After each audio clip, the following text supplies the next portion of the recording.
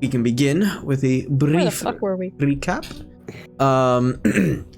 We left off with you guys last session trying to gain some money and also get a little bit more information about Innra and his loss thereof his entire life savings. And oh, buddy, you idiot. Yeah, he well, you guys heard of the nice opportunity to make 10 gold each if you were to be part of the volunteer militia to protect Molderport during the coming thunderstorm, which everybody knows that when it storms around this town, it usually brings with it elementals. It just seems to be a hotspot for it. Nobody's exactly sure why. But you guys met a Lieutenant Davis, who was your leading guard for the night. And as you traveled through the storm and just patrolled your beat, patrolled your beat, you guys did come across a small handful of mud elementals and dealt with them quite efficiently. So we left off with you guys having ended the combat, and we will pick up again with you guys on the road and kind of just taking a breather. So yeah, we pick up with you guys on the road. Some of you covered in mud. I leave it all to you. So, is that all? That's all we have to deal with? Lieutenant Davis looks down on you from Slaps, the Pintari bird. And he wipes his hair from his eyes and kind of gets some of the droplets away from the rest of his face. He looks around, puts his hand to his forehead. Well, for now, that's what I can imagine. It is getting to that time anyways where our shift is up, and I'm pretty sure everybody's going to be mighty appreciative that we took care of the road for now. But the night is still young, so I'm sure there'll be more for everybody else to deal with. Well then, I'm keen to head back and maybe clean off a little bit. Oh, by the Hot time bath sounds wonderful. by the time you get back, you're gonna be clean, I promise. Clean and it's raining. cold. No. You know, you have a point. Yes. Yeah. This is a usual. Every time it storms, you get used to it. No. I'll do my best, I suppose. Yeah, well, thank you very much, and we can head on back. And he gives Slaps a little tap on the side, and he takes lead once more, leading you all back to town. Innra, looking at his now broken crossbow, a little disappointed, but he shrugs it off, slings it over his shoulder. And you all are guided back to town. You can see... Actually, you know what? Who has a passive perception over 14? Hi. Fucking not me. Not over that, no. Passive perception over 4. Yeah, hi. Yeah, hello. Alright. I will have... you know what? Robert and Shale, you both can see the town in the distance as you're approaching back, and you can see that there are plenty of lights struggling through the rain to stay lit. Torches, lanterns, what have you. And you can see plenty of homes are just as alight, but the window shades and rafters are shut, trying to ensure a little bit of extra safety for them. But further in the distance, you can actually see, actually like along the ridge line, or where you can imagine the ridge line is, where you guys had left the Golden Woodlands and come down into town. You can see that there are like colorful, flashes of light. You can both assume, being magic users, that this is probably another magic user in the distance, fighting the good fight, as it were. And you can kind of hear over the sound of the rain and wind, a little further off, commands being shouted out and people trying to yell to each other over the din. It's definitely not going to be a calm rest of the night. You all push forward. You pass by one of the other patrols, who sees you guys and takes that as their cue that it's probably around about the time to head back. And you are brought into the town center. Lieutenant Davis actually will guide you back to his guard shack, the smaller one at the plaza. And he just says, well, you all can head on in. I'll be in a moment. I'm just going to put Slaps back in the stables and make sure he's all right. And just, you know, sit down, dry off a little bit. They should have some fire going. Sorry. What? I looked at the Discord. Shit. Oh no, I didn't even know. Oh, I didn't know. I didn't notice. I tried to hold it in. I really did. No. Incredible. Robert, the duck dentist. The duck. Sombrero, remind me to send you this one. Oh, it's amazing. Yeah, Lieutenant Davis tells you, you know, there'll be fires, there'll be you know, just you'll have the opportunity to dry off, and you'll be paid once he comes in and reports. I'll shift us over to just the town map because I have a feeling y'all are gonna be up to some bullshit.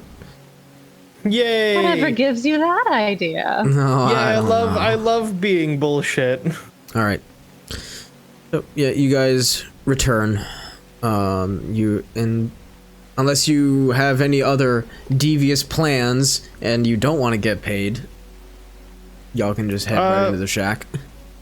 I mean, I like the idea of getting my money and then fucking around. Yeah. Agreed. All right, sounds good. For Terry. Where are you, Terry? We're gonna find him. We're gonna hunt his ass down. But yeah, you guys head into the shack, and it's pretty dimly lit in here. It's not easy to actually see. Like, if you were to sit down with a book, or if you were trying to write some notes, you'd have actually a pretty goddamn hard time. And the dark wood interior of this shack doesn't really help with that either. It just seems to kind of absorb the light. But there are... Mary's fine. Oh, yeah, well, Val's fine. Everybody else is like, hey? But there are a few guards in there that are all suited up, and anybody who has a passive insight above 12, make an insight check. Hey, Insight, I can do that. Oh my god. Run that one by me again, though, real quick. Passive insight above 12. Got it. Never fucking mind. Jesus Christ. Oh, that's a nat one, I think. Yep, that's a nat one. 16. Shoot me now. 16. 13? Thank God. 13. Okay. Thank God someone didn't roll shit. Yeah, right? Shale, Theodore, you both are just too soaked and cold to the bone to even pay attention to the people around you. And you're just trying to focus on getting dry and warm. For Robert and Val, you guys get a better gauge on the room. The guards here are obviously they're prepared. They are ready to do what they have to do and what they're paid for, what they signed up for. But there's an air around of nervousness for sure. This is obviously something scary. Are there lanterns or like a fire or anything in the room? Yes. In the back there is like just before like there are some holding cells. There is a large fireplace that some of the guards seem to be huddled around. It's actually pretty big, but there are multiple lanterns as well, just dimly lighting up this large space. So it's obviously like dim, and it would probably be better brighter. Oh, absolutely, yeah. I would like to use thaumaturgy. Okay, yeah, totally. And I'd like to brighten up the flames and make them like a brighter color. Okay, yeah.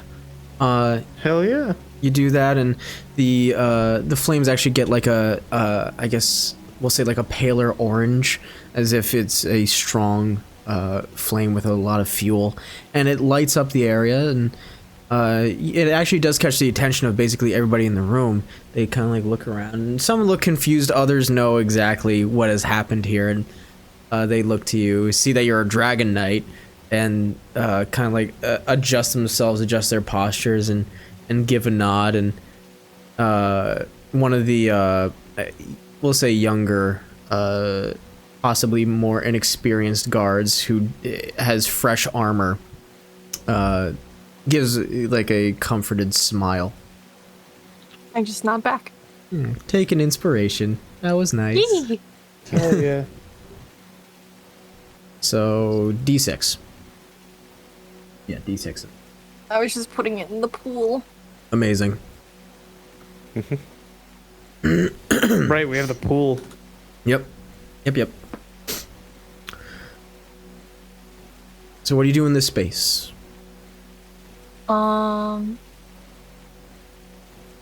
Is everyone like having conversation? Is it loud? Is it quiet? It's quiet. It is very quiet in here. There are some like idle chit chat happening, but there you keep it at hush tone. How big is this space?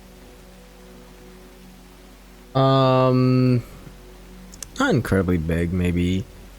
Like say 50 by 50 at largest. Okay. I was just wondering if Hemo's probably in here. She's probably outside in the rain having the time of her life. Enjoying the cool water. Yeah. I mean, I don't know. At this point, because now we can see in here, I guess. Since Theodore has not much to do, he's fiddling with that box again that he can't open. Oh, okay. Yeah. Yeah, he's just kind of idly doing that. Sure. You're just fucking around with it, and are you like trying to just open it, or are you just like fiddling, trying to see if there's anything to pick at, investigate? Trying to see if there's, yeah, you know, yeah. He's investigating it, seeing if there's like maybe it's not, maybe the keyhole has been a red herring this whole time or something. Okay. He's just kind of fucking with it. Yeah. Make an investigation check. Yeah. I will willingly do this at disadvantage for the sheer fact that he's more doing it out of boredom than like, he's not fully focused. He's just kind of like, Yeah, sure. Do it at disadvantage then, by all means. 12. You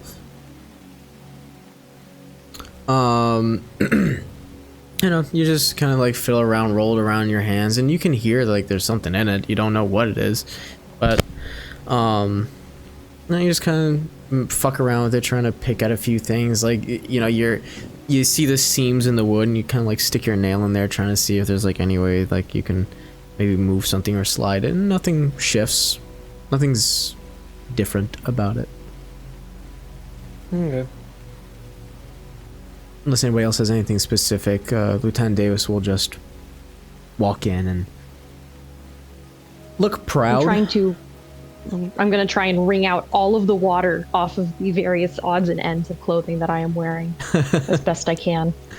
All right, sounds good. Yeah. I'm gonna shake like a dog standing next to as many people as possible. Oh no. You shake it and like you do like the rabbit leg stretch that like twitches at the end and it just shakes it all off. Oh my god. And some people just kind of like shield their faces and just like will wipe off the water and just they'll let you be. But yeah, they actually have like a I guess just a collection basin for doing this, like of wringing out the clothes from the rain. And they have it strategically right next to the window, so they can just open it and toss it outside, and everybody's done with it. Hell yeah. But Lieutenant Davis comes back in, looking proud of the work, and he goes behind the counter to report to another individual, probably of equal rank to him, and you guys will just hear, him state exactly what happened, how long you guys were out there, what you came across, and he kind of he puts a little bit more gusto and volume into this specific part, where he speaks about you guys and how skilled you truly are. He makes the point that, the Dragon Knight was an exceptional help. The mages were very clever in their use of the spells at their disposal, and speaks highly of Theodore remaining standing after being enveloped by a mud elemental. So, again, anybody who wants to make an insight check, make an insight check. Sure. Sure. Why not? Sure. Free check, yay! Yeah, free check. Woo. 16, Yeah, 16. 10. Ah, Bop, bop, bop, bop, bop. 20. nice. Wow. For everybody but a shale. Yeah, Still wet. still wet, still focused on wringing out the clothes. You all can tell that the reason why he's doing this is a little multifaceted. Like you can see that he actually like looks towards each of your directions and kind of gives like a brief raised eyebrow or like a small little wink, like really just trying to talk you guys up, as well as making himself look good. But at the same time, he's really doing this also as a morale boost, because he read the room.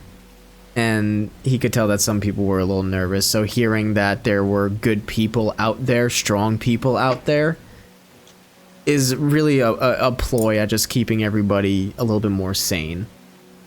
So multifaceted, a little self-pride and self-gain, but just as much worrying about the people under his command as well. And it does seem to work, actually. But when all is said and done, when the report is done, Lieutenant Davis comes over to each of you and says, "Well, excellent job, all of you. Here is your pay, 10 gold each. Thank you very much for your service, and I understand that y'all are probably not going to be sticking around here, but if you do, we'd be more than happy to have you. This is your formal invitation. But I understand you all have your lives to live and whatnot, so no offense taken if you don't capitalize on it, but it's here for you if you want it." Appreciate the offer. Yeah, Absolutely. well, if we stick around, we'll see you. If we don't, well, then we won't. All right. Pretty easy. Sounds good. Well, good luck to you. Stay safe the rest of the night. You as well. Will do. Thank you. And gives you all a salute and goes to be with his soldiers, his guards. Hell yeah. Hooray! We made it. You made it.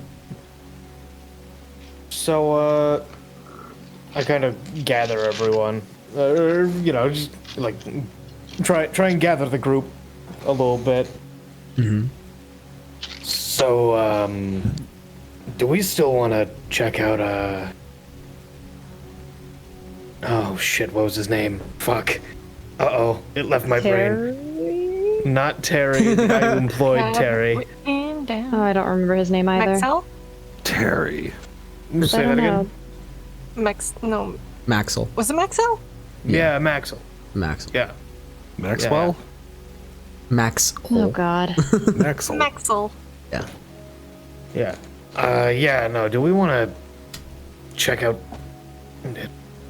Do we want to check out Maxwell? Like, is that a thing we're still doing tonight? Isn't he in our party? Isn't he like right there? Wait, no. No. He's at the That's Silk not Road. Maxwell. Silk Road. He's at the tower at the far end of the plaza. Who's the guy that joined us that lost all his money? Innra? Ah, fuck. How could you forget our boy? Our boy. We adopted him? How have you I look over forgot? my shoulder, make sure he's not paying attention to me. He's trying to fix his crossbow. Oh my god. Can't you, like, fix that for him? No. I'll actually go over to him. Hmm. To Innra. Okay. And he'll look up at you and just nod as he's trying to restring it, but the string is now too short for the crossbow, so it's not gonna fit. Oh dear. Well, it looks like you need a new crossbow, or at least something to fix it. Yeah, I'm not attached to this thing, so I mean, if I have to replace the whole damn thing, I will. But it's just the string, like that's all. I kneel and grab my pack, and I give him my crossbow. Oh. Oh, Oh. are you sure you don't need it? I take out my my longbow. I'm like, nah, you're better off with it. I'm not attached to it either. Oh, okay, sure. Thanks. And he takes it in his hands and makes sure it, like, kind of feels right. He shoulders it. Oh, okay, yeah, thank you. This means a lot. We'll just... Gotta make sure you're protected. Yeah. Thanks. And he takes the strap off of his old one and attaches it to his brand new one and slings it over, and he looks at his old one and says, well, either I'll keep this one for parts in case something breaks on yours, I hope not, or I'll sell it for a cheaper price, get some money back. Yes. I mean, on this rate, you might as well keep it for parts. Yeah. You want some bolts too? He looks at his quiver. Yeah, probably should. Here, have the rest of my bolts. Not like I need them. How many did you have? 20. Roughly? I never used the shit. crossbow. I just have it. Okay. Like, shortly after I got that longbow, and it's like, well, I got arrows. Yeah, fair enough. Cool. So yeah, he is now set for a good while because all he had was 8. That's not good. Yeah, he was running low on everything. He fills up his quiver and he just gives you a big old smile. He doesn't really know what else to say. I just nod and return to the group. Okay, well, so now that that's over, we never even said, are we going to continue, are we gonna go check out that Maxwell guy, or like... I'd certainly like to. I want to figure out what in heaven's name is happening over there. Something, and I don't like it. And I mean, we gotta bring Innra along, right? Like, we can't just, Of course. It's He's kinda- the reason we were alerted to this scheme. Look, you guys are, and this is Innra talking, you guys are exceptionally capable. Like, I want you to understand that. I'm not. I can shoot a little bit. I am okay-ish with my short sword. I'm not as capable as you. Innra, we're not gonna go murder the guy or something. We're just gonna go check things out, and if we get told to piss off, then we piss off and come up with a different plan. Okay. Yeah. Sure. I didn't know what y'all were thinking about. In case you were trying to be sneaky or something. If you're more comfortable, you can also stay here and stay dry. No, honestly, I'm okay with walking around. I kind of also want to see if I can find out where Miss Ekro's niece is. Maybe try to talk to her. Yeah. Understandable. So if anything, maybe I'll go next door and ask Miss Ekro and see if maybe I can find her residence. Yeah, I mean, hell, we can all go stop in, maybe. Listen, I kind of drowned a little bit. I wouldn't be against resting for a second. We have all night. Okay. We do. We do. And I would like some soup. Soup sounds kind of great if Miss Ekro has it. Yeah, could go for some soup. Kind of want to think about what I'm gonna say anyways, so. Anything wrong? I'm surprised you want soup after almost drowning. Well, like, I don't know, that was like cold and bad, and soup is like warm and good. It's still like a liquid. It's going in you. Yeah, but it's warm and good. Listen, I don't need my motives questions on soup consumption. Okay?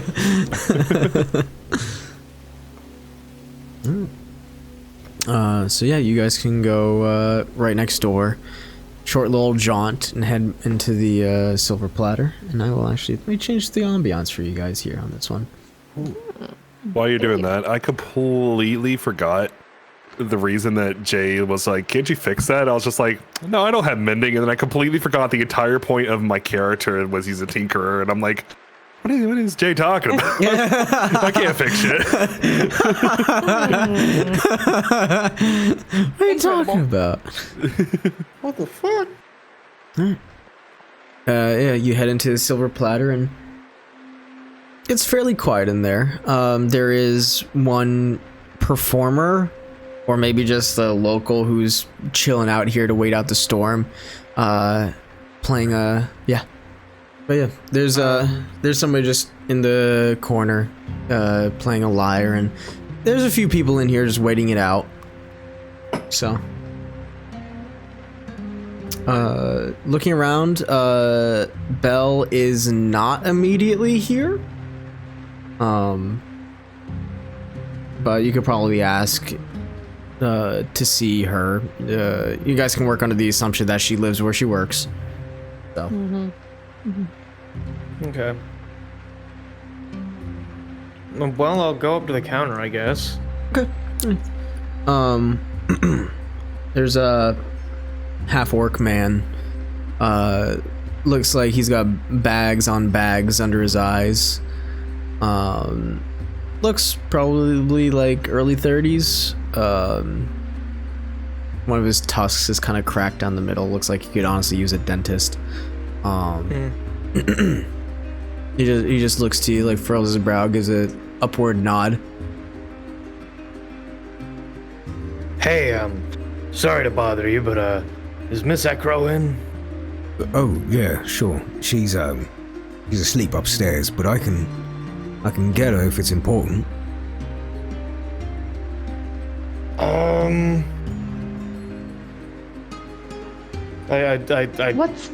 What specifically do we need to talk to her about again? I think I've forgotten. Yeah, well, I turned to our boy. So, How important is it? Innra will step forward. It's a family matter, sir. So it does have a little bit of importance. He raises an eyebrow to Innra. Are you her family? Or are you talking about somebody else? Somebody else. I'm just kind of the messenger for the family. Yeah, alright. Cheryl, just take care of the counter, and I'm going to go up and get Belle. Gnome woman nods and kind of waves him off. And Halfwork goes upstairs, and you guys wait by the counter for a little bit. In a few minutes' time, he comes back and says, She'll be down in a moment, so just sit tight. Do you guys want anything while you're waiting? Yeah, what's on order tonight? We got clam chowder. Oh, Oh, yes, please. Yeah, one for everyone, please. Sure, coming right up. thank you. Yeah, don't mention it. and he just kind of writes down a little pad, slips it to the gnome, who runs it back into the kitchen. And around the time that the clam chowder comes out, with some complimentary tea, actually, some complimentary green tea for the night. Belle comes down at the same time. She's not like in work attire. She very clearly like just comes downstairs in her nightgown, and like her hair is just kind of like up in a bun, and she just looks like she just crawled out of bed. She's not putting any effort in for this shit. This is her house. She can do what she wants. And I respect it. she just kind of like rubs her face, sees you guys, hobbles over, sits on a stool, and like actually kind of like drags it to be in between all of you. Says, "All right, well, you have my attention. I'm awake. What do you need?" Inra's, Well, yeah, Innra kind of like looks past Theodore's shoulders. "Hi, Miss Echo." "Yes, hello, boy. What do you want?" So we're thinking about doing a little look around, and having a few talks with some people. And one of those people on the list is Lillian. And I know that's late, but it would really help if we knew where she lived. That way, you know, maybe we can try to figure out exactly what happened. He's trying to keep it vague as best as he can. And she says, she looks around and kind of like looks at the bartender, who is he's keeping an ear, but not very closely. He's doing his job. He says, "If you're going to be getting into any sort of tomfoolery, rambunctiousness, or ne'er-do-welling, tonight's going to be the night to do it." Oh, we would never. I'm sure. And she grabs some peanuts from the jar nearby and just cracks them open and starts nibbling. She lives down the way. If you make a right at the T, she's amidst the many smaller tenant housing that's right next to the Silk Robe. And I'm actually going to highlight it for you guys. Ooh. So it's going to be... Whoops. Whoops, whoops, whoops. Whoops, whoops, whoops, whoops. I can't do it. the bubble. Alright, so it is marked with the bubble. And she'll give you like the specific numbers and address of which tenant building it is. 123 Sesame Street.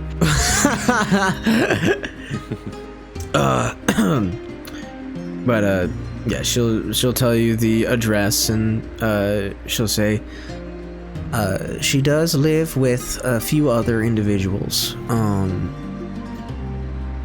It's kind of a roommate situation. They all apparently pay for the housing or whatever. But if you're going to be doing anything else, just be careful. And remember, I didn't send you. Of course. You know, Not. speaking of business, we potentially have some. I ran across something that might belong to Maxell, and I was wondering where I might be able to find him. Oh, well, you could potentially find him in his home at the top of the Silk Robe, at the very tippy top of the tower. Oh. It'll be difficult to alert him that we've found a stolen belonging. Well, you can, I'm sure, notify some of his underlings in the business itself. Or not. Yeah.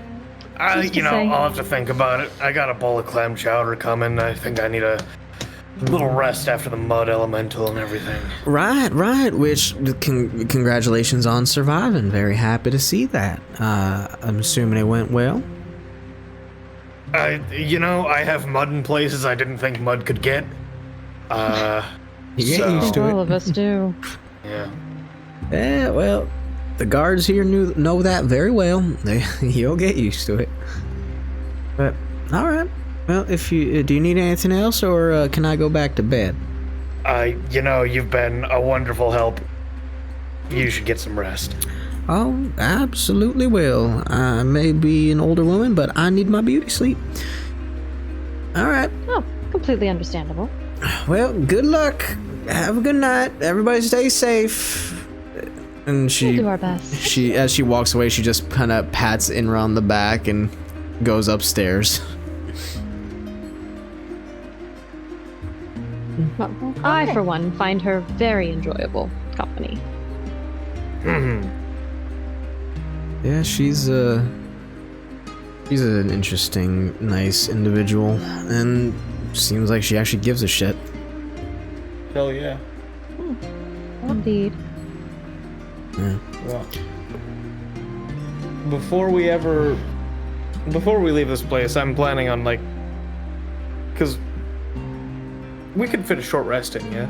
Oh yeah, you guys can have a short Okay. rest here. That's not going to be Cool. a problem. Cool. Soup I plan time. on it. It's Excellent. soup time, baby. Soup time! And you guys get a nice clam chowder. The tea is out. It comes with a nice warm bit of bread.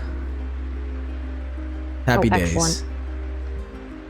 Anything? So short rest will be had. Is there anything else that you guys want to do here before you ultimately head wherever the fuck you want? Not particularly that I can think of. Yeah. All right. You guys clean out your bowls of clam chowder. You that's a good cool check.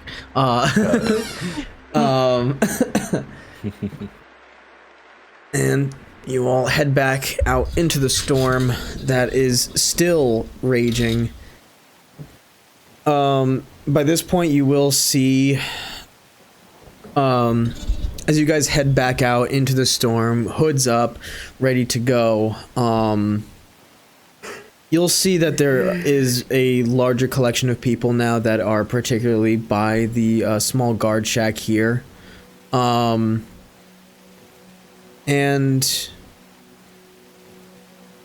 Robert and Ashale, you guys, again, with your passive perceptions, you will see that you didn't notice before, or maybe this is brand new, or brand new environmental development, but along the back of the guard shack, now in an empty stable, you see that there are two bodies covered. Oh no. They are covered in blankets. They're like no part of them is showing, And the blankets look dry, but it seems that even in just potentially the hour that you guys were eating, 2 individuals have perished. Shit. Can I look around for our buddy? I don't remember his name off the top of my head. Lieutenant Davis? Lieutenant Davis, yes. Can I see him anywhere? Yeah, actually, he's outside of the shack right now in the rain, and he seems to be talking to some of the volunteer militia outside at the moment. All right. No further questions. I just wanted to see if he was alive. Okay, sounds good. You guys head through the plaza. The rain now having had such a long time in this area, you guys are basically just trudging through like a shallow, gigantic puddle. The water just envelops your boots, and you sink into the mud quite a distance when you're not walking on stone. And as you look ahead of you in the dim light that's provided, it's just like the surface of this water is just constantly being rippled by the rain. There's no stillness to it whatsoever, and the wind that's blowing from the ocean is making like small like little wakes, where you can see a complete like little shock wave just moving with the wind that is at your back, just pushing the water forward and moving you as well. You go as quickly as you can to the T intersection ahead, and now is the point where you're left with a choice of whether you want to go into the Silk Robe first, or maybe talk to Lillian first. That is up to you. I'm in the camp of we have someone talk to Lillian first, Agreed. That's a good idea. then we stay in proximity. Yes. I look at Innra. So, you ready to meet up with her? Yeah, I have my questions. I just want to know what's happening. I'm gonna be honest with you guys, I don't care that I lost my money. I just want to know why. I just want to know what's gone on. Yeah. I think that's perfectly understandable. All right. Well, we'll be nearby. And Theodor's just kind of. Are there any spaces between these houses, or are they all like lined up buildings? There are some spaces. They're a little tight. There is a small little alleyway. Actually, here, if I kind of put a AOE down, I can actually get it to stay. Right behind the building, immediately to the right of Lillian's abode, there is a very small alleyway that you could sit in. That is beside the street, and there is another like larger alleyway as well. Yeah, I just want to be within distance to hear the conversation. Oh, okay. If it's like at the door. It was at the So door. I Like- might just instead act like I'm just staying out of the rain by staying under some eaves. Yeah, sure. Sounds good. Yeah, you can do that. I'll have you do like a deception, if anything, for that. But yeah, is anybody else going along or no? I'll go with him. Do you want us to come with you? Oh, yeah. Good point. I honestly don't mind, unless you guys have other plans that you want to do while I handle that. I wouldn't mind. This is gonna Affect inform our quite a other bit. plans. Okay. Well then, yeah, all of you can come with if you want. I won't mind. Okay. It's not gonna get too personal, I Marvelous. promise. All right. Lead the way then. All right, you guys head off of the main road, head down the dirt streets, and bank a left and right to Lillian's abode. It's a small tenant house. It looks single story. There is a chimney in the back that is currently looks like it's smoking, but it's probably at the end of its life as far as whatever fires within the hearth. The lights are out inside, at least from what anybody could tell, and the rafters are closed and drawn. Innra steps to the door and he'll actually look back to you guys and just kind of get a lay of, like, does anybody want to be in a certain position? Does anybody just want to stand directly behind him, with him, away from him? Like, what do you guys want to do? Theodore's just, again, he's looking like he's hiding from the rain under the eaves. Okay, got you. He's just kind of back against the wall, head down, maybe looking at the box as like a thing. Okay, But sounds good. Then, you know, I'll have you roll the deception check now for that while everybody else is telling me what they want. So, okay. gotcha. I want to stand near the door, but like up against the wall and a little bit like away from it. But I also want to use my cloak of many fashions to make it into like a dark blue that hides really well in the rain. Ooh, okay, yeah. All right, I can work with that. So did you want to be like hidden stealthy or like deception, like what Theodore's up to? Hidden stealthy. Okay, hidden stealthy, so roll stealth check. I only have a +2. Do I get advantage for the cloak? Yeah, why not? Have fun with it. Yes. You were clever with that. Yeah. Yeah. Turn 20. Nice. Ooh. Val, Ishale. Honestly, I would probably just be standing like kind of behind him and not try to hide myself. Yeah, no, I won't either. Sounds good. All right. As you guys stand with him, he adjusts his shoulders and, well, let's see if she even wakes up. And he just starts banging on the door. Like, there's no nice little knock. This is trying to get the point across through the storm, just knocking on the door. He's not going to yell her name or anything. He does want this to be a little bit covert, but he just bangs away, and I'm actually gonna roll some percentile here. Okay. Not long after the first set of knocks, you guys see that the window on the left side of the building that's right by the front, you see a gentle light glow through the rafters. Rob, it's right about where you're at as well. And you guys hear on the other side a lock being undone, and the door opens just a sliver, and you see, lit up, backlit mostly by a lamp, there is a tiefling wearing just like a night robe, nightgown. Front's fairly open. They have short, looks like dark hair, but it actually looks like it has a hint of blue.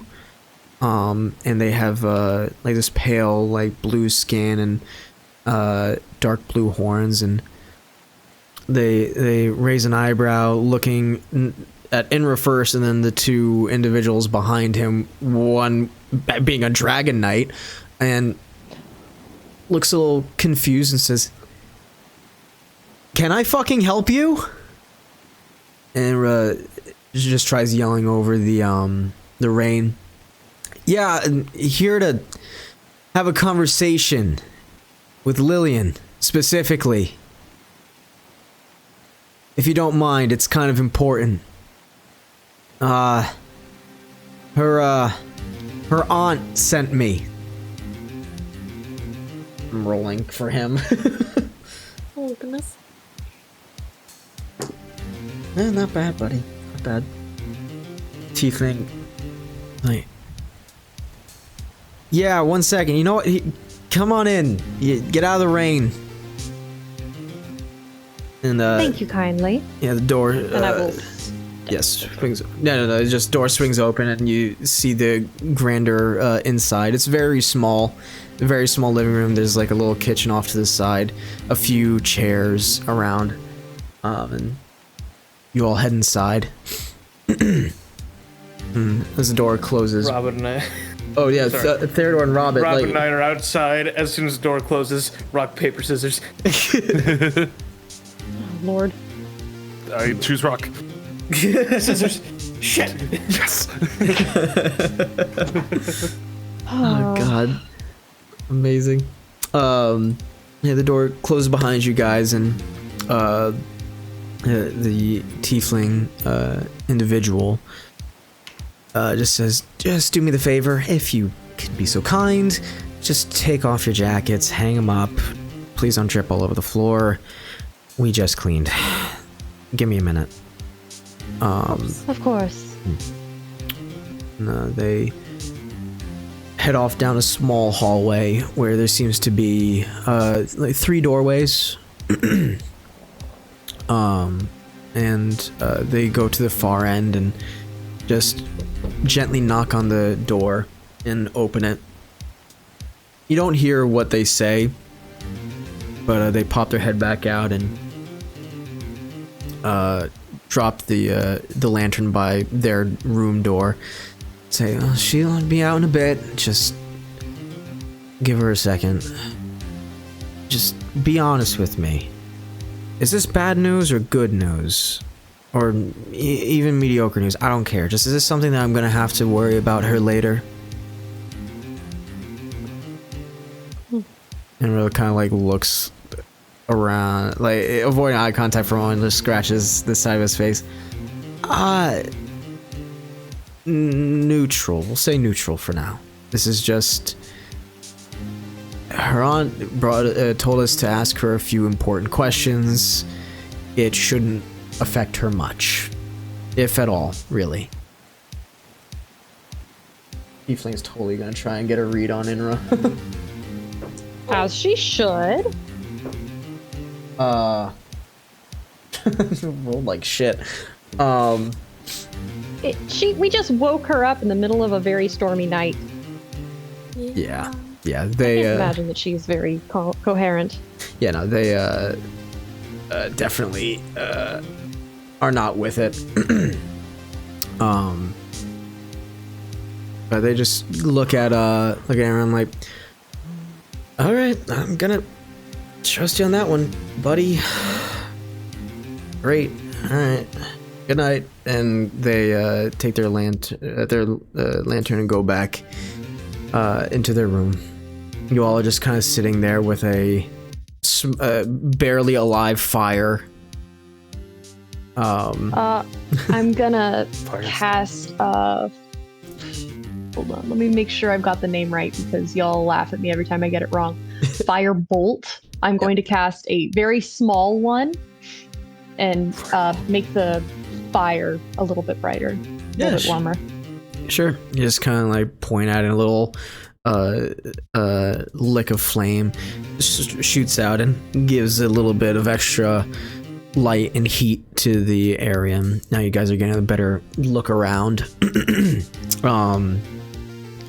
This is a very small little tenant house. The kitchen is, very bare bones. It has a cast iron stove and just a few cabinets. There doesn't seem to be much in the way of decoration either, but there does seem to be a sketch on the hearth in just like a little frame that looks to be of 3 individuals. The tiefling that came to the door, somebody that looks to be like Lillian, and a dwarf woman as well, just like in the picture. And it just looks like they either had posed for this and somebody else had done it, or maybe somebody in the home is very artistically inclined. But it's a nice little sketch. It's not shaded by any means. It's just kind of like a little bit of line drawing that they were proud of.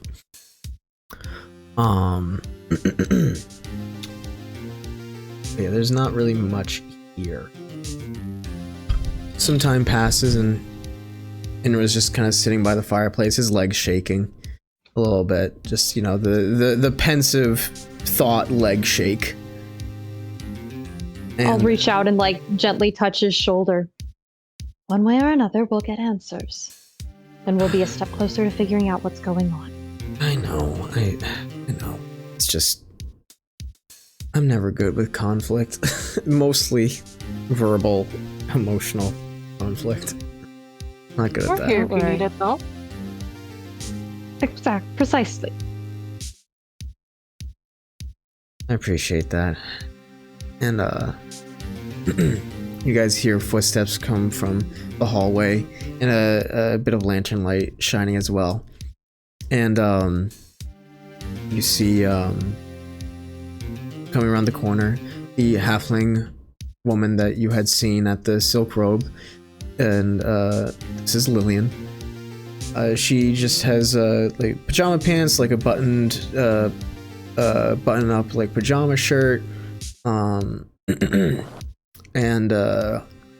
she goes around the corner and she doesn't immediately notice Innra and says, "Okay, well, my aunt sent." And as soon as she realizes that Innra's in the room, she kind of like pauses for a moment. So my aunt sent you? What do you need to tell me? Red stands up and says, well, if you don't mind, you should probably sit down. She is very it does not take an insight check. She's very overt. She's being very cautious since Innra has said that. And she takes like small steps, you know, like not like in sidestepping to keeping her back to a wall and keeping you guys in view. And she pulls up a chair and kind of like pulls it away so she can have a full view of the room. And says, "Okay, sure, I'll sit. So what is it?" And looks to her and says, "Well, I hate to start off this conversation with a lie, but your aunt didn't send us. She didn't send me. I asked your aunt where you lived, and she told me. And no, I wasn't trying to stalk you or follow you or anything. I promise. It was just, I saw you leave the silver platter, and I kind of had a thought that after a whole string of events, that the two of you had some relation. I did not know she was your aunt. I didn't know Belle was your aunt. Just we've had a lot of other things happen that led us there. I promise."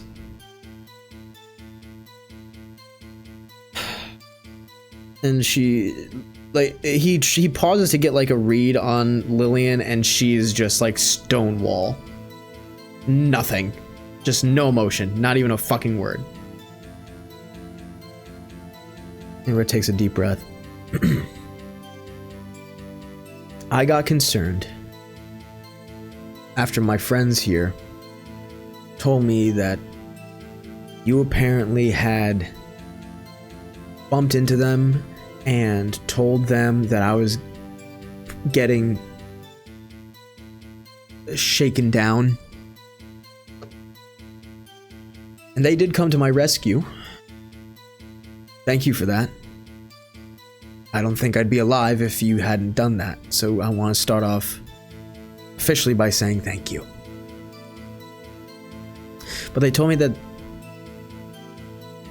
Well, actually, no, they didn't tell me. We noticed that you had the silk sash on. And I know what that means. And I told them that, and we got concerned. So I just wanted to talk. I wanted to know what happened. And you can see, like, as he mentions the, you know, bumping into you guys and like and trying to make a point to send somebody to help Innra, she does kind of like look down and rub her forehead. When he finishes his full statement, he speaks up.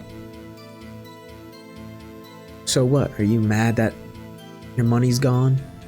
And that I'm still working at the Silk Robe? Is that it? Is this just you coming here to shake me down now? Is that what's happening here? Like, no. Like, they are not here as force. They're here because they share the same concern that I do. We want to make sure you're okay. And see if we can discern some of what has happened and if we can help. If you need help. If you want our help. She looks at you guys. I'm thinking about checks for this, but I don't think so yet, just yet. She says, I don't know exactly what you think is going on here, but I'm fine. Insight. Oh, yeah. I don't believe that shit for a moment. Don't fucking fail me now. Please, I'm begging you. May I roll insight as Okay, well? well, that's a 9, so it's... The dice are just not loving you. And I'm afraid to roll again because I know that the second I do, I'm going to roll a nat 20. Yeah, right? And then I'll have wasted the good roll, the single good roll that I'm going to get this entire episode.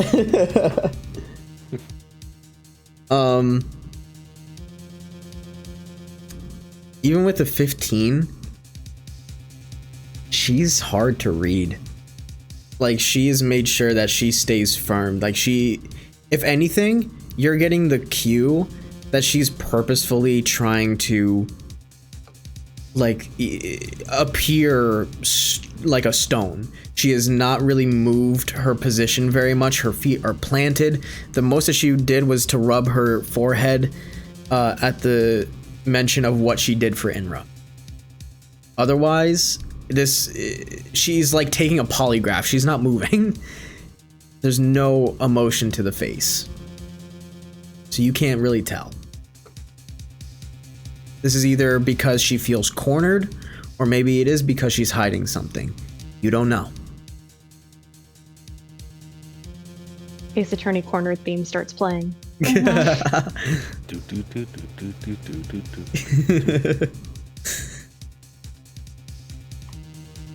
And she continues.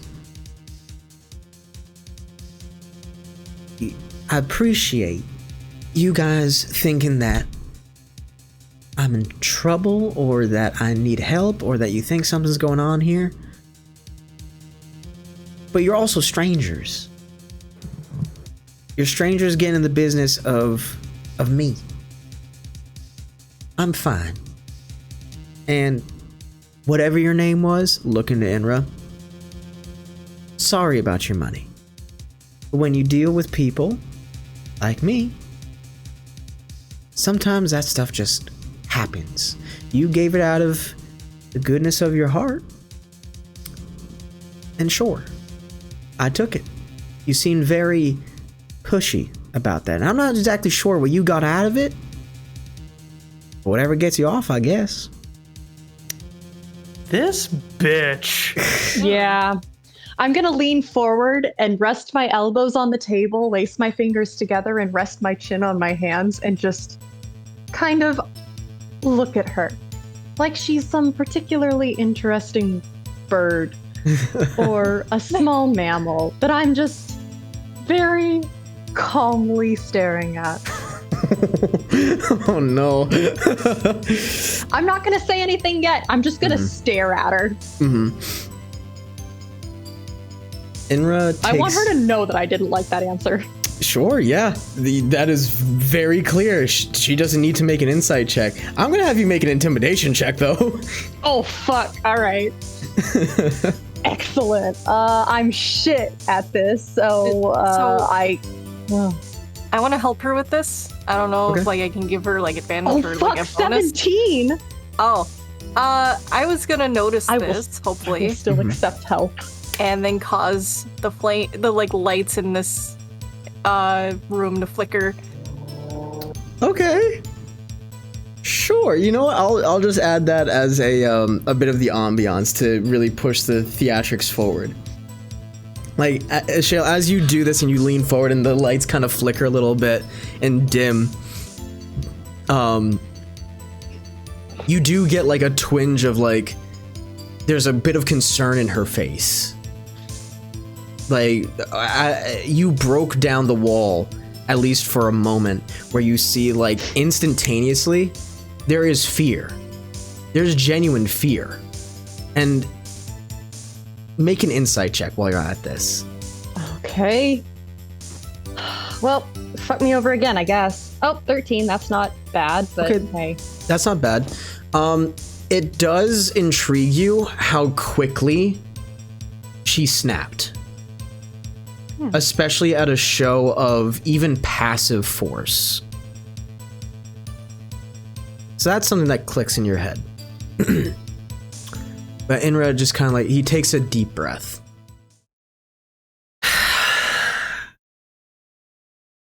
You say that. You say that like you didn't tell me what you did. You say that as if I wasn't paying attention, or that I'd forget. That I was just interested in one or two things. That my focus wasn't there. You told me that you were working the job that you were because you were in debt. That you wanted to pay off that debt. You didn't tell me necessarily from whom, but I gave you the money. And you told me when I put that money in your hand that you were going to stop working at the Silk Robe, finally. So one thing leads to another, and I start to connect the dots. And I see you still working there. Two things came to my mind. Either you had just completely swindled me, and you had just formed this sad story for me to hopefully latch on to, or you really were in a bad way, and still really are in a bad way, and the person you were indebted to just took the money. And something tells me that it was Maxwell. There's just a pause. He says nothing else.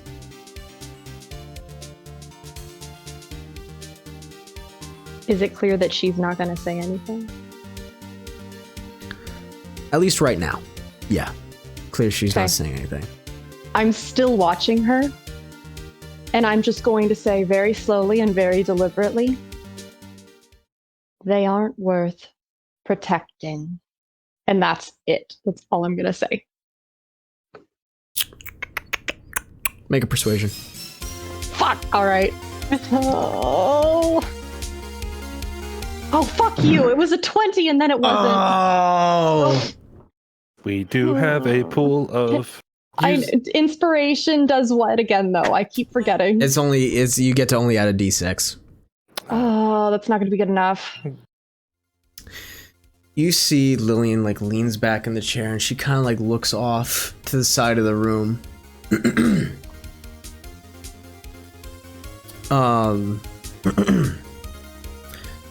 She does look across the room and she kind of like looks up. Looks like she's kind of looking at the high end of the wall or corner of the ceiling. Ashale, because you have the highest passive goddamn perception in the entire world. What is it exactly? Can you give me that number? Passive perception, you said? Yeah. Passive perception is 16. 16. Yeah. That's enough that I'm gonna have you roll. Really? Okay. What do you want me to roll? Also, wait, hold up. You rolled a perception check, not a persuasion. Wait, I did? Yes, you did. Well, holy shit. Holy shit, I did. Okay, persuasion, you said. Yes, I'm gonna have you do that again. Oh, okay, that's a 15. That's Okay. a 15. Okay. I'm still going to have you make the perception check now. Perception, okay. Oh, that's there's the 2 again. Oh, there it is again. Oh my You god. gotta be kidding me. Like nothing I could changed. be cool, but the dice won't let me. I'm gonna get that shirt for myself.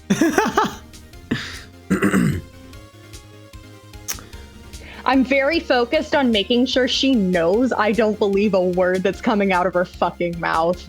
Yeah. She takes her own deep breath and looks to you and says, looks to you specifically, Ashale. You don't know a damn thing about my business, bitch. Her ass. Get her ass. Get her ass. And was like, oh no. He looks a little bug-eyed like, oh no. Well, sorry we're concerned about you.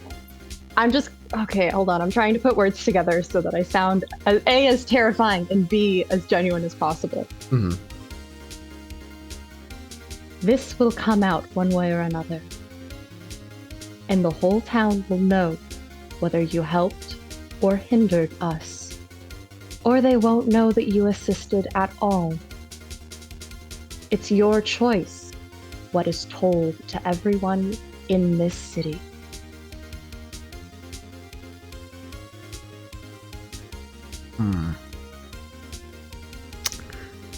She leans forward and now she feels like she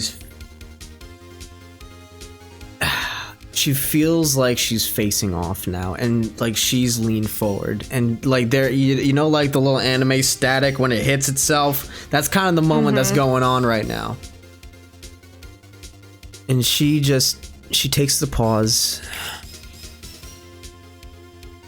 You're making a lot of big assumptions, and you're coming into my home in the middle of the night to harass me about some half-baked idea that there's something going on, rather than thinking that maybe your young friend here just wasn't very careful with his money. Okay, the dice don't like me. But I might have to try it. Okay. I'm going to look at her and say, you think we don't already have proof? Oh, deception. Oh, deception.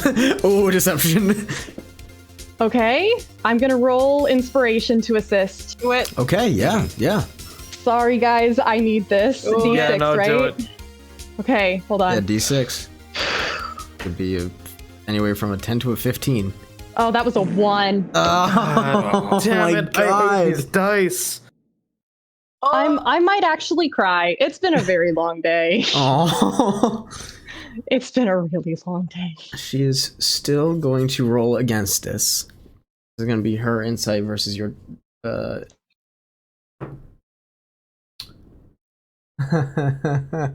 god. I just fucked it, didn't I?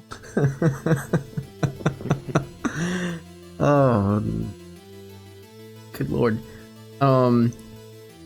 She looks at you,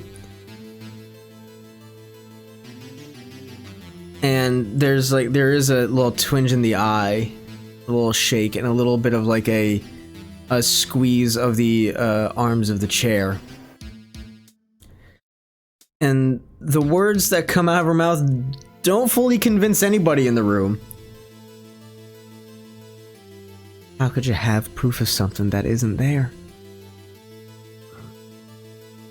Innra kind of like he butts in a little bit and he puts his hand forward on the table. Listen, I didn't come here for this. I didn't come here for this at all. I just wanted to know what the fuck happened, okay? I don't care that my money's gone. And even if you really did swindle me, I don't give a shit at this point. I can't. I have a fucking life to live. I have places to go. I have things that I want to fucking do. I tried to do you a good turn, and if you really did just take the money to cheat me out of it, then so be it, then you're a fucking shit person. But if there is really something going on, fucking tell me.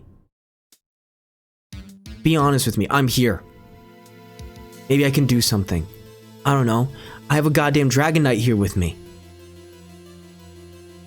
You don't think that maybe there'd be a little bit of capability around? And maybe, you know what, you didn't even notice there are 2 other fucking people outside too that are probably willing to investigate this a little bit further. This is a problem. And I believe that what you told me that night is real, that you told me the truth, that you just had a moment where you didn't know what the fuck to do, you were emotional, and you just decided to tell me. I don't know why, but I think you told me the goddamn, and in a fucking moment she gets from the chair and just backhands him across the face. I'm gonna be on my feet with firebolt ready, staring at her. Bellafury stands up right from leaning on the wall and just like her eyes start glowing. Oh no. Yeah, you guys are on your feet. The chairs kind of like slam to the ground, and she stands there, you guys, firebolt, glowing eyes, and and she kind of like backs off for a moment, and it was like, whoa, okay, hey, okay. We're done here. That's it. Obviously you're mad. And obviously these people here are gonna watch my back. Okay? We're done. This tells me enough. I can move on with my life now. And I hope you find peace in whatever it is that you are doing. I hope that whatever situation you're in, you get out of it. We're done. We're going. Innra picks up the chairs that had fallen over, and the tiefling that had let you guys in comes out, and they say, "What the fuck is happening? What the fuck is going on?" Nothing. We're leaving. Just a bit of a dispute. Terribly sorry to have disturbed your slumber. DM? Mm-hmm. I don't know if you'll let me do this, but Okay. Can I extinguish the firebolt that I have in my hand and then pull the fire from the hearth as another firebolt and extinguish that as well? Sure, that's fucking neat as hell, yeah. Just plunge the place into darkness except for the lanterns. I'll Okay. incline my head to the tiefling, I'll ignore that Lillian is there entirely, and say, "Good eve to you," and just sweep out the door. Oh, fuck. Yeah, alright. Yeah, you guys leave, and you just suck the fire right out of the hearth, and there's just a little thin strand that falls right into your hand, and you just extinguish it in a fist, and you just swoop right out the door, Val in tow, and Innra being the last out, and he doesn't even look back. He just closes the door behind him slowly. And Lillian and the tiefling are just left in darkness. Well, that was an unfortunate dead end. Are you all right? Yeah. No, I'm fine. So, what happened? It went poorly. Yes. So we know anything else? Anything different? She denied it several times. I think there is something there, and she's desperately trying to protect somebody that doesn't deserve protecting, and B, is terrifying her out of her wits. And unfortunately, I wasn't scarier. Innra looks to the two of you. I know something's going on. I think that... I wholeheartedly agree.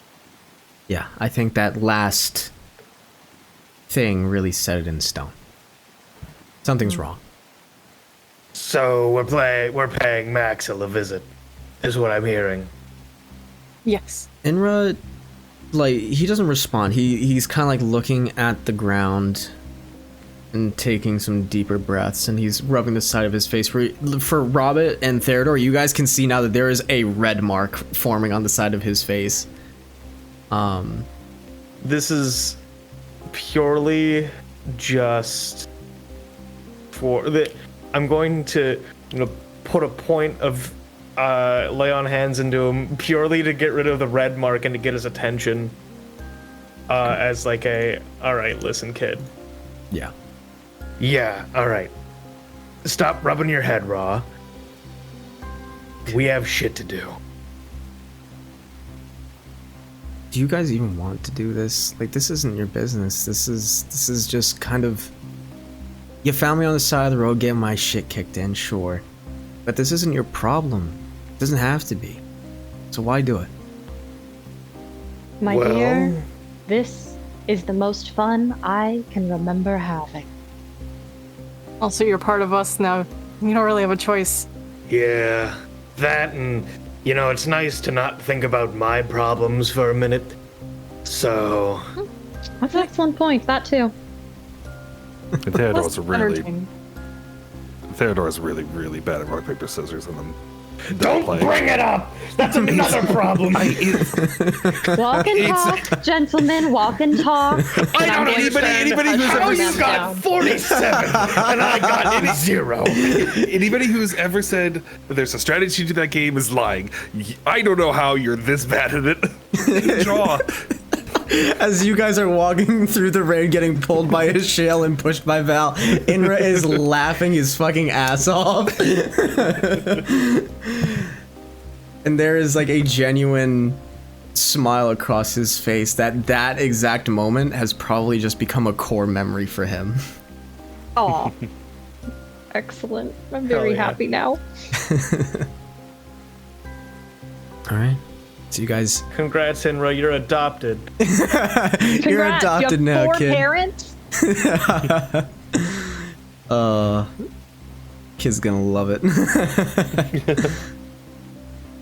Alright.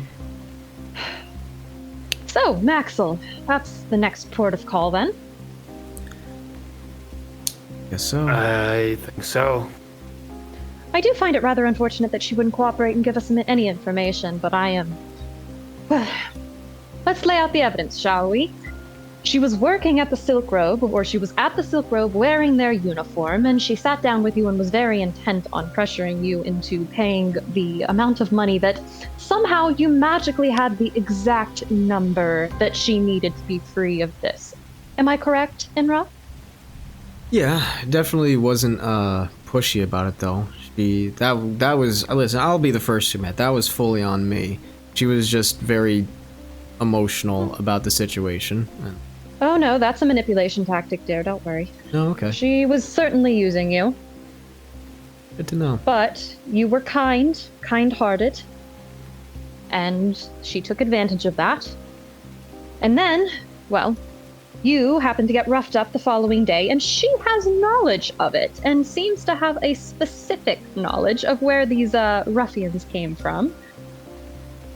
And enough to know that, a dragon knight would be able to assist. So she comes running to us, and we happen to be very close by to her aunt's establishment.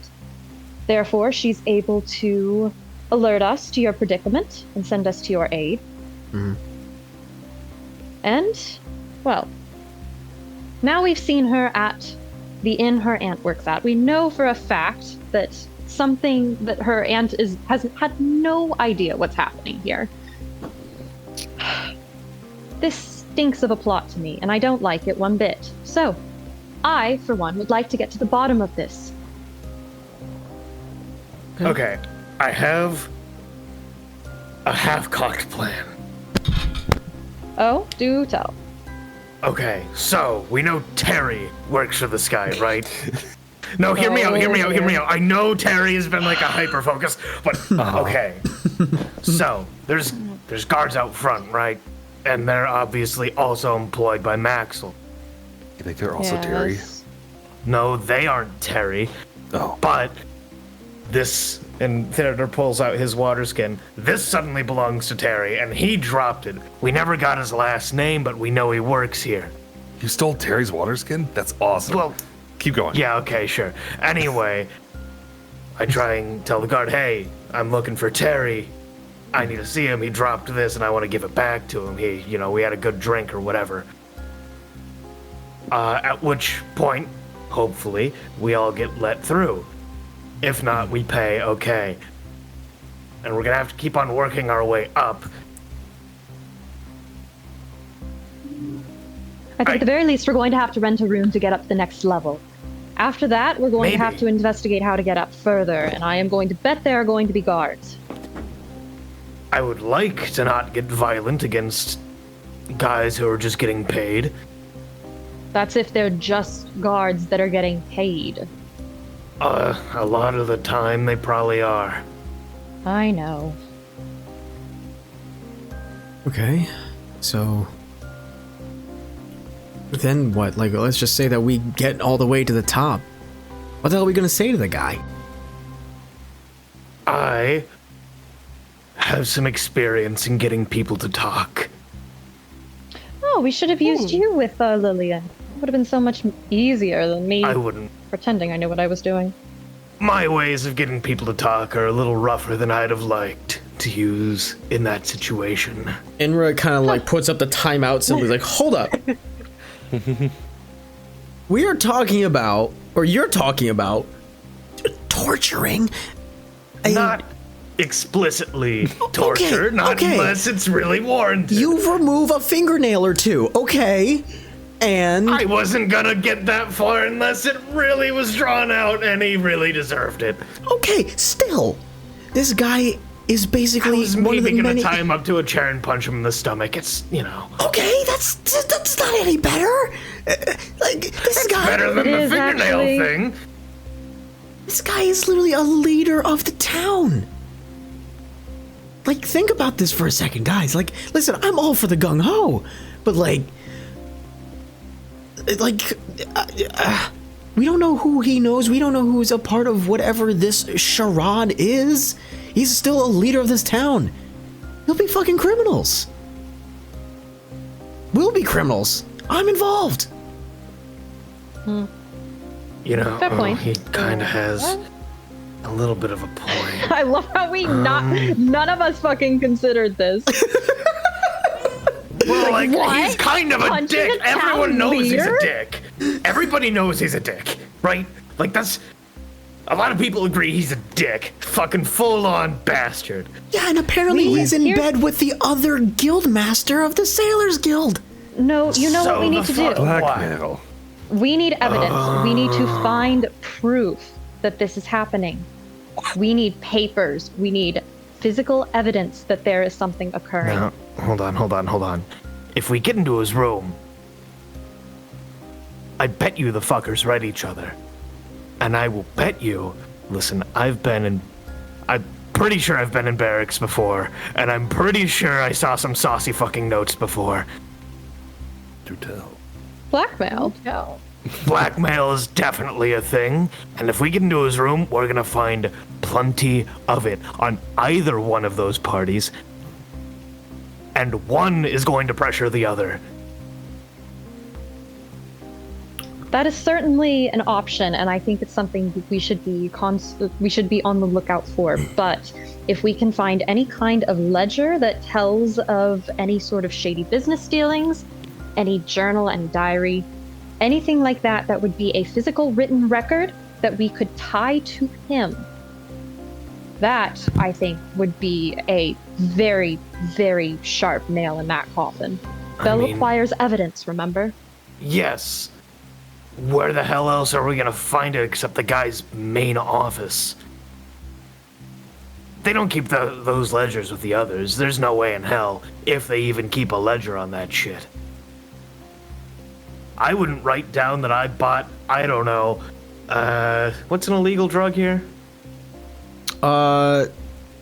Honestly, I even include like some real world shit in here as well. So any of the above that you can think about. I wouldn't write down that I bought 20 kilos of black tar heroin in my ledger and put it next to the legitimate one.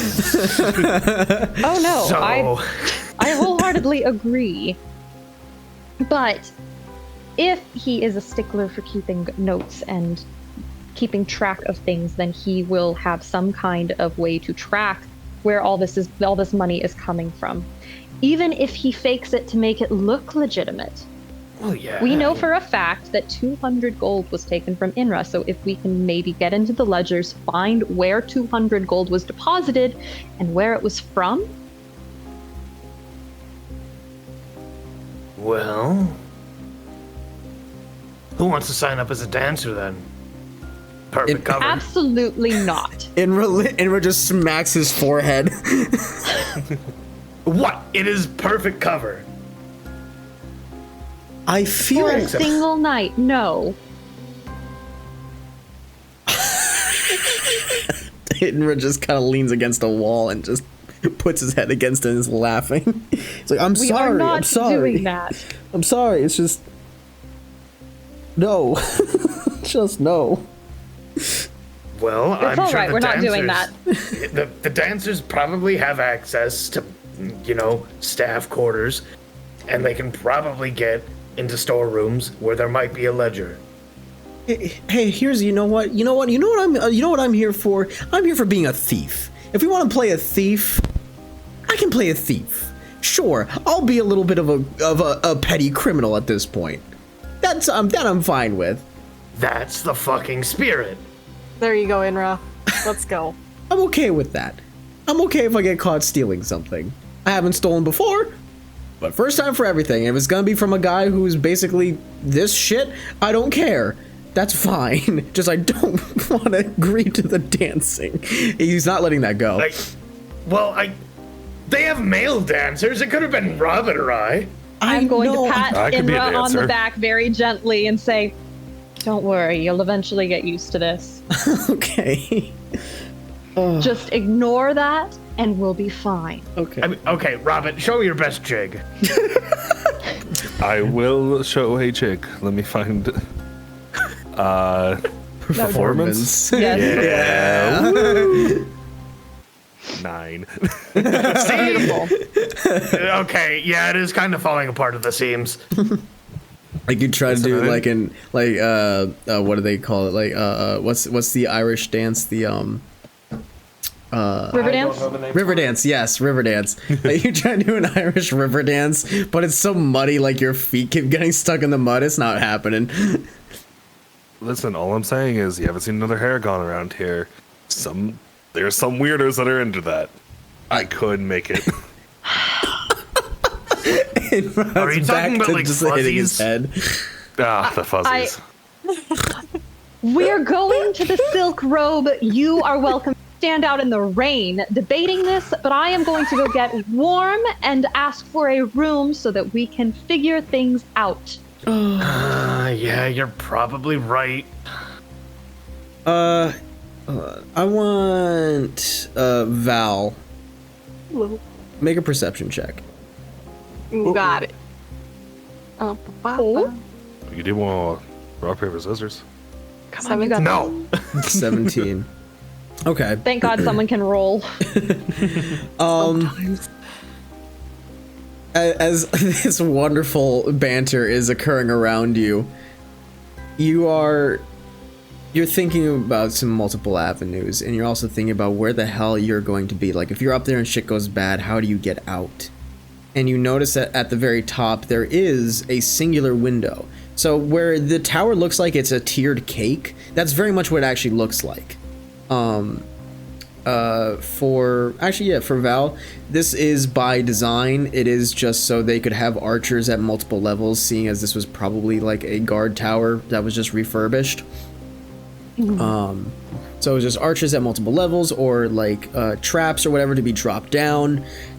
Excuse me, what have you. But at the very top, where Maxwell's office would be, there is a big window. And there is light coming in or coming out from the inside. It looks faint, like, just a dying fire, but still there is light. Okay. That's just something you notice.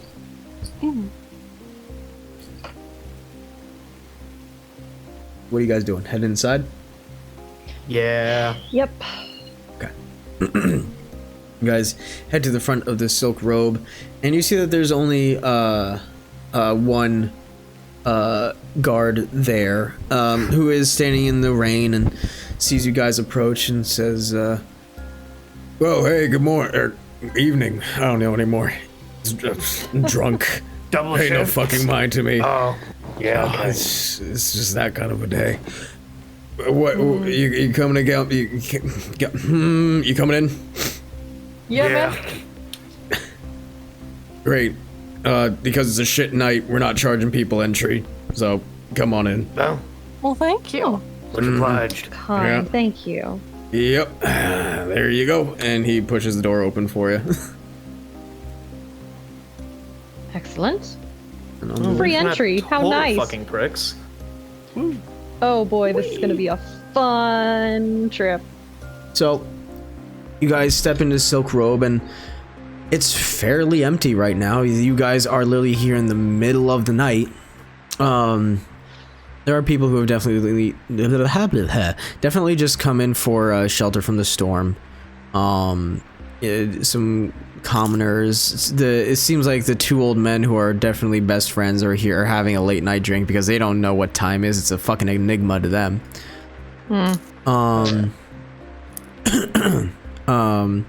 There is a guard at the bar. There seems to be at least two individuals who look to be probably part of the volunteer militia that were part of the same shift as you.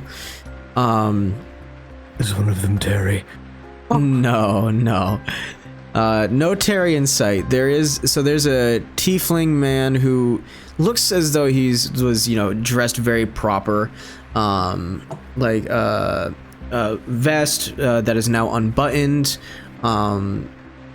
and just soaked to the bone, sitting in the far right corner by himself. He's reading a book, but he has his head bandaged. And there is looks either to be an orc or a half-orc individual at the bar from where you guys are, and they have a big long sword and kite shield on their back. The tiefling man, is it perhaps Damien, or is it No, it is not Damien. Damien is not in here that you can tell. This is a different individual. Okay. They have yellow skin, which would probably lead Theodore to think at first Damien, but they have like this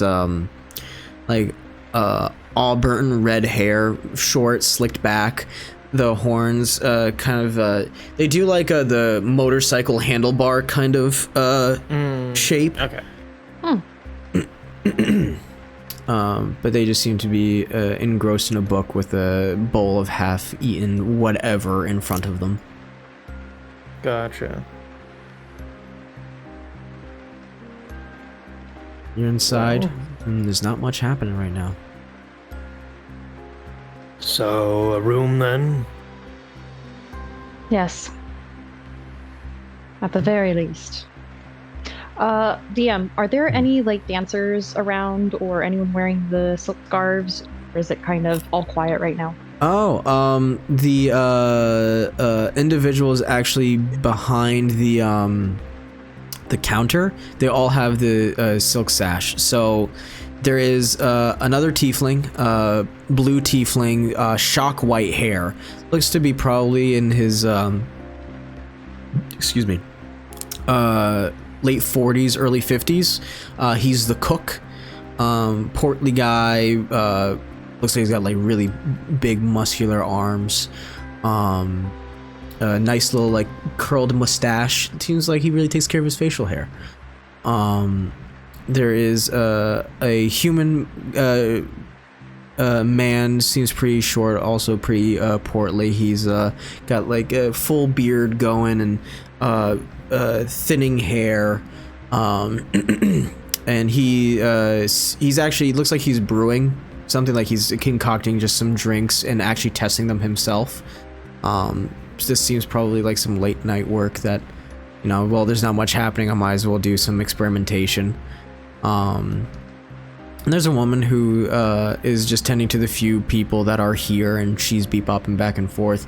Long blonde hair tied up in a braid, and even though it's in a braid, it kind of like goes down to her abdomen, probably around to her belly button. Long red dress, but the sash along her hips. She's human as well. Looks to be probably early 30s. Okay. Rob is doing a dance. Thanks. I'm the entertainment. Hell yeah.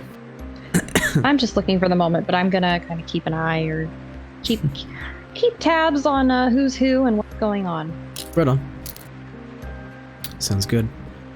Oh, I'm sorry. Some of the guards that are here, you can definitely tell that they're the guards. Now that you're here with not rush time, you can see that there are two individuals by the stairs. They just seem to be talking to one another. They have clubs attached to their hip, and they're wearing armor. They have some leather armor on. And there is an individual who's wearing like a purple cloak. He's got a staff, so the staff just looks like it's made out of wood, and it kind of like curls around itself to form like a ring at the top. Wizard can recognize spellcaster. Excellent. I was gonna say that's a wizard. Yeah. So that is pretty overtly obvious. So there are at least 3 guards down here. Okay. Noted. All right, we need a room then. So, who wants to ask? No? Yeah, okay, fine, I'll do it. How many rooms do we want? Well, I mean, do they have like a I guess suite that would fit more people? Like, do they have larger rooms? Not that you know of. Like, just for the sake of argument, like if you're going to go up and ask about that, they will say that the rooms are fairly small. So people can squeeze in if they want. They're not going to stop you, but if you want to enjoy a comfortable space, it's recommended like 2 to 3 people max to a room. Yeah, I was just more asking like along the lines of, I guess, if they had like a deluxe room or something. That was my. You know what? Let me actually look at my map because I don't even fully remember myself, and that's the reason why I put the map as such.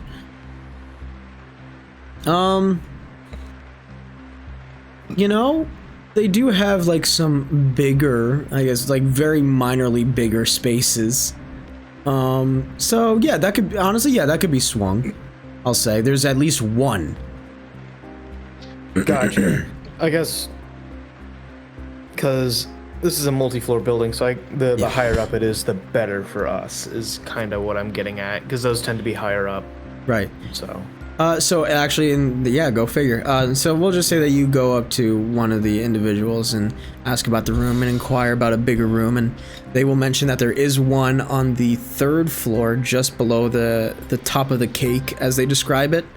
That is a little bit larger, has a gigantic bed, and it is a little bit extra if you want it, but it's available. How much? Well, how much is it? Oh, hold on one second. I need to grab, actually, because there's something that I can't forget. So I'll be right back. I'll give you that number. And then we never saw him again. Okay. Well, can't find exactly what I'm looking for. But it is.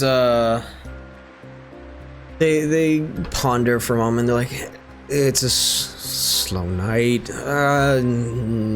8 silver. Screw it. Yeah, sure. Here you go. Silver is given. Cool. And you guys now have a larger room. You are given the key, and each they ask, how many people do you want in the room, and they will actually hand you all a like this wooden tag that just marks the room, and they just say to you, like, hey, don't lose this. Yep, you got it. This is basically your ticket up for each of you. So each of you has now this like little wooden thing. Perfect. So you guys heading immediately up, or do you have any business down here? We did just eat. Yeah, we did eat. Theodore's just kind of seeing if anyone else is doing anything, and if not, then yeah, going up. All right. I'd like to retire. I'm wet. All right. I would like to dry off, but also so you said that there was only one server, but she was busy, and there are no dancers currently about. Correct. Okay, yeah, then I'm not going to worry about that. Let's just head up. Okay, sounds good. You guys head up, you show the guards your ticket, and they just kind of step aside and they guide you to exactly where the room is going to be. So this is where the green tab is going to be your best friend and your worst enemy. So it is the third floor, not the top of the cake, but the floor just below it. I will mark which room it is. Hey DM, I don't think I've got a character. Uh-oh. Did I do a stupid? I might have. I think you did a little fucky-wucky. Uh-oh. Hold on. Oh. Like, all right, I'll move a shale. Where's the shale? I'll actually put a shale right by the room.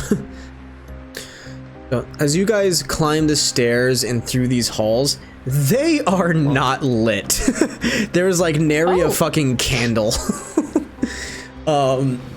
Firebolt at the ready to keep our path lit.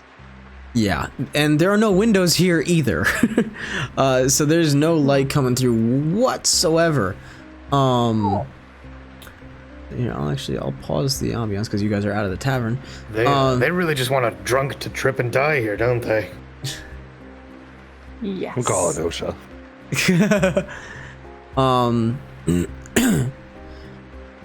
And as you guys are kind of snaking through, you can really see that like these rooms are just cramped. Like you noticed the first night that you were here how small it was, but there was also just the awe, the what have you of being awakened out of the ground.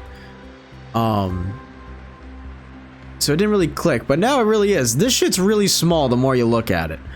8 silver for this. Yeah. Mm-hmm. Comfy. What a cheap fucking bastard. Robert actually not coming up the kidding. stairs. I got lost. I'll open the door for you. Thank you. Okay. I'm gonna leave him a bad review on Welp. Well, Well, all right. God, I hate you. Oh God.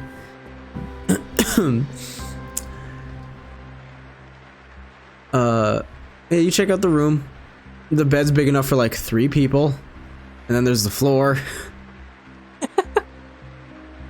Not much, but Three people in a small rabbit. yeah, all right, I can see the small rabbit. You guys can tell though that the stairs, the hallway that is leading further up, you can assume that leads to Maxwell, because that's the top of the cake. Mm-hmm.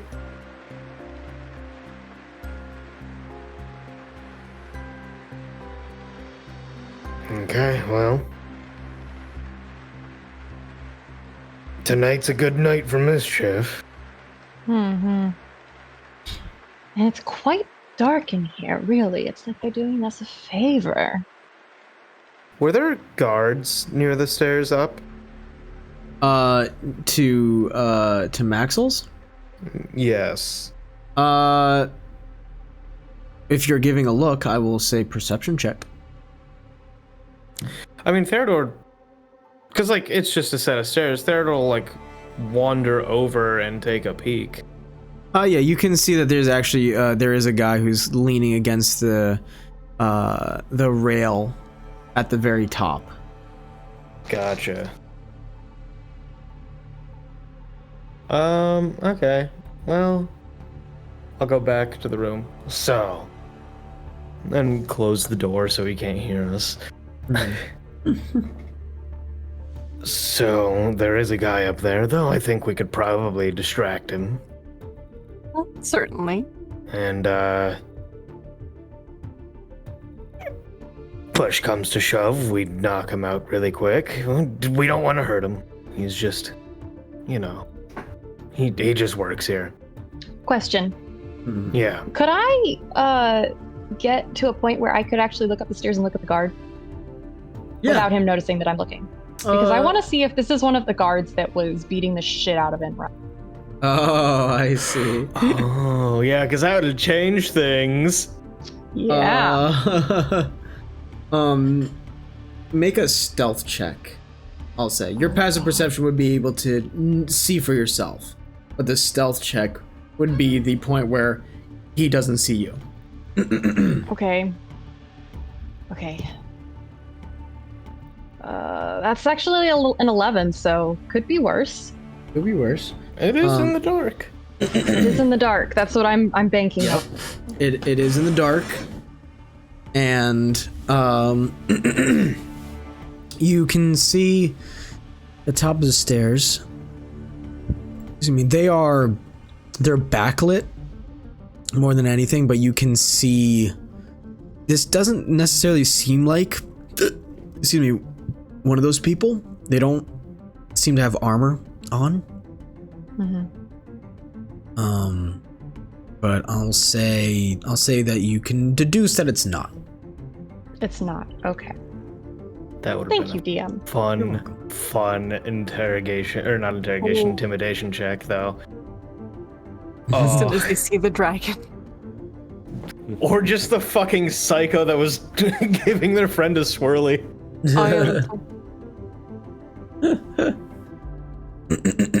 Just walking up slowly the stairs like the Terminator.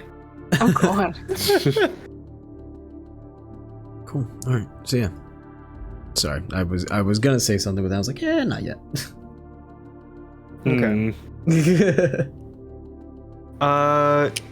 Yeah, so I guess wait for a shell to come back, but Yeah, I'll sneak back and say, like, keeping my voice low, obviously. Well, it's not one of the guards that attacked Innra, so that's out, unfortunately. yeah.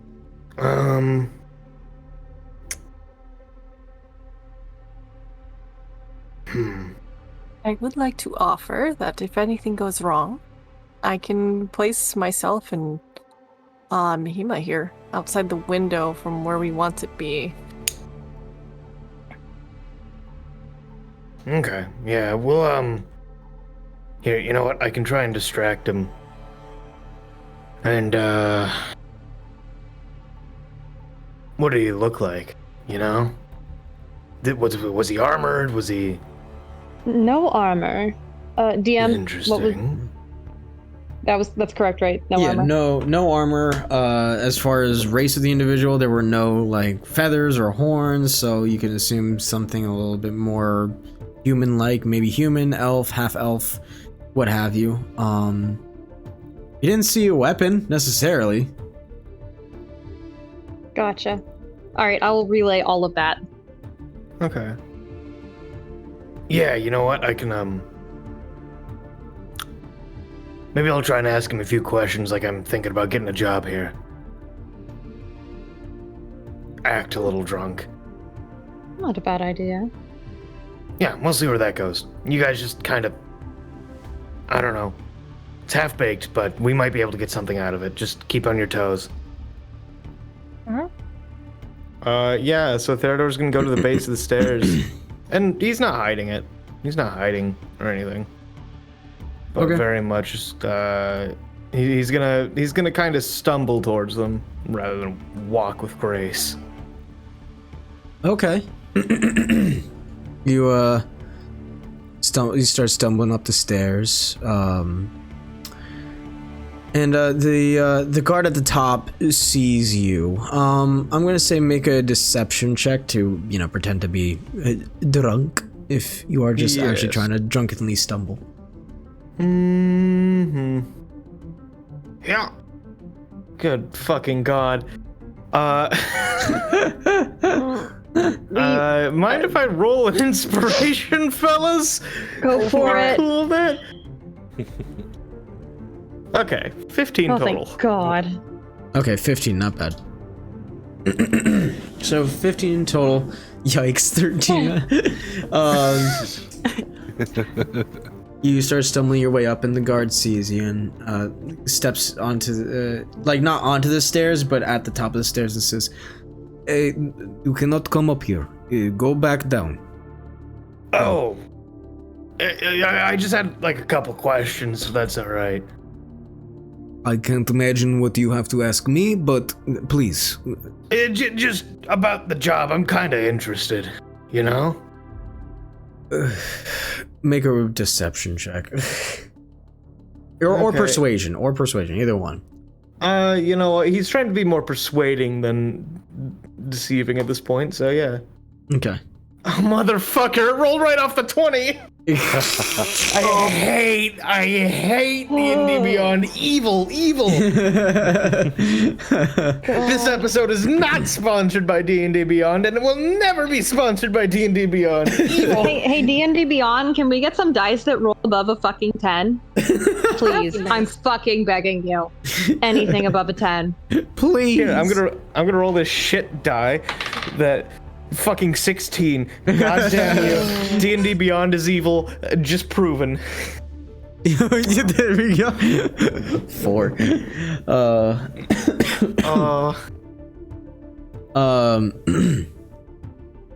You say that, and the guard says, "Look, I'm sure you are very interested in the job. I believe you, but take your drunken self and go to." How is it, rather than oh, can you help me get the job, you know?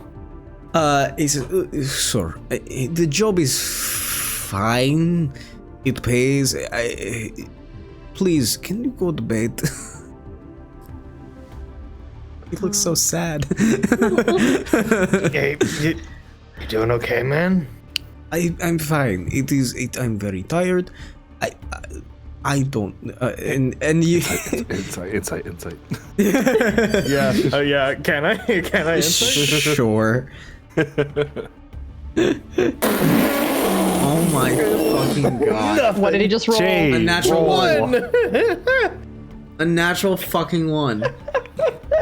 The guy is absolutely the most tired man on the entire fucking planet right now. He's going through it.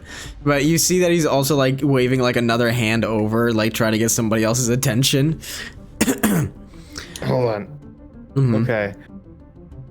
Listen, this is gonna sound weird. I'm trained in I'm trained in magic. Do you need a little pick-me-up? And No. no, I'm gonna let my hand glow a little bit with my lay on hands. I'm trained. Okay. If you just need something through the night. I really want to know where everybody else is right now and what you're doing. Okay, yeah, I actually, am hovering just out of the way, okay, listening. So the stairway up is over here. I'm actually going to the whoops. stair door. Yeah. So I didn't grab Innra either. Hold on. Boy. He's just leaning against a wall. You show the lay on hands. And the guy says, "Look, sir, just please hold on." And you see at the top of the stairs there another guard shows up, the leather armor, actually not wielding a club but a mace. And they look I recognize his face. make a perception check. Oh my god. This is a flat roll, baby. Target not acquired. I don't know where I am. Well, it's a good thing. It's a good thing you only needed an 8. It's almost as though your fucking radar was up. As you look up at this new person and they look down on you, they say, "Oh, all right. What's the deal with? It's Terry." Target acquired. Theodore Oh my actually just says, "Target acquired."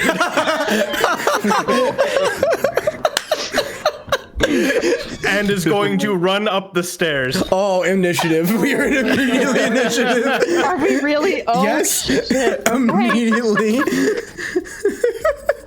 Can I roll an intimidation check alongside that? You will be able to, absolutely. All right. 16. Amazing. Oh my god. I can't believe it. But this is it, guys. This is the confirmation that that fucking Maxwell was involved. Yeah. This That's is the all confirmation. through Terry. This is all Theodore needs. Target acquired. Like a fucking psychopath. This is not the way that I hoped it would go, but This is not the way any of us would hope it would go. I only needed that Sure one shred of would. evidence. I'll find the rest later. Shit. Oh god, alright. Let me roll for them. Oh, they rolled like shit. excellent. Should I roll that intimidation check, and should I roll it with advantage or not? Yes! Please tell me you Hello. played the sound. It didn't, because it's not on the... I don't have it on the recording. Double sevens, fuck me. Oh. Alright, so let's... Still 12. Yeah. So, 25 to 20. Did I see anybody with that? Robert! Oh my god. Okay. 20. I was also going to say that I was asleep, so this is extra cool. Oh, amazing. I have the perfect Terry, little I heard the word theatrics. Terry. Yeah, you heard the word Terry. All you heard was target acquired. That's, Theodore went I'm like next. poking my head around the corner, standing at the top of the other stairwell, and I heard that, and I went, "Oh fuck! All right, plan out the window. Here we go." Oh no. I'll put Terry specifically on the fucking board. Oh no! He goes last. Bitch doesn't know it's coming. Robert, as you are asleep, you hear Theodore, like as if he was right next to you, whisper in your ear, "Target acquired." I like to imagine just like the glass shattering noise, eyes bloodshot as his eyes just fling open. I'm gonna say you have some sort of weird ethereal connection that you know exactly where you need to go. only for the need of harassing Terry. Oh boy! Oh my god. Okay, This fucker's gonna get it. I have the plan. Cannot fucking wait. Let's get this, Fred. All right, Robin. Go for it. I'm gonna run out, slide under Hema, hop my up God. here, do my rabbit hop over here Oh my god. to get Holy that, shit. to get that distance. Robin has God. activated. Wait, And I'm Listen, going to he cast knows. Vortex Warp and bring Terry right between me and Theodore.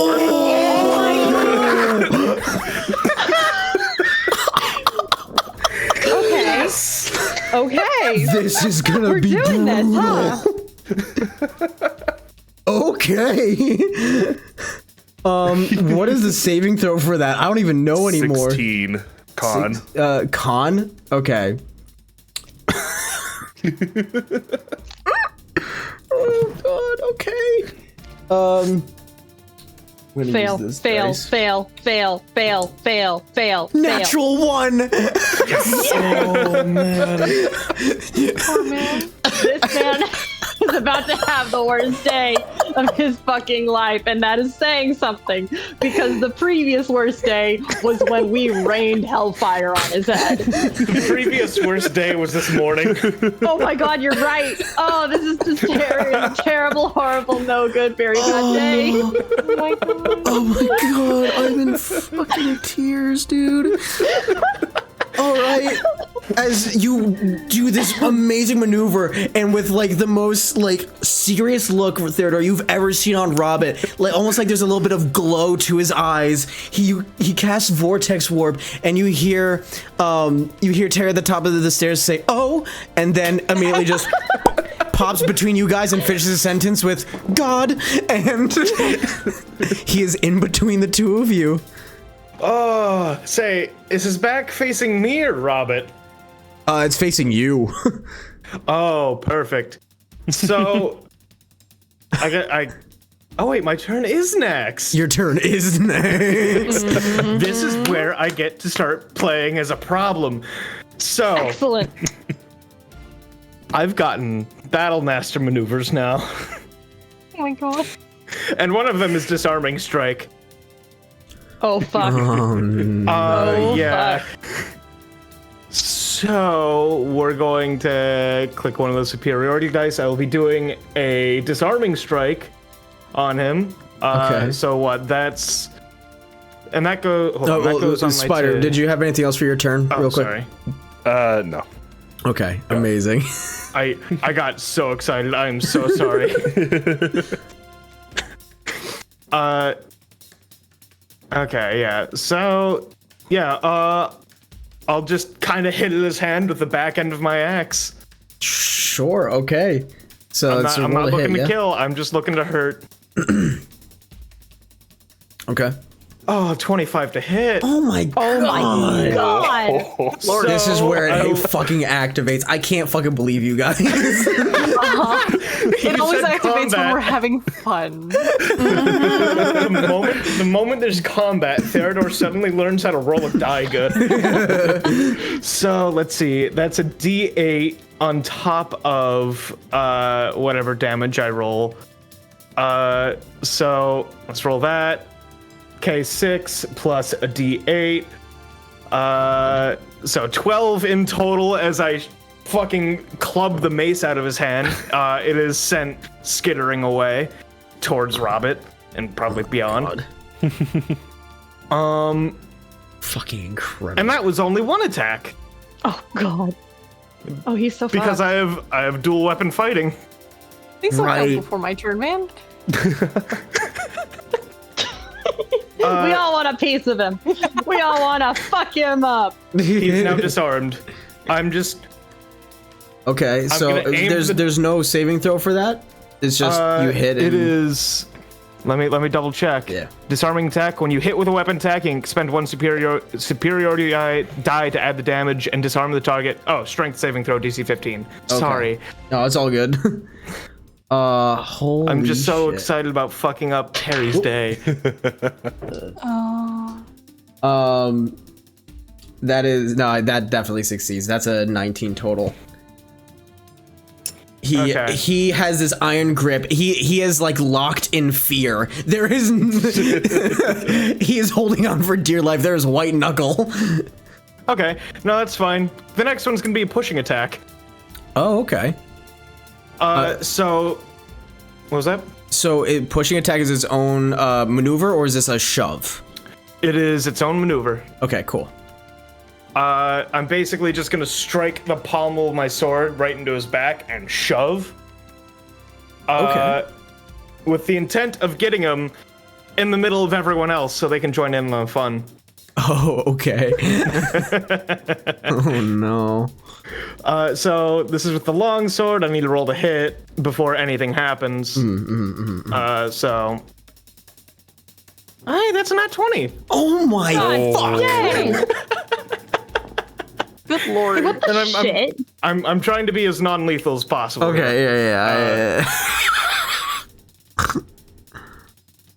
Okay, so that's, 11 damage, and then the superiority die goes on top of it, Oh my god, you're gonna kill and Harry. that's a 6.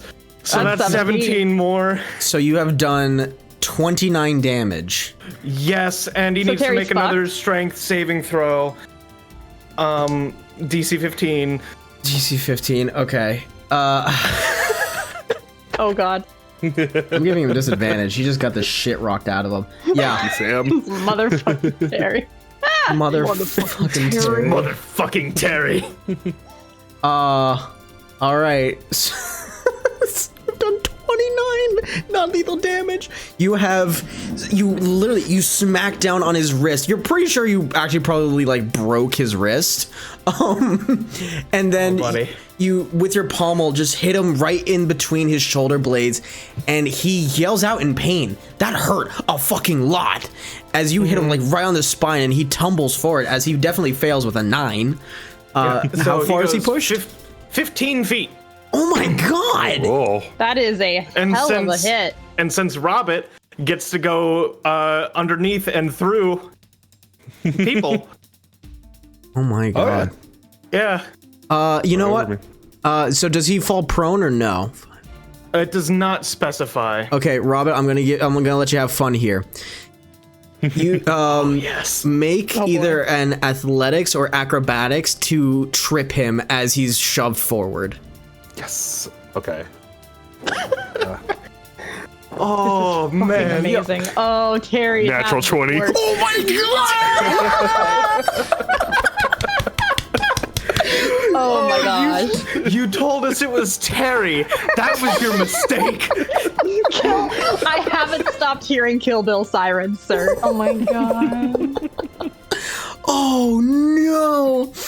You two, you guys have you are a flawless duo in this combat when it has come to Terry. As Theodore, you smack him in the spine and shoving him forward. Robert, you get down low, so just enough where his weight will trip, would force him over you.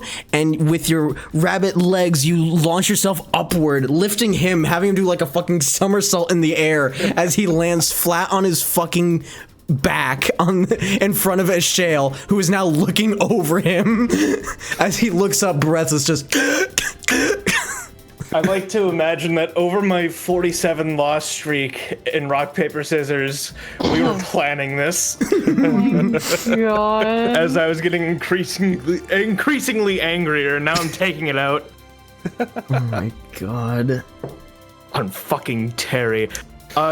Question, is it a free action to turn around and wink at the guy up the stairs? yeah, totally. Cool. He is like pale white. Like he's just seen a ghost. He does not understand what the fuck has just happened. Good.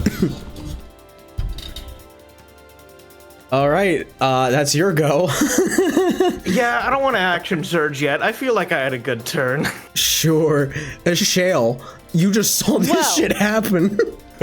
I just kind of stood there with my arms crossed and watched this go down and then went, right, well, they've got him handled. You at the top of the stairs, you're going to be a problem here in about 30 seconds. I cast Mind Spike. Ow. Oh my god.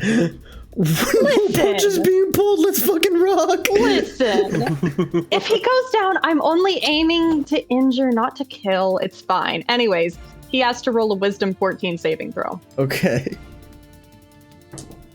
Natural 18. Natural 18. Okay, he passes, which means he only takes 7 damage. Okay. Still, ow. That is 7 damage. Migraine. Migraine, yeah. Yes, for sure. And I am going to look down at Terry at my feet and just, oh, you poor, sorry son of a bitch. And then just stay there. I want to make sure I've got a clear line of sight up the stairs to the guy at the top, because I think he's going to be the bigger problem than this poor son of a bitch. Fair enough. Okay. Rad. Yeah, you cast Mind Spike and you see the guard just hold his head in one hand and is like struggling to even keep his eyes open. You see like just the veins popping, and then it quickly subsides and he's taking a deep breath. He's like, oh no, this is very bad. Oh shit. Yeah. And Terry's just on the ground, just Hey, Innra, you can score a free hit on him. Oh my god. What has happened? It's Terry. God, hurry! Oh. Shale, anything else for your turn? No, but I am keeping an eye on that human bandit at the top of, or at the guy at the top of the stairs. Okay. And it's a free action to like talk, right? Yeah, absolutely. Okay. The second I see that he is trying to alert someone else, I'm going to call. He's like something like he's going for someone, or he's running or something like that, just to alert everybody, hey, we're about to have a problem with this guy. Okay, sounds good. All right. Val, you're up. So, is mounting my dragon an action? The people's fucking elbow. No. Or is it just movement, or is it anything? No, it's nothing for you. Wonderful. I mount Hema. Okay. I speak to her in Draconic, so no one else understands what I'm saying. Mm-hmm. And we march ourselves over here. Hover over our friend Terry. Hema growls in his face, and I just light my eyes up and say, "Hi, Terry. How's it going?" Intimidation? Sure. God, he's an asshole, but even I'm starting to feel a little bad for him. Oh, we're the baddies. Oh, Are we the baddies? he looks up at you. He's pissed himself again. I'd like to reiterate, if his head is anywhere near Hema's mouth, his hair is a little frosty as well. As she's just breathing on him. His pants are wet, his hair is frozen, and he can't breathe. Aww. Yeah, you guys have really outdone yourself on this guy. Well, you know what? Sucks to be him. Maybe he should have reconsidered his career path. Oh god. That's all. Alright. Inra's go. The people's elbow. Innra, you know you can do it. Come through, Innra. Come Let's go, through. Innra. You know, I'm gonna roll something for him really quick. I'm gonna roll percentile just to see how vindictive he is. Oh, 100. Oh, no. I rolled 100 on percentile. He's pissed. Yes, Innra, let the hate flow through you. You see him like just adjust his shoulders and crack his neck, and he just slowly walks. Hi. Good night, and just stomps his fucking head. Oh my god. Oh. And like, with I a think we're swift giving kick. Innra bad habits. He might. With just a swift kick, like Terry's head just goes to the side and he's out fucking cold. Whew. Good kick. Is it a free action to check for this guy's pulse? Is it a free action to get down on my hands and knees and do the 1, 2? We can only do up to 6. Yeah, only up to 6, but still, I'll say like instantly, like as you're about to go check his pulse, you hear snoring. This guy is out cold. Oh, good. God. Oh, good. We don't have to deal with any more legal ramifications of murder. For now. For now. I'm going to choose to believe that Innra said that. Oh, that was Innra, yes. Okay, good. Absolutely. All right. It is going to be this guy's go at the top of the stairs. Oh, fuck. He sees Theodore, and Theodore, I'm going to need you to make a. Hold on, I actually gotta measure real quick. That is too far. I need you. Oh wait, because he's not armored. I need you to make a Uh-oh. wisdom saving throw. Oh. Uh-oh. Hey, wait, I'm proficient in that. Oh, shit. Oh. 13. 13. Hold on. I lost his. Oh, that is just barely beneath The DC. His DC's 14. All right. Shit. Okay. You are paralyzed. Wait. Oh. I have counterspell. Oh my god. Okay. I have fucking counterspell. Yo! Fucking Okay. wizards. Hell yeah. Yeah, you don't even have to roll if you're going to use counterspell. This is a second level spell. Okay, Oh my counterspell God. it is. Yeah, I counterspell. Whatever the fuck he did.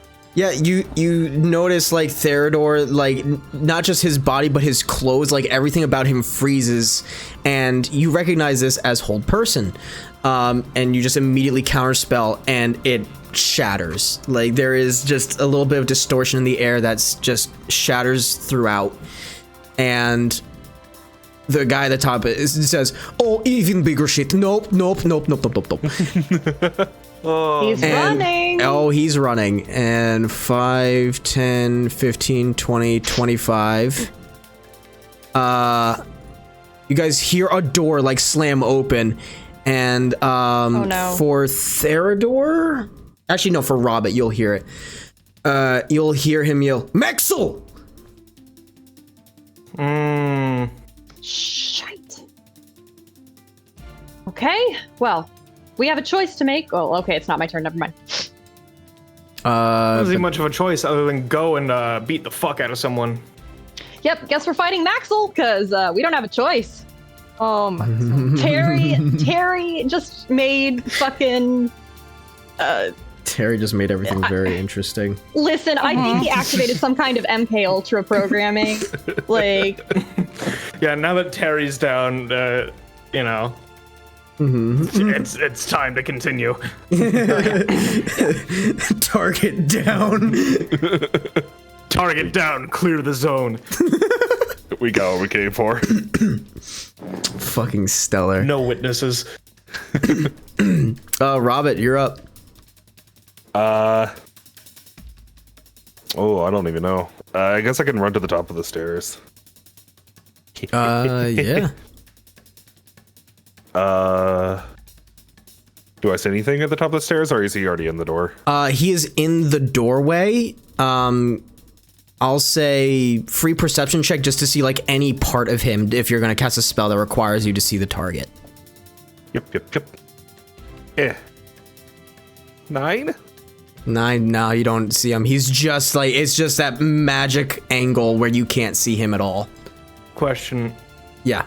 for Spider specifically. Uh-huh. How many times can you do that vortex warp? I have one more second level spot. Oh my God. Gotcha. I was just curious. You know what? I'm gonna rabbit hop. Ooh, okay. It's extra 15 feet, I think. That's a really good question. I actually don't know how to rabbit. Yes, extra 15 feet. I'm gonna hop Okay. over there. Yeah. You rabbit hop, you land with a thud. You are still activated. Like,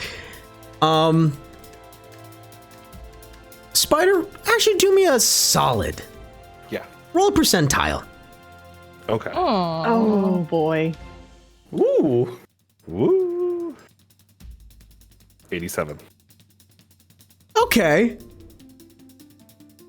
This is gonna be interesting for you. Oh God. Nothing happens. But you are starting to feel like a little tingling in your body. You don't like, this isn't like a, you know, a pain thing. This is just something like, it's a new feeling.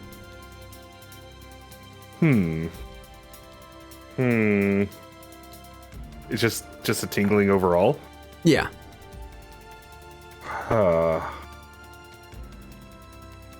Got it. I'm just gonna go ahead and cast Vortex Warp Okay. and put him as much down the stairs as I can. I have Okay. to kind of see it from there. Yeah, I will say like if he moves, he will go like right here at most. But let's roll. Let's see. Natural 18. So he does not go anywhere. Damn it. All right, I guess I'll just chill. All right, sounds good. Theodore, you're up. Cool. I'm going to run up here because right about here is going to be my limit. Okay. Dash to here. Action surge. I told you I was going to be a problem, and I do not make promises I cannot keep. Yeah. Where'd it go? There it is. Action surge. Okay, up next. Oh, okay.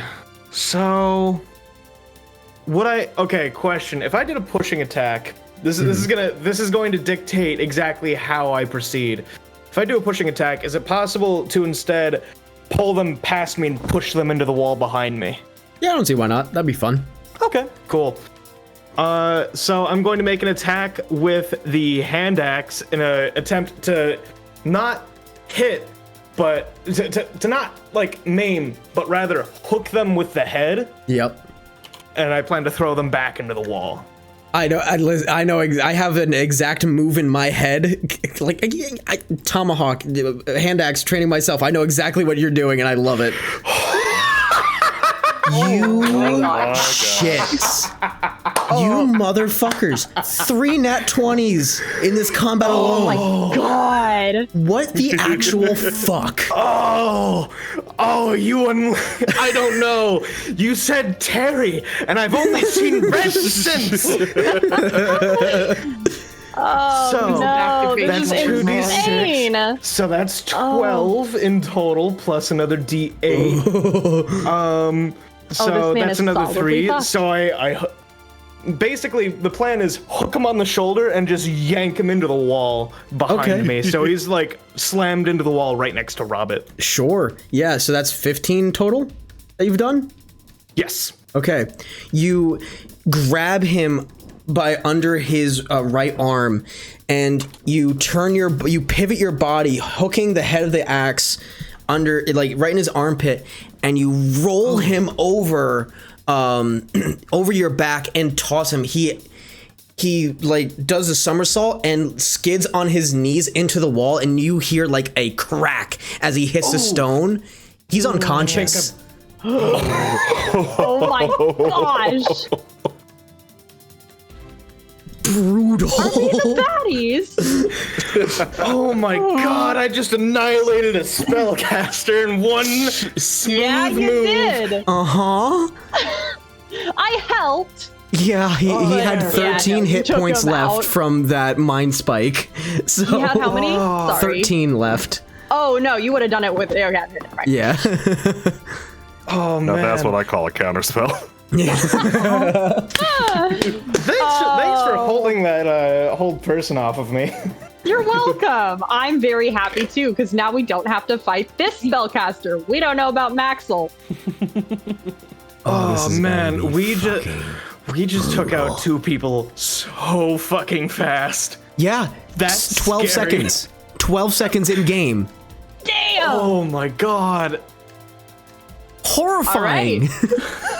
We are a well-oiled machine. We're scary when the dice like us. Mm-hmm. It's when the dice don't like us. So, can I see into the room? Yeah, you can see into the room. There was a guy who was sitting on a chair who's now at his feet. Oh, hey. Yeah, so, cool thing about paladins is technically I'm a half-caster. Uh-huh. I have command. And I'm gonna point my longsword at him. Oh, It's that's a Wisdom an 13 action, saving throw. isn't it? Oh wait, shit, that's an action. Yeah, it is an Fuck, action. and yeah, dual weapon fighting. Fuck, doesn't go with that. No. Shit, fuck, I thought it was gonna be so cool. Never mind. I'm only going to be that much cool, not super cool. Shit. Fuck. All right. Fuck, man. I mean, You know could what? still try to intimidate him, right? Yeah, I'm just gonna do intimidation. I'd suggest just standing still if I were you. Yeah, roll intimidation. Well, 13. 13. You just obliterated the man, so Yeah. I mean, He's seemingly unaffected. He doesn't understand exactly what's happened here, but this guy has a job to do, and he's gonna do it. That's right. All right, Ashale, you're up. Oh God. All right. So I am all the way downstairs. This is fine. My goal is to get upstairs as fast as fucking possible. Okay. So hold on. Let me do a measure. God, it's gonna take me two.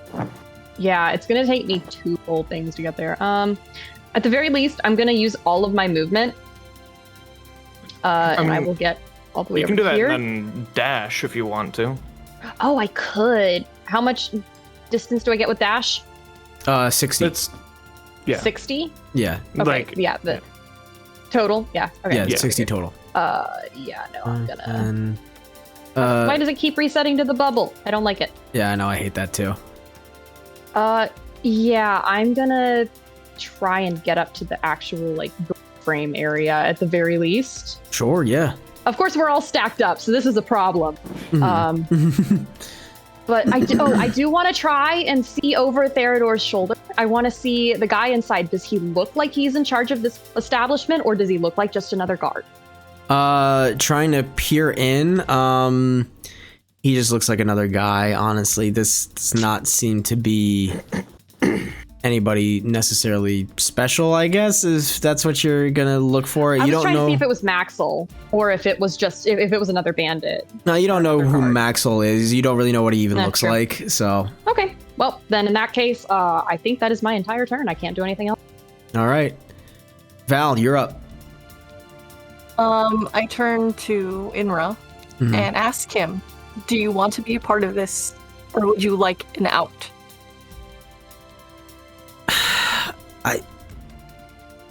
This is getting a little out of my depth now. I can't.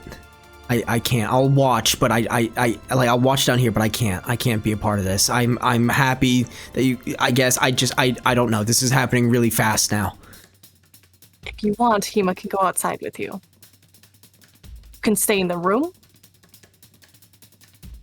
Hema will make sure you're safe. I'll take him outside. On Hema. I speak to her in Draconic to take him outside.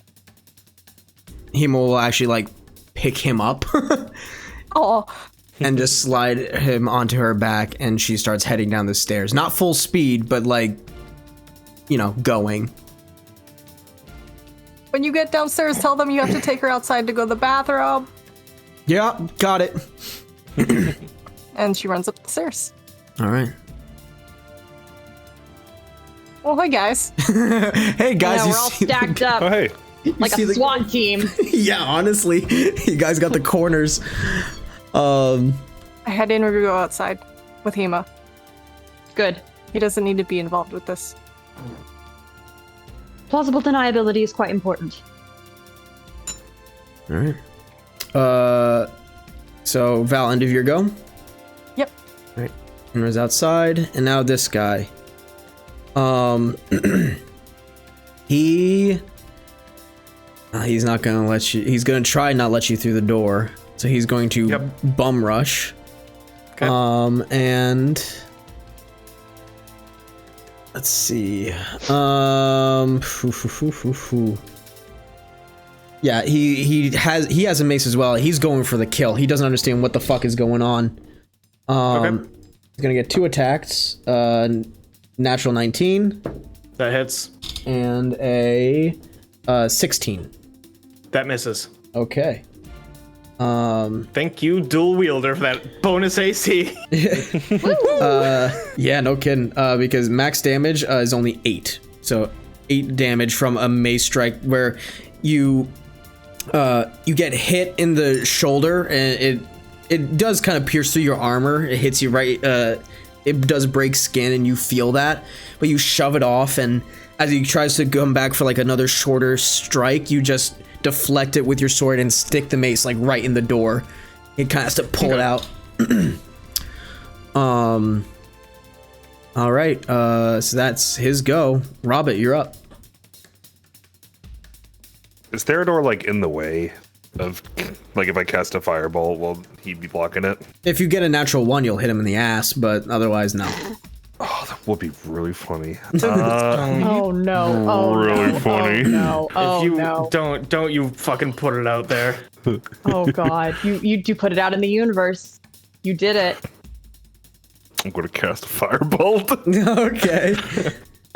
Hello, darkness, my old friend. Natural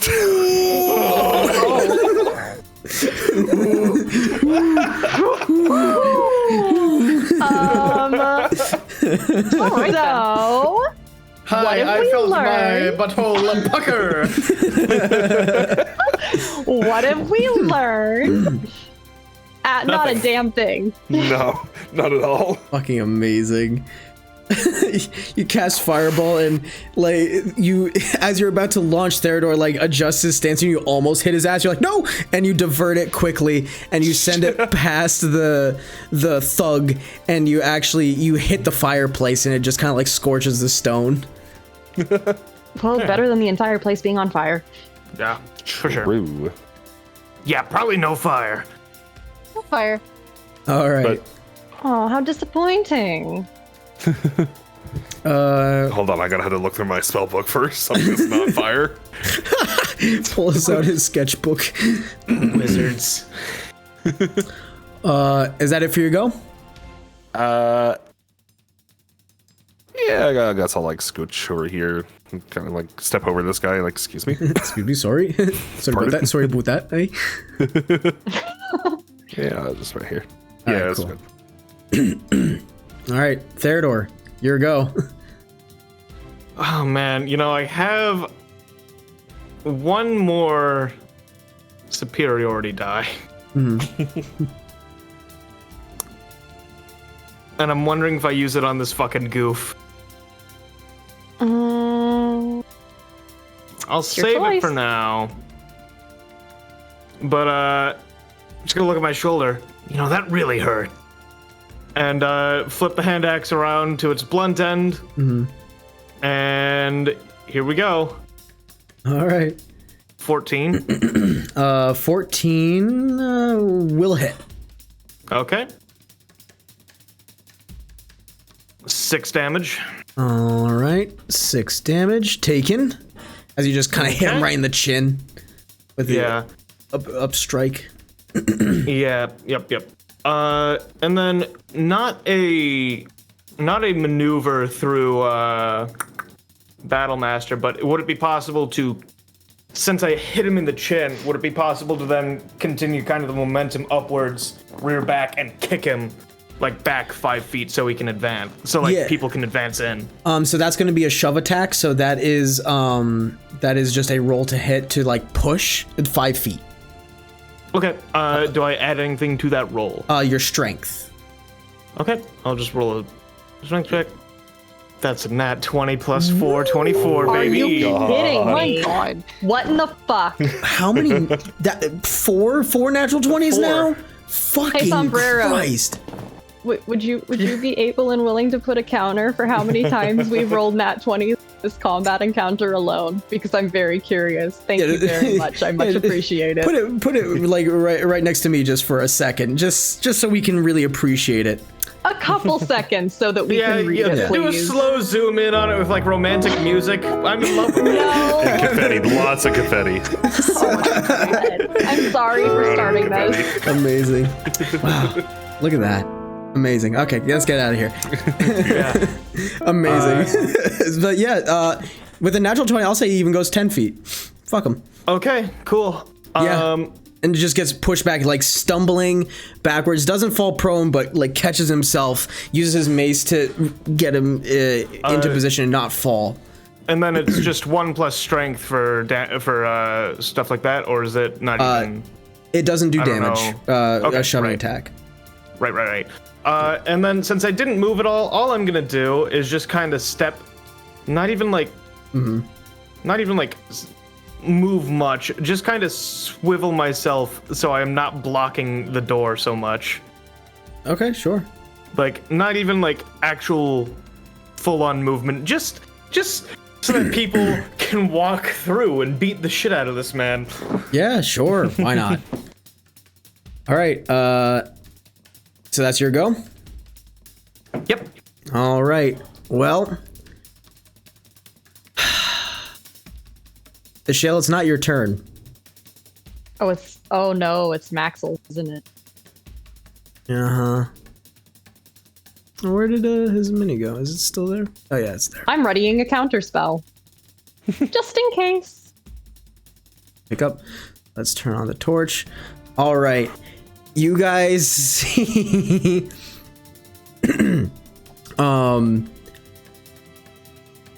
kicking the doors wide open is a fairly large human man, like kind of longer brown hair, big beard, just wearing pants, no shirt right now, wielding a battle axe. Ooh. Oh, all right. And at their side is a wolf. All right. And yelling from the room, "What the fuck is going on?" This is say hello to party. Maxwell. Hi, Maxwell. And oh, whoops, I forgot to put the. Oh, this is gonna be bad.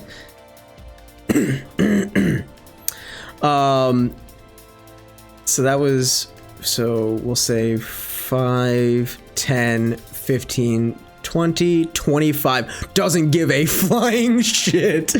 Okay. Bonus action is gonna rage. Oh, it's a barbarian. Oh, fuck me.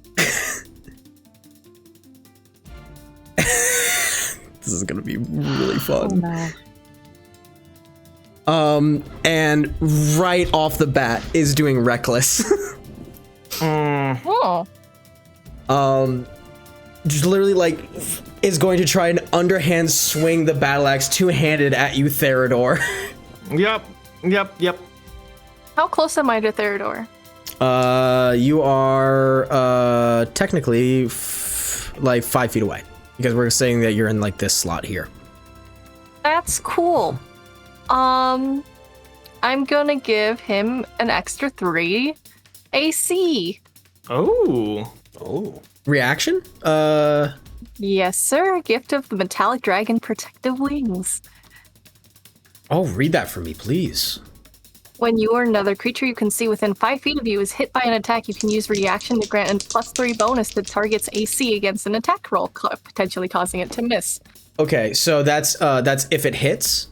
Yes. Okay, so save it because he hasn't been hit yet, just in case this goes horribly. Natural 20.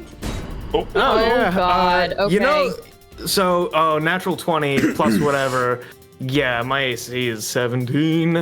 Yeah, this is Lord. There's another nat 20 for the counter. There's another nat 20 for the counter. It has More to come confetti. around sometime. Yeah. Okay. So that's going to be 1, and then oh, it was almost another nat 20. Natural 18 plus 5. So Jeez. this guy's no fucking Okay. joke. Yeah. Oh, Noticed. maybe we you should have pull tried out- to talk it out, but also, he's an asshole. Did you pull out the blood golem dice? No. Okay. Press X to doubt. No, if it was the blood golem dice, it would have been 2 nat 20s. That's true. Okay, so that is. It nearly was. So 16 slashing damage Okay. from the natural 20. I rolled kind of low on that. Because Thank God. I rolled the 2 dice. I didn't double the 1. But you get a hit right to your center as it hit. You have chainmail, right? Yes. Yeah, hits your chainmail. It kind of takes the wind out of you for a second. You're like, oh god, and immediately brings it back over his shoulder and is going for an overhead strike to either hit your head or your collarbone. Okay. And that one is going to be. Wait, what's that? Well, they both hit. You already rolled, Yeah. but can Sam do the AC add and make it miss? Yeah, it's not either going way, to. it would have Too high. yeah. Oh, hi. Okay. Yeah. And you take another 14 slashing damage as this one comes right down on your collarbone, really close to your neck. Okay. And that is his go. He's going to even sidestep, and he's going to let the wolf just like jump past him. Oh, God. So 5, 10, 15, 20, 25. Yeah, this is gonna get really interesting. Bad dog. It's gonna like squeeze past you guys and like like swivel itself around on the unconscious body of this guy. Oh. Neat. Ooh, this is gonna be interesting. Okay, D4. I'm gonna say Robert 1, Theodore 2, Shale 3, Val 4. It's a 1. It's Robert. Woo! Of course it would attack the rabbit. Yeah. Of course it would.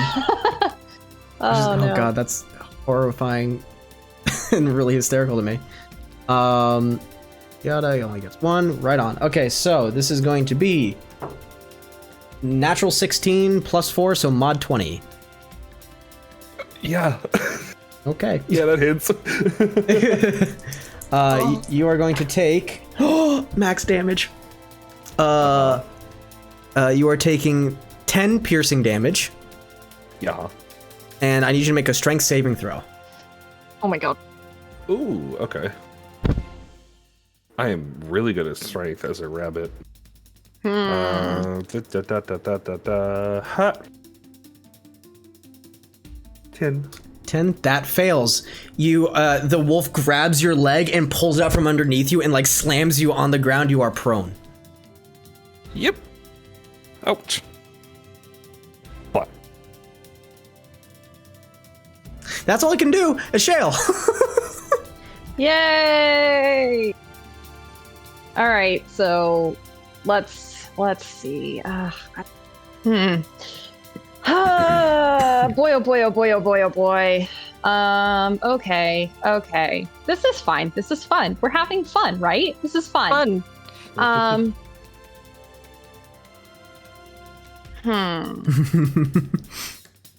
I really don't want to miss because I'm starting to run rather low on spell slots.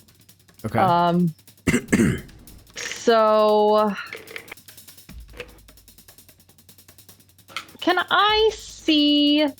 I can see the bandit, right? Or the barbarian. I can see Maxwell, right? Yeah, you can see Maxwell. Okay. Fuck it. I'm gonna cast Mind Spike again, directed at him. Right on. So that is, I'm sorry, that was intelligence or wisdom? It is wisdom. Natural 16. 16. Yeah, let me see. Wait, I actually should check if he has any bonuses. I was just going off of the dice. Well, either way, He's a he's gonna save. Oh, okay. Does he have any? I mean, negative? who knows? He is a barbarian. He could have like a -2. Who knows? That's true. Yeah, no, it stands that he succeeded. Damn. All right. He only takes. I rolled 11. So what do we say? That's 6. Yeah, Or we 5? round up here. Yeah, we round up. Okay, here. 6. Yeah, only 6 damage then. All right. Yeah. It seems completely fucking unfazed. Well, I tried. He is pissed, so. I can't do anything else. Okay. All right. So Val, you're up. I harsh whisper to Ashell, do we fucking leave or do we stand and fight? I don't fucking know. I wasn't expecting this. And I'm doing fine. Just need a minute. Everything's great. I would like to take one action to get Robert. Well, is Robert still attached to the wolf's teeth? Theatrically, yes, but technically, no. I was Like, gonna try to mechanically. rip him out of there and put him behind me. Okay. We will call that a shove. Okay. So attack roll using your strength. I just press strength then? Yeah, just hit strength. Ugh. 13. That will hit. So yeah, that succeeds. Okay, so while I'm also grabbing Robert and placing him behind me. That was Robert. I thought you were going for the wolf. No, I was trying to get Robert up and away. Okay, well so there is a wolf between you and Robin. I thought you were trying to do the wolf and just get like the wolf away from him. So I can also do that. That's fine. yeah, if you want to do it that way, that's totally fine. Just you're not going to be able to reach Robin from where you are. Okay. Yeah, you can just like grab the wolf by the haunches, lift him off of Robin, and just like like a Hulk slam this thing right into the ground next to you on the other side. Fine with me. All right, so it is now over here. Okay. Yep. So that is your action to do that. Yes. No,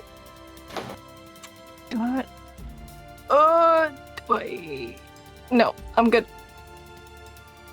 Okay. All good. End of your go? All right. Yes. All right. Innra's not here. This guy in the back. He just doesn't fucking understand he doesn't know what to do. He only has his mace. Maxwell's in his way now. I'm gonna roll. Oop, I just hit my mic. I'm gonna roll for him to see where his mind goes. Not one. So he just stands there kind of frozen. Excellent. My favorite. Yeah. So with the top of the round, so this will, Sombrero, just so you know, for the end of this episode, we'll call this whatever title part 1. And then next episode will be part 2. Jay says, maybe my Hail Mary will work. Take your votes now, will it? Hey, I doubt it. All right, gang, we ready? Yeah.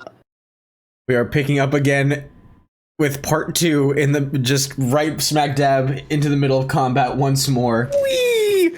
Okay, and we did leave it off with the top of the round, so Robert would be going first. Hello. Oh. Does it take an action to get up? I don't know how prone works. Prone takes half of your movement. Oh, okay. I'm up, baby. Let's go.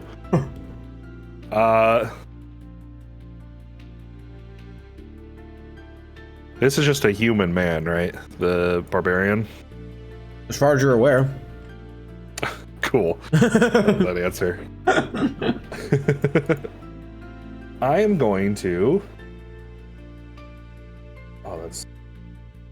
dumb broken. Okay. I'm going to throw a fireball. Oh, Jesus. You gotta be fucking kidding me. Are you fucking me?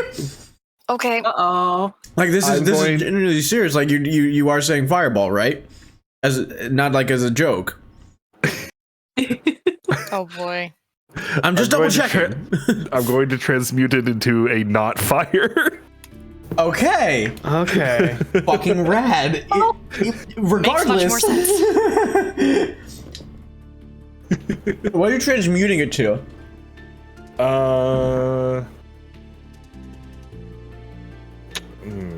That's a good question. You know what? Let's get crazy. Let's do a thunder ball. Oh, that's gonna alert. Well, everyone already knows we're fucking here. Oh wait, no. Yeah, you're right. Okay. Well, so would a fire. So would any of these, really. It's an explosion of energy. Yeah, to be honest, yeah. Can I throw it quietly? I think there's a thing for that for meta magic, so I don't think you can do it. I just love the idea. You're like put in a pillow and throw it.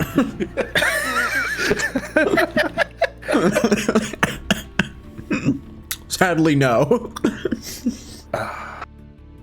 But what damage type are you doing? What? Sorry, viewers, I'm eating ice cream. Yeah, you're doing thunder? Fuck. Let's do cold. That'll be fun. Okay. Cold fireball. Okay. Or throw it obviously where it doesn't hit any of our friends. Understood. No, that's too far. I gotta get my dice to make sure I don't blow up myself. Okay. Oh, that crony's fucked, dude. All right. You're gonna kill him. Nah, well, nah. Theodore's been so careful about kill, man. Oh, shit. Nah, it's fine. I want to make a point. We are just starting this session. I know. Oh, man. Oh, If this could have been over last week, if we'd gone for 20 more minutes, I will cackle. Oh no. It's gonna be horrifying. Alright, buddy. So it's a dex saving throw, right? Yeah. Great. Also, the thing happened. Jesus. Fucking what just happened? What happened? His wild magic just activated. This is oh my! I need more ice cream. If this ends this fucking party, I swear to sweet God. Okay. I am begging you, don't let us TPK here.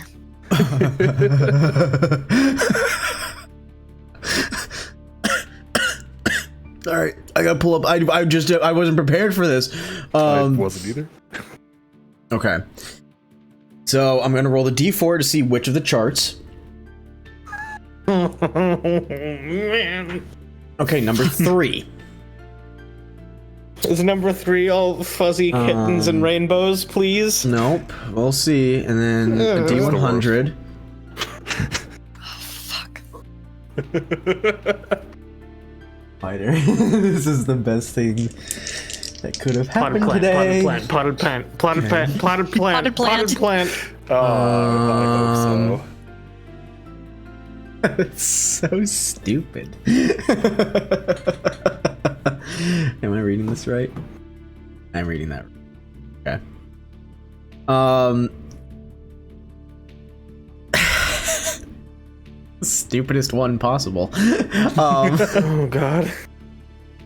I need to look at like the traditional chart. I'm afraid. Okay. The traditional one definitely would have been a lot more interesting, but we went with chart number 3. I'm going to roll their saving throws.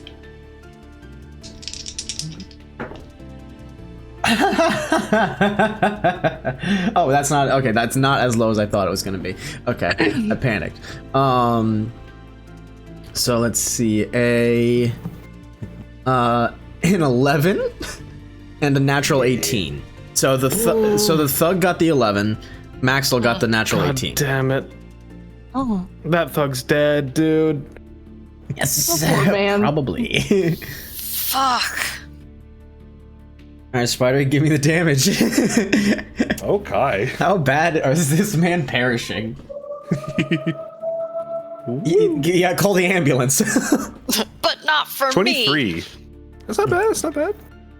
Okay. There we go. Okay, 23. Wait, there ain't no way, right? There ain't no way. You cast this fireball of cold energy, and this little blue and white sphere appears behind the thug. Maxwell and this guy don't even notice it, and just erupts. Everybody who's outside of the room, you all get like this wind of blistering cold air, where like your facial hair, your nose hairs just instantly freeze, and you hear like the crashing of furniture, the extinguishing of the fireplace, and the window that was on the right side getting blown out entirely. Furniture, everything in here has just been like destroyed, as well as like kind of like frozen in space with cold energy, and everybody is still standing. Yes. So the thug is like, you see him like kind of move his body to get rid of like the coalescing like ice, and you can see that like with each movement of his limbs, like skin and muscle tear. Oh my god. It's kind of brutal. And Kind of. Maxwell just like flexes it off, and like kind of the same deal, but a lot less blood. 'Cause he will take 11. This happens, and Theodore just kind of looks back at Robin. What the fuck? I shrug. I did. That's all I got. Also, shouldn't be 12. I thought we rounded up for damage. Yeah, you know what? You're right. I'm sorry. Yeah, we round up. No cowards. Extra damage. We're doing it live. Doing it live. All right. And Robert, as you feel like your wild magic begin to surge, you know it's happening. Mm-hmm. And nothing immediately occurs to you. You feel under the effect. But right now, you don't know what that means. Oh boy, I love a time bomb. Uh-oh. Yay! Uh-oh. I'm gonna hop over here. What's that beeping? Uh-oh. Oh. Uh-oh.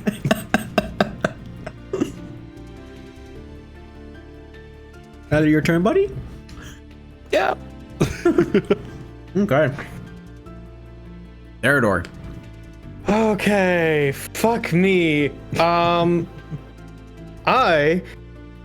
am going to raise my sword towards Maxwell, like point the tip at him, and cast command. Okay. Have to make it. This is the gamble. It's gonna make a DC 13 Wisdom save, Okay.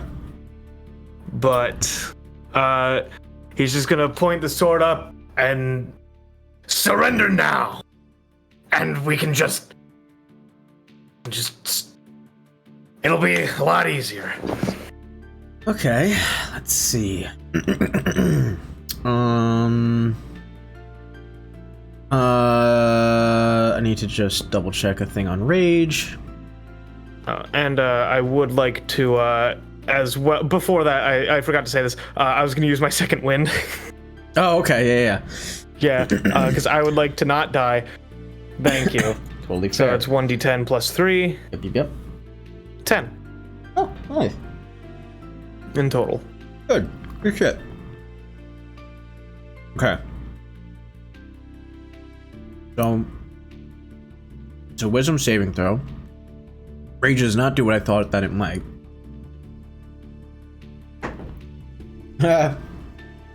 Okay. Natural 3.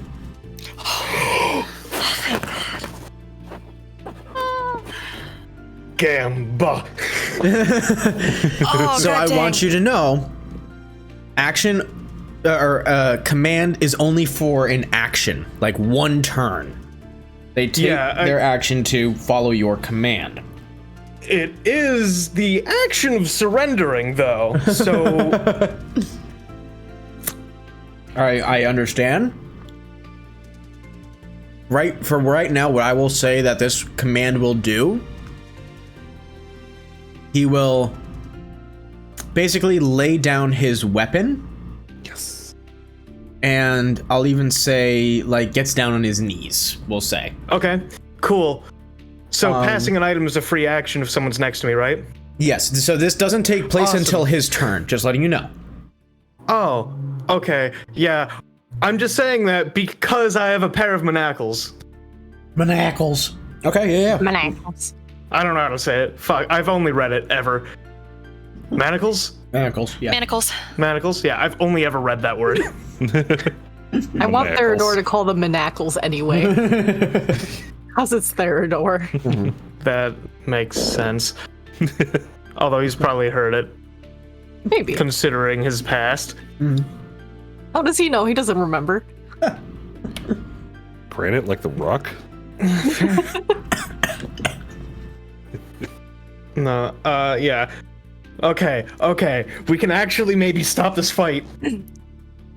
I tried to do that too. For the record. just with an explosion. Okay. Well, I'm certain I can't bend down and do that right now. So I'll just have him like in my hand for someone to take, and like when this fucker goes, you know. Because it would, like, you're trying to grab this out of your pack. No, you don't just have them in your hand. So I'll just say, like, you know, you grab them at least, so somebody can grab them from you. Yeah. Cool. So is that your go? Yep. Okay, it is Maxwell's go. And you can, like, as he's about to raise his axe and slam it down on you one more time, the command takes hold. And, like, there's anger in his eyes, in his face. And, like, he obviously, like, he doesn't want to, but the magic is compelling him. And he gets down on his knees and puts his axe down at the side. That is his action.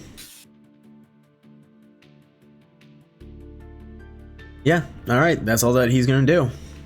Cool. The wolf, though, I mean, it's still, you know, going. He's right there, yeah. It will.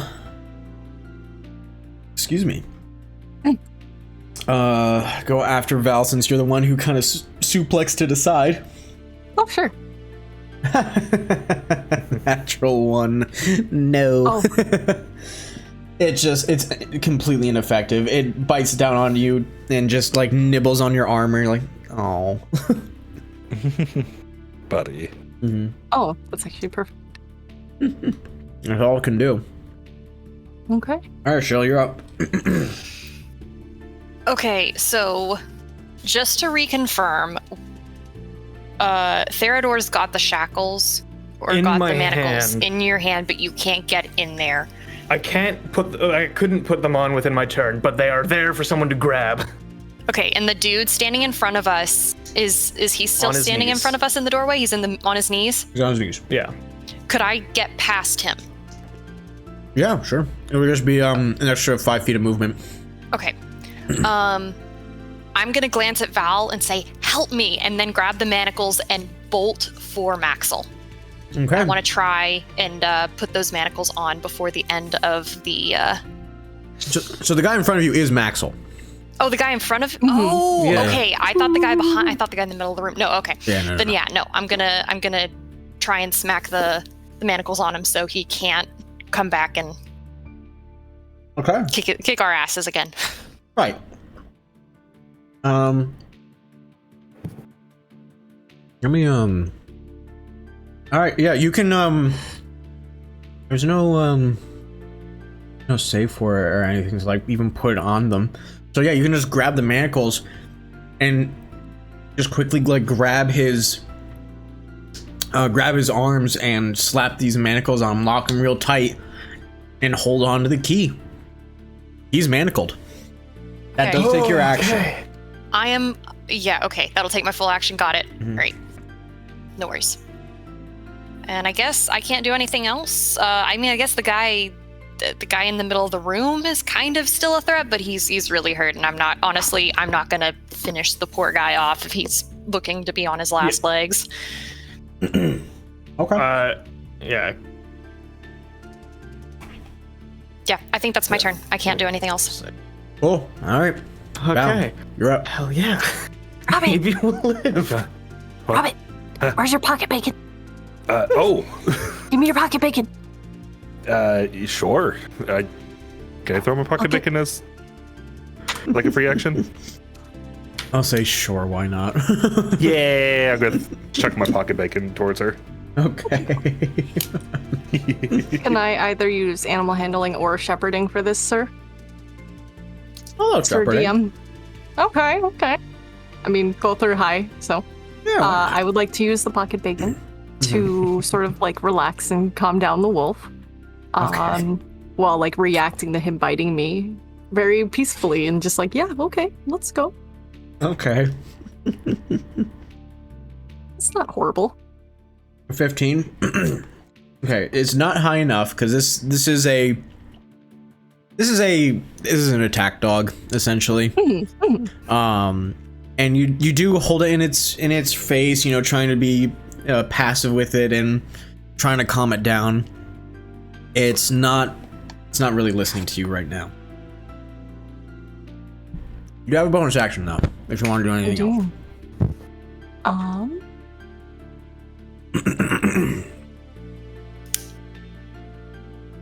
Is Robert like right next to me? No, he is like 15 feet away. Okay, never mind.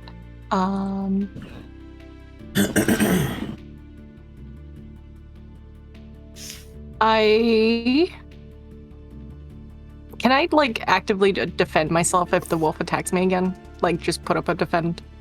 That would have been like the dodge action, technically. Okay, then I'm good. Okay. This guy's turn. He's gonna see what's going on.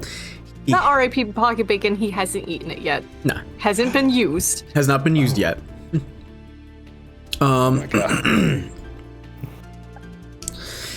The guy is going to look, see the writing on the wall. Gonna fuck off. So 5, 10. And I'm gonna have him roll an acrobatics to get through the window. Nat 1. Oh no. Very slippery. From the ice. Yeah. Oh, this is gonna be terrible for him. He's going to like try and jump through the window.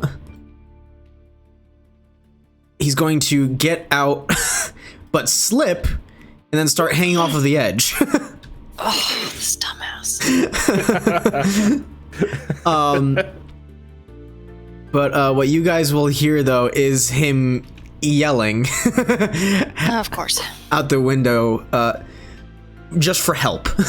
Somebody help him. Just people are attacking. He's stammering over his words, and he's also trying to hold on for dear life. I'm actually gonna have next go round. That'll be interesting. But you guys do know now that at least somebody outside is alerted. Well, thankfully, it's also stormy outside. It's very stormy outside, and it's also very slippery and wet. I was just gonna say that I don't know how many people will hear him out in the storm. Correct. Yeah. You guys do know Bring him back in. that there is one guard that is posted below. Ugh, fuck. Okay. You guys do remember that. That's his go. Robert? God bless it. All right. Just help him back in. Yeah, Pull him in, bop him on the head. Yeah. I'm gonna come over here first. Can I, as a free action, just kick the axe back towards the wall away from that guy? Yeah, Kinda sure. like scoot it this way. Yeah, towards like beyond Theodore, or back towards the inside of the room. Back with like behind Theodore. Got it. Okay. Nope. Excuse me, pardon me. So- Oh, thank you. Goodbye. Ooh, this gross gold in here. So are you dashing? Ooh. 5, 10. It's double to get past Maxwell. So 15, 20, 25, 30 would get you here. I think I have one more rabbit hop. Oh, I have 2 more. I'm gonna hop over Maxwell, and then into the room. Oh, okay. So that will save you the movement. So Yeah. how far are you jumping, I guess? Rabbit hop is 15 feet. I'm just gonna get as close to the window as possible. Okay. Yeah, you can just get boop right there, and then you'll still have 15 feet of movement left. Cool. I am gonna make you do an acrobatics check to get through the window at least. I'm not getting through the window. I'm gonna cast Mage Hand. Okay. and I'm going to help him and pull him up Okay. and try my best. So Mage Hand can only lift 10 pounds. What? Yeah. Yeah. God. All right, I'm gonna hop out the window. Okay, make an acrobatics check.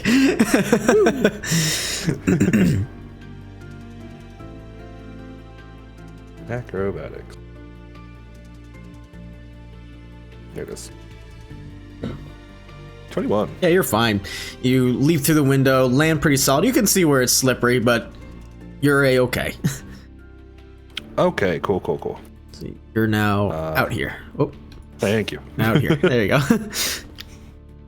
All right, I'll reach down and be like, all right, listen. This is not part of the plan. We weren't here to hurt anybody. Just let me help you back up here. Excuse me. All right. Also, the fireball wasn't me, or the ice ball wasn't me. It was that was weird, wasn't it? I think they came through the window. You came through the window. Either athletics or just if you were proficient, otherwise strength check just to pull this guy up, because you are. I'm here to tell you, your ice ball affected the outside a little bit. It is slippery here. Can I? Can I use Mage Hand with me to get like an extra like little bit of oomph to like grab onto like the back of his collar or something? Yeah, while I'm pulling him sure. up? Sure. I'll lower the DC a little bit for that. I'll lower it by like 1 or 2. Hell yeah. And you said athletics? Athletics or strength if you are not proficient. I am not proficient either. Let's go. All right. Let's go. 10. 10. Sadly, that's not enough. You try to help pull the guy up, and you feel your feet starting to slip too, and you realize I need to stop. Otherwise, you're going down with him, and that's gonna hurt. Can I use lucky? Sure. Yeah. Yo. Hell yeah, lucky. Let's go.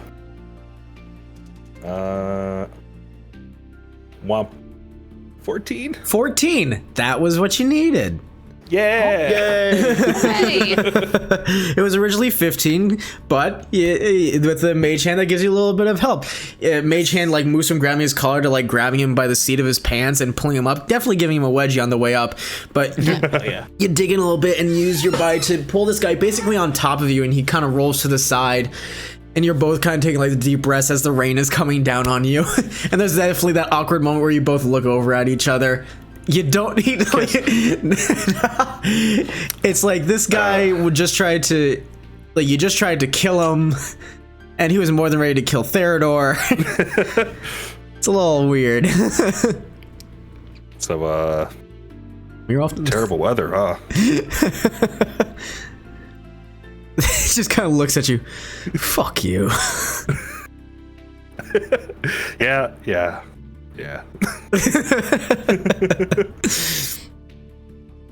Is that your go? Yeah. Okay. Theodore, you're up. All right, I'm gonna grab Maxwell and drag him into the center of the room. Okay. So Yes. that's gonna be only like 15 feet. So 5, Yep. 10, 15, right into the smack dab cold room. Yep, and I'm just gonna kind of be keeping an eye. I'm gonna call out the window. You okay? Yeah, we're good. To save this guy's life, he owes me one, you know. He owes us nothing. Just don't kill each other. We're trying not to kill. I'm very sorry. Yeah, I let him know. Told him it was an accident. And you probably shouldn't be casting that one spell you did earlier anymore. That was Don't a lot. you even fucking start. We're having a talk. Oh, glorious. But yeah, I drag Maxwell further into the room, away from his weapons, and I actually, like, I'll lift him into one of his chairs. Like, I'm not gonna be... The chairs are destroyed. Oh, right. Never mind. Listen, Push him sorry, down in this was splinters. a lot more painful than it should have been.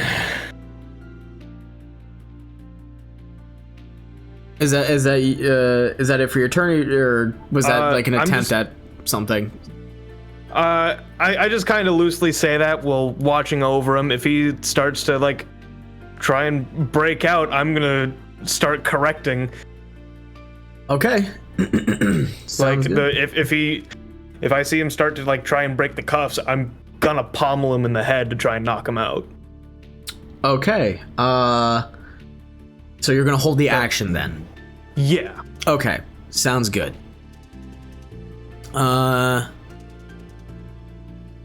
Okay. So then his go. As the command, like the magic leaves his body, he looks at you and says, "I don't know what the fuck your deal is, buddy." And he's going to try and break out. So okay, you do get to hit him. Yeah, I'm again non-lethal pommel. I'm just trying to knock him out. Okay. So here. Oh wait, sorry. Well, I guess it would be an automatic hit because he's incapacitated. Yeah. No. It restrains. Oh right. I guess yeah. He's restrained. Yeah. Not incapacitated. Yeah. Right. Yeah. So, Is there not a bonus to hit on restrained? I believe it's advantage. Gotcha. Okay. Top of my head. That sounds correct. Oh, whoops. Well, I'll just roll again to see what I get. So 23 total to hit. Yeah, that'll hit. Yep, and I just say, listen, I don't want to do this, and I pommel him. Okay. Bonk. You hit him for 9 damage. He was nearly half health, or I mean, nearly full health at this point. That's not enough to drop him, even for a knockout. This is more just like a hey, stop. Yeah. You hit the pommel across his face, and it kind of like cuts his cheek a little bit, just from the force. It's a crush wound, you know. Yeah. But he does stand back up, and he's going to bonus action rage again. Oh God. And he's going to try and break out. Okay. So, advantage because of rage. Is rage a magic thing or No. That's what I figured.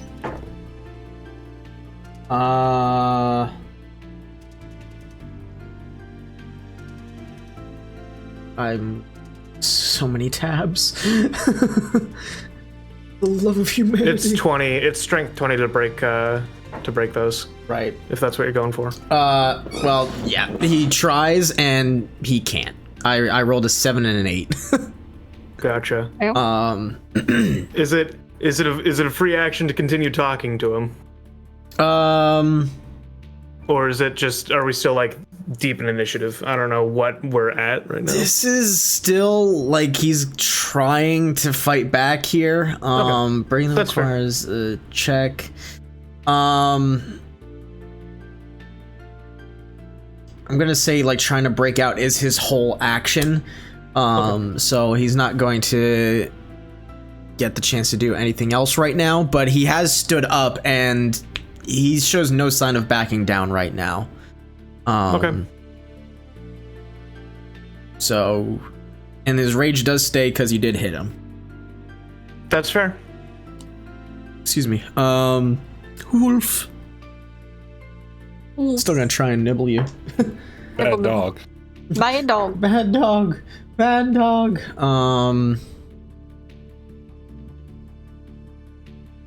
Oh shit, I don't have the wolf up. Ah, shit. Wolf. Whoops. Wolf.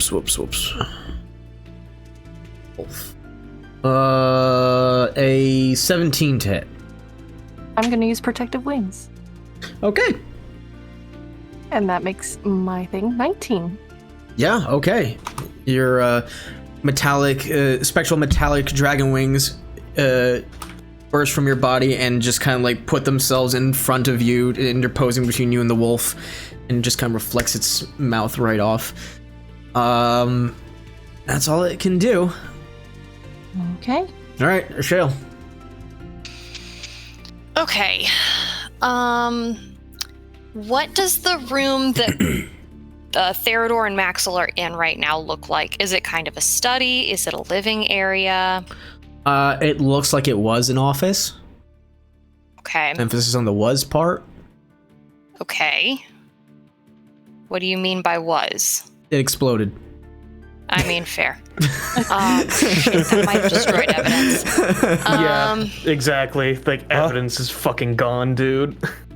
Unless it was You in don't the know. desk. There's a big desk, right? There's a big desk, yes. I want to go to that desk, and I want to spend my action looking for any kind of, like, ledger, 30. any kind of business info that I can find. Okay. I'm not looking for specifics right now because there is a chance that we need to run and gun. Okay. I'll take what I can get right now. So here's the thing. You have enough movement to get to one side of the desk or the other. I'm telling you this because there is a difference. Okay. Do you want the left side or the right side? Right, left, right, left. Do I remember which side Maxwell was raising the axe on? Oh, yes, he's right-handed. Okay, I want to go to what would be the right-hand side of the desk when you're sitting at it then. You're getting inspiration. That was clever as fuck. Thank you. Shit. Yeah. Rad. Okay. You can take your action to look through the drawers. You kind of have to pull them open, like launching some frost and ice off and away. So make an investigation check. Okay, investigation. And this is going to matter what you find and how quickly you can read through it. Oh my god, 23. Ooh. Okay. All right. You throw the drawers open, and in fact, you just kind of like rip them out of the desk and place them down on top. And it comes to a certain point where you're like, well, I'm not even going to be proper about this. You dump it out onto the desk, each one, toss the drawers behind you, and start going through first the loose papers and then whatever journals he may have. So you were just looking for what, like, specifically, I guess.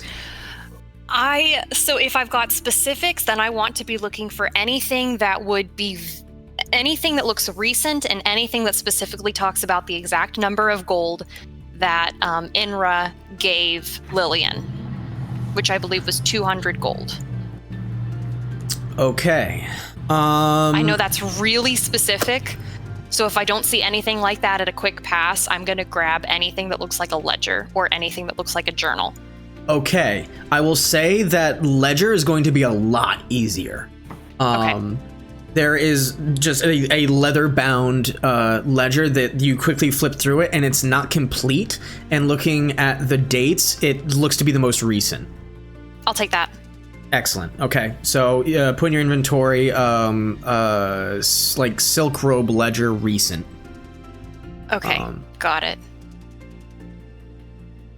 But you do now have a ledger. Okay. I have that, and I have it added. Oh, yeah. Right. Rad. Okay, so that would be your full go, unless you have anything else for like bonus action that you can think of. I can't think of anything.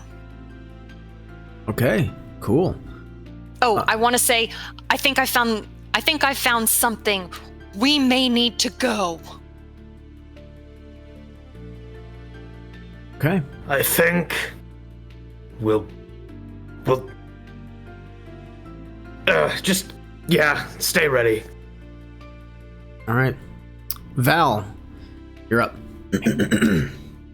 I want to use thaumaturgy and raise my voice at the dog while waving bacon at its face and tell him to stay down. Okay. Shepherding again?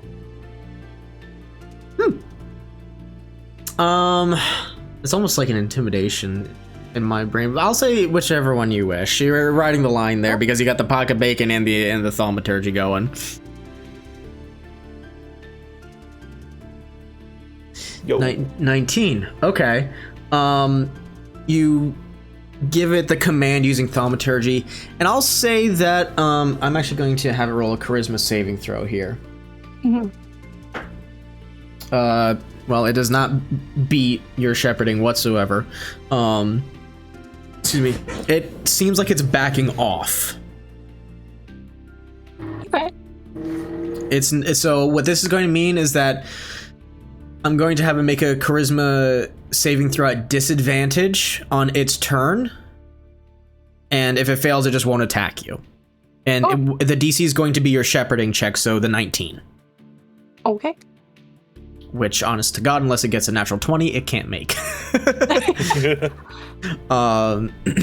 Okay. So it has to roll 2 natural 20s as a disadvantage. Correct. Yes.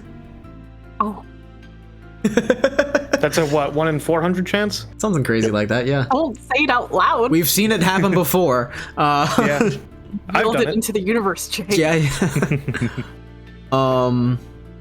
Okay, Val, anything else for your turn? Can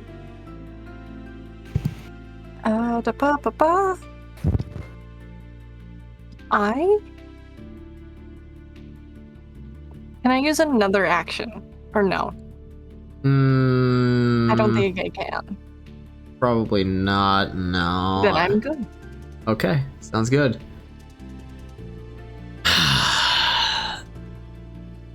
This guy's go. How's it going?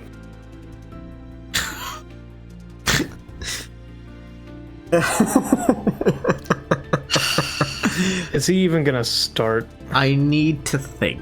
Does he even have his weapon or his shield? Theodore anymore? even asked him if he was does he? okay. So, Because he was trying to pull himself up. yeah, so as far as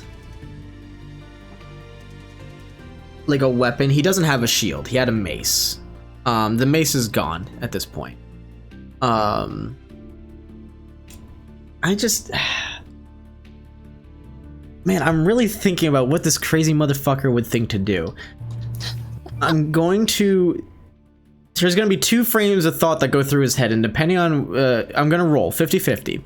And depending on if he gets one of them, I would ask Spider, you make a charisma check. Just in general, but only if I roll that particular way of thinking. Okay? Okay. So... Make the charisma check. Is it a charisma check that I have to, like, talk? No. Okay. This is just your overall, like, charismatic aura, if we shall call it. 15. 15. Okay. I'll say that's high enough. He just kind of, he looks at you and just stands like there in the rain, just looks at you and says, what the fuck now?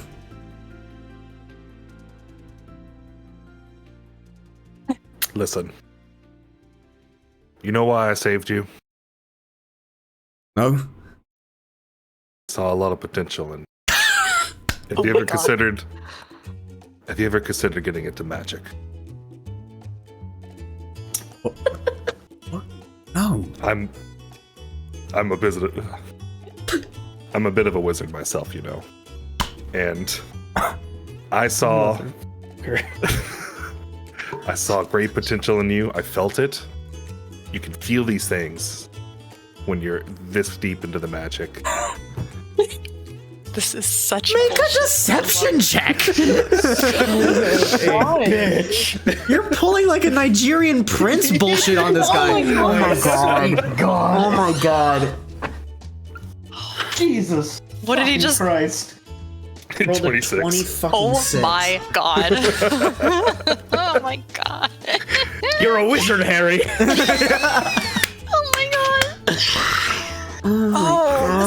Oh my gosh. This is in no way, shape, or form what I expected at all tonight.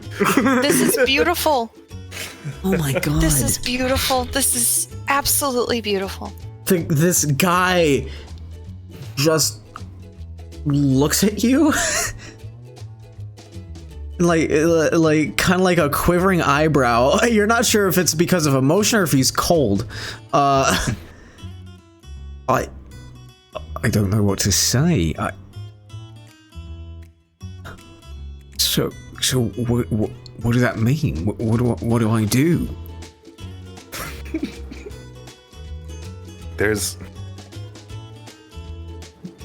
Wait, shit. Is there like a town that's known for magic on the map? Let me look at my notes real quick just to see if there is one that you would even know of. I mean, actually, like any of the big cities, technically, like Harkenstrom, Argenstead. I was gonna say we actually went over it with the graveyard guy. Yeah, like the big cities would probably be like the place to go. Okay, what's the closest big city? Harkenstrom. Okay. Listen. There's a mages guild in Harkenstrom. I want you to go there. I want you to realize your potential. I'll take out the Everbright crystal in my pocket and I'll hand it to him. Be like, this will show you your magic potential. If you hold it and you focus on it, then it'll glow brighter with the magic that's inside of you. I want you to travel. I want you to become the best you can be. What's your name? Oh my god. All right, Spidey. I have this guy's first name. Do you want his last name? Yes, do you want me to come up with the last name really quick? Yes, okay. All right. Hold on. Fancy name generator. Fantasy name generator is the best. Yeah. All right. Hold on. We're gonna give this guy a last name. We're gonna give him a Cornish name.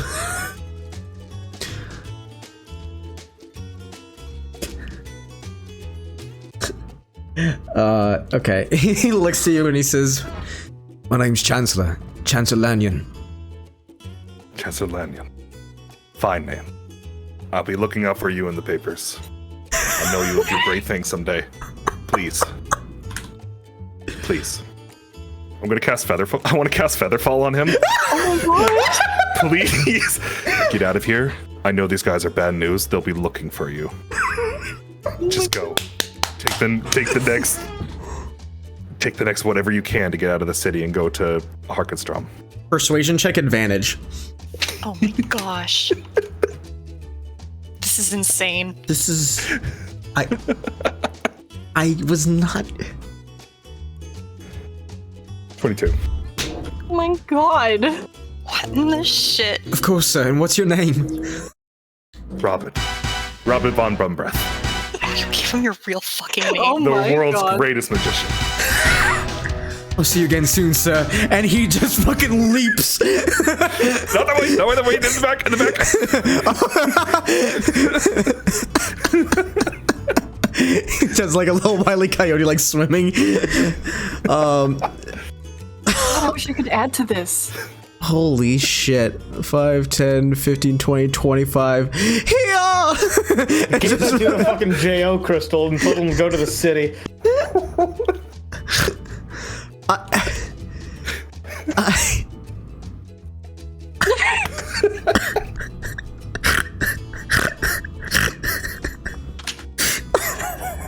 My hand has not been removed from my forehead this whole time.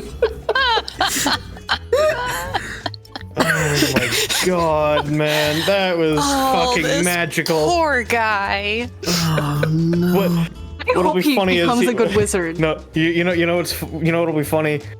He became a wild magic sorcerer because he survived a wild magic burst. Oh my god, that'd be so cool. That would be insane. Holy moly. Well, he's out of the initiative. Excellent. Goodbye, sir. Have a good I'm just life. gonna put him over here. I'm gonna make this guy unique. Hell yeah. Remove him from the map. You wanna know what? You know what? I'm gonna tell you right now. You wanna know what he was thinking about doing? Yeah. Fucking pushing you off, yeah. And the charisma was to see if just like the look about you made him double think his actions. Oh my god. This is some of the wildest shit. I'm not surprised though. Like, Spider, if you're okay with it, I'm gonna say that whole thing like took both of your turns. Yeah, that's fine. Okay. I will want to move and like just look at the window. Okay, that's totally fine. Holy fucking shit. Theodore! Yeah. Oh boy. So this guy's standing up, right? Yes, manacled. Okay. This is where mercy is a fantastic tool. I'm gonna put my hand on his shoulder. I'm gonna put 1 point of lay on hands into him to get his attention. Mm-hmm. Listen. I have made a point to not kill your men. I have made a point to make sure everybody lives and sees their families tomorrow. Do them a favor and know when a fight is over. Nobody has to go home dead. Persuasion? Not a disadvantage, but the DC is high. 1, because you still did kick in his door. 2, because he is still raging. Mm-hmm. But those are some pretty big things, so I will say the DC is high. Okay. Oh my god. Holy shit. Oh my god. Your rolls tonight are all of you fucking incredible. Sir, the dice fucked us over last week. They owe us. They owe us. We're coming to and collecting. fucking collect. Holy shit. 26, 22, 21. There was a 23.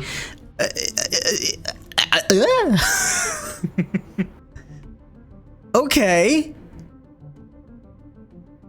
It's pretty damn good. Yeah, DC was 20. Wow. Okay. I'm gonna take the pause here. I'm gonna change the music. Oh, holy shit. Because the mood has definitely changed.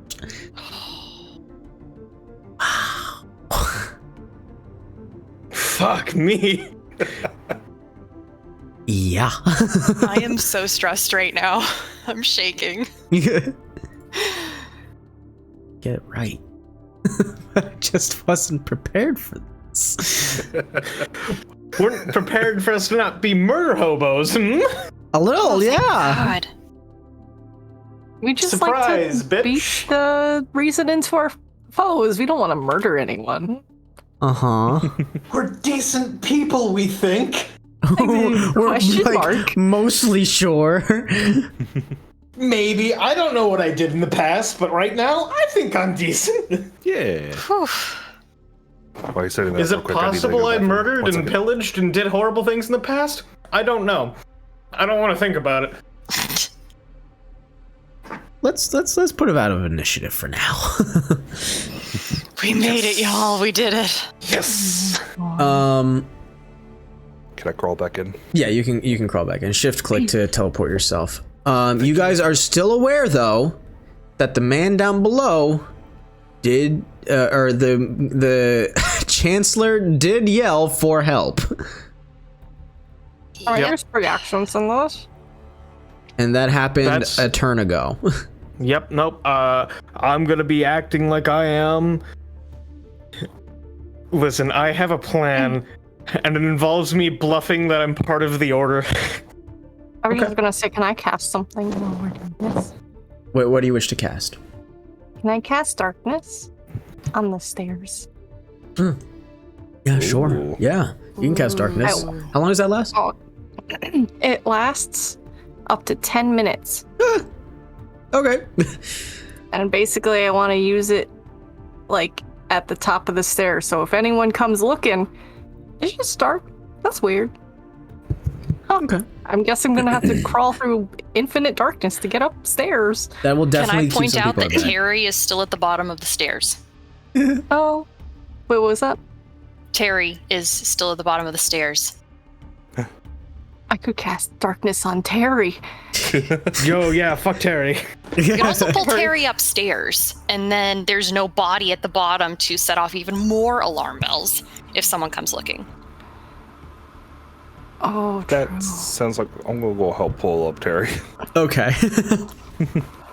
We'll say with Val and Robert doing that together, you guys will, as some conversation is happening, you both will drag Terry upstairs and cast darkness on the stairway.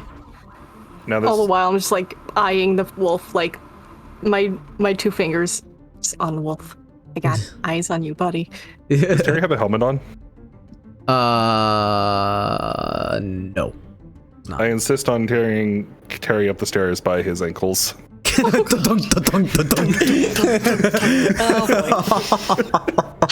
poor guy. This poor dude. This fucking fella.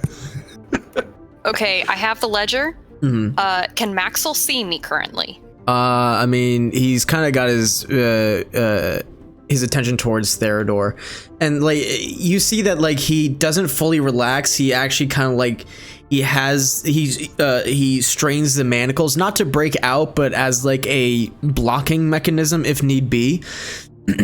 Yeah. And he looks to Theodore and says, What the hell do you want? Listen, to put it simply, from what I understand, there's some debts that have been paid to you that have not been honored on your end. And there's some people that you've been fucking over constantly. We're just here to take a look, and if we find something that happens to be, well, that proves our point, everyone's gonna start knowing about it. We don't want to hurt you, but you've been hurting. You've been hurting people, and we can't allow it to continue. That's what all of this is for. DM, I'm going through the ledger behind him where he can't see me. okay. Especially reviewing things from the past 48 hours, entries from the last 48 hours, but looking in general for the past week for anything that's suspicious. Okay. Investigation. Just to see how fast you get through things. Also, DM, quick question because I'm about to bring it up. What was the name? What was the name of the harbor guild leader that he's been in cahoots with? Shit. Oh, Dolly Tash. Tash. Dolly Tash. Yeah, because I forgot to write it down like a dummy. It's all good. How do you spell that first name? Dali? Like Salvador? Dali? Dolly, like Dolly. D. Got it. Yeah. Okay. I got a 24 for my investigation check, by the way. So I'm gonna continue. And not only that, we know you're in cahoots with the harbor master, Dolly Tash. Okay, so we'll get to that in a moment. Yes. Going through the ledger, you look through it and you can see that there's a lot of, like the money coming through for just the general patronage through the Silk Robe. Obviously it's labeled down well enough as,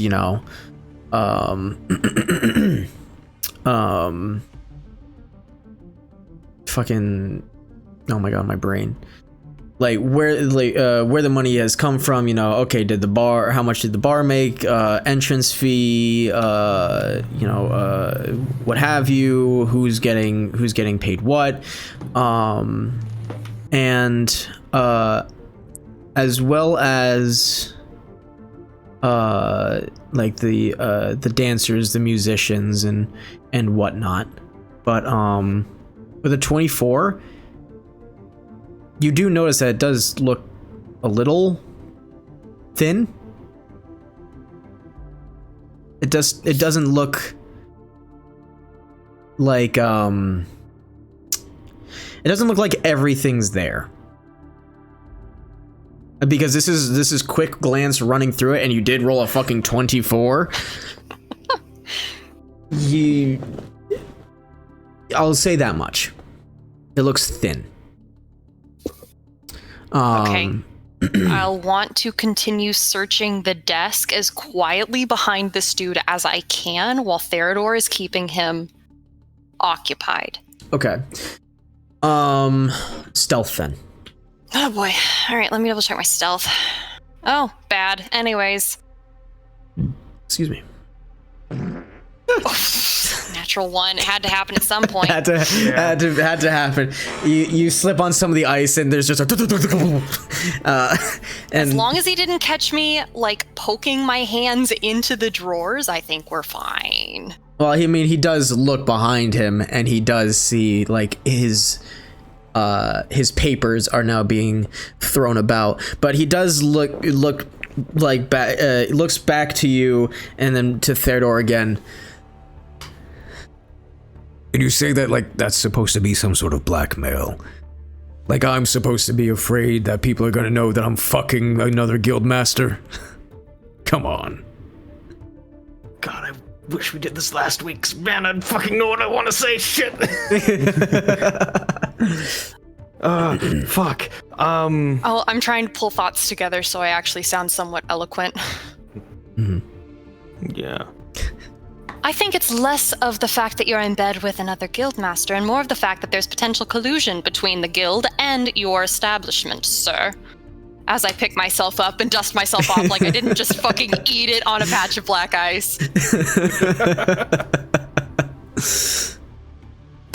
And what exactly do you all think that you're gonna find here?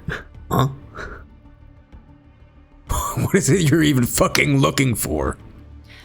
Well, it's honestly so much I don't even know where to begin. Let's see. Letters potentially describing an agreement that is off the books and illegal, might I add, between you and the guildmaster regarding where they send sailors coming off ships. More than likely there's some type of backroom dealing going on. I'm trying to put my thoughts together. I'm not done here. There's just so much shit that I'm trying to... There's too much. Yeah, all I thought about this last week was how I was going to end this fight, not what I was going to do after it. Not to mention the fact that some of your dancers have been involved in some highly shady business practices that I highly doubt you were entirely unaware of, sir. Oh, you all are so entertaining. You must be new, right? You must be new around this fucking town, right? Well then please, fucking enlighten us. This town is a place of business, asshole! Do you not get it? You'll probably find what you're looking for in my desk, sure. But how many people do you think don't already know? And at this point, you guys will, Robin and Val, you guys will start to hear footsteps and quiet talking on the floor below you. They run into the darkness, and you're starting to hear like, what the fuck is this? What's happening? I can't see a damn thing. You know you're running out of time. I'd like to do something. I'm gonna pull out my symbol, the holy symbol I have of the order. Okay. Listen here, you sick son of a bitch. It's not just the town that knows anymore, and it's gonna be a lot more shit if you don't get your fucking stuff in order. Do you understand? It's gonna be a lot worse than me! He looks at the symbol and looks to you and says, You think that symbol is gonna make me worry. The guides, really. A bunch of glorified hikers is all you are. Oh. That means fucking nothing here. We're not part of the colonies. Oh, shit. I was hoping Behind to just him? be intimidating enough. Behind him, I want to spook him. I'm going to say, I've got what I came for. Let's get out of here. And then I'm going to aim for the window. Pull up. I believe I have a hood on in my outfit. I want to pull it up. I know he's probably already seen my face, but I am going out in the rain anyways. Okay. And I won't look back. I'll just casually say over my shoulder, "We'll be seeing you, Maxwell. Try to sleep. You'll probably need it." And then I'm going to go out the window onto the terrace. Okay. Yeah, I'm gonna call for Val and rob it as well. Don't call them by name. Yeah, no. Just, guys, get in here. Boop, bop, It's very much like, bop, bop. I'm hoping a Dragon Knight also helps my case. It also makes us much more identifiable, unfortunately. Well, the Yeah, dragon's well. not here. Oh, that's true. Fuck me. Inra's already I outside. was gonna say, Oh, you know what? I should probably pull out my hood and make sure he doesn't see the rabbit, but I think he's probably seen that before. He's seen all of you at this point in the fight in the hallway. Yeah. You guys know that much. Alright, so are you all like heading out the window? yes. That's the only Guess point of so. egress that I can see. And while I'm doing that, I'm going to be blowing on Horn and focusing on Hema. Oh, okay. Yeah. Okay. Yeah, you blow the horn of silent alarm and you know Hema would have heard it by now. Or from their distance, I mean. All right. So you all go out on the terrace and Maxwell just kind of stands there and watches. I still have the key. I'm not fucking leaving it. I'm taking that key. Okay. Sure. He can wait for a locksmith or a thief. I don't give a shit. Okay, sounds good. You all head out onto the little terrace area into the storm. And what do Also, you when we do? kept getting out, I closed the door, but with thaumaturgy, don't even touch it. Okay, Just sounds because I can. Oh. And then put out all the lights. good. Okay. See y'all. Maxwell is left in a dark space. Get me out of here. Just shift click to teleport yourself. Oh, yeah. So how are you guys getting down? I got my own ways. Where's my I dragon? got Featherfall. Yep, that's what I was betting on. I got tumbling, and I was gonna get Hema to transport someone else. No. I mean, if Robin has Featherfall, we it can would just take get Hema a off. while to get to you guys, but unless Wait a you were minute, waiting wait a for her. Get me back inside. Can I cast? Now tell me if this will work and not destroy everything. Can I cast Firebolt at the door but turn into ice to like freeze the handle? Yeah, sure. Hey, DM, can you teleport me? Because it's not working. There you go. Gotcha. Just to give us some extra time. All right. So. Oh shit! Hold on. Okay, so how long does Featherfall last? If it's been cast. It has not been cast. Okay, it's not been cast. I want to hunker down and do my level best to listen to whatever he says when the guards get into the room. Okay, they're not up here yet. It's not like they're bursting through the door and you guys are leaping right away. There's a moment. But Maxwell just kind of standing there watching you at this point. It's like he's waiting for you to leave. Okay, then I'm gonna pretend to give him what he wants and start and move at least out of the way of the window Okay. so he can't see me. What about the rest of you? yeah, no, I think Theodore catches on, and he goes. He leaves. We should probably all be like on one side so we can kind of just scoot out the same area. Yeah, like I'm gonna follow. I'm gonna follow Shale, Okay. and then leave. All right. Like, give him what he wants, right? Give him the show. Sure. As you guys step away to leave, he yells to you, You all better run as far as you can.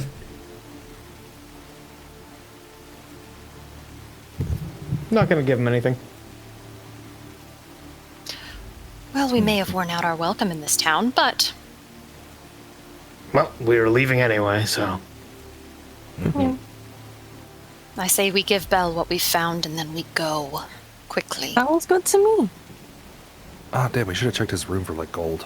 Fuck. I wasn't looking for any, unfortunately. I was rather preoccupied with the ledger. Right.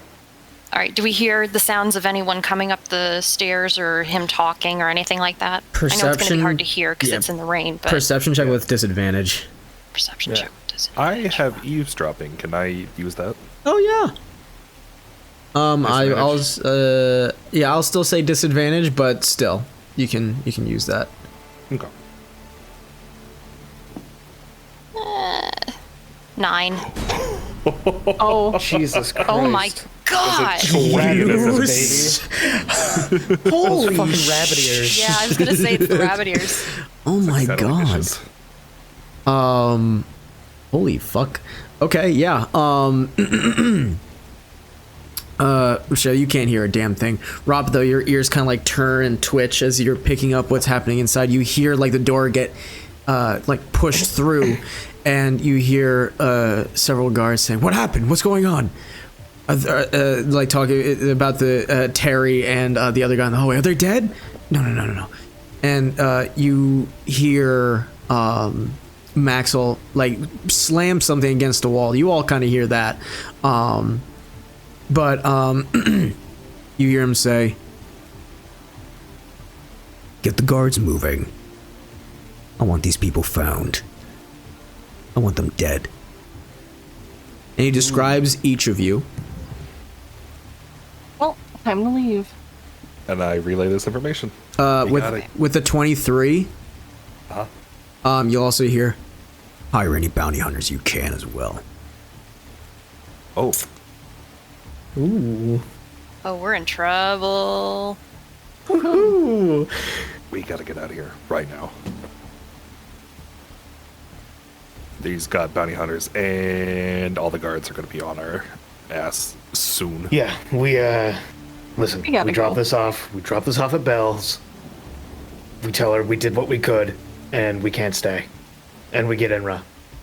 Because we let him know. We at least let him know. I thought we were taking him with him. Or with... Well, That's he'll be if it- safe. He'll be safe at least. He wasn't staying he'll- with us, though. They'll figure it out quick. Yeah. Or is coming with they'll know. us. Yeah. Okay. okay. Yeah. So, Featherfall. Featherfall, you guys leap off of the Silk Robe Terrace, land on the grass on the far side, and you head your way. Excuse me. Because we can totally use Hema to get us to Innra. Yeah. Yeah. Hema knows where Innra was. And this is Hema's element. Yeah. All right. So I will say, everybody make stealth checks for this now. Wee! I get disadvantage on those. Uh-oh. I got a nat 20. 16. 3. 8. Okay, the nat 20 definitely basically fixes the 3. But the average is not the best, not the worst.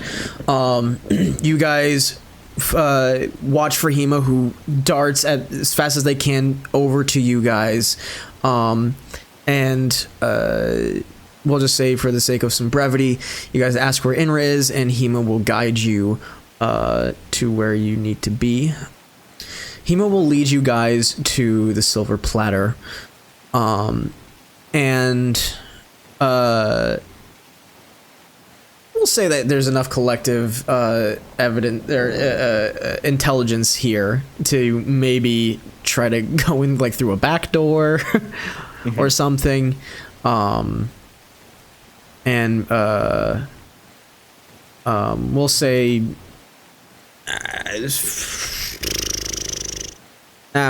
again, we'll just do some things for brevity here. Like Hema goes to get Innra, and you guys walk into like the back door that leads into the kitchen. And the chefs remember you guys having had a private conversation with Belle, and they don't look like they're gonna kick you out immediately. They are definitely a little curious.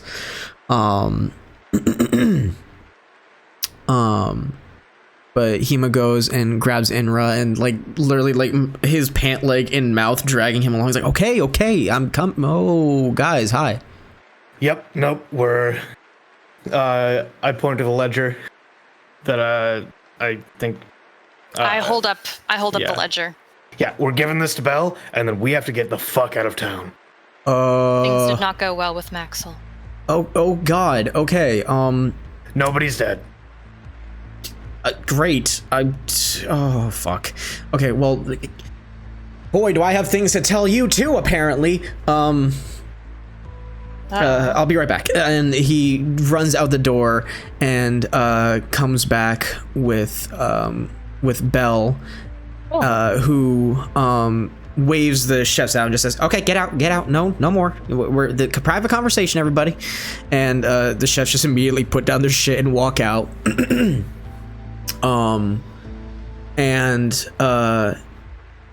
Shit. We've just tied ourselves to Belle too. She's gonna be under fire too.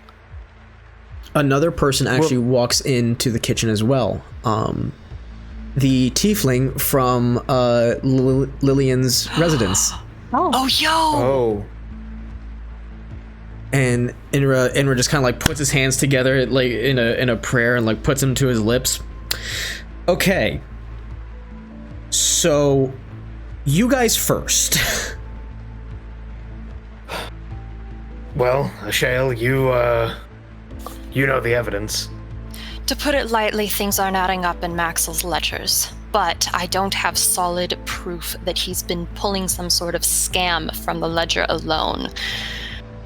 What little we spoke to him about, well, he certainly seemed to think he was untouchable.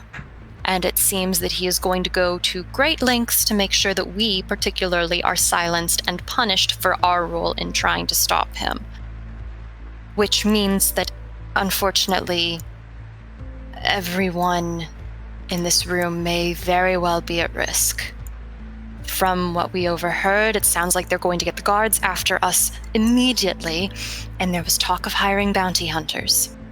Fortunately, they only know the faces of us four.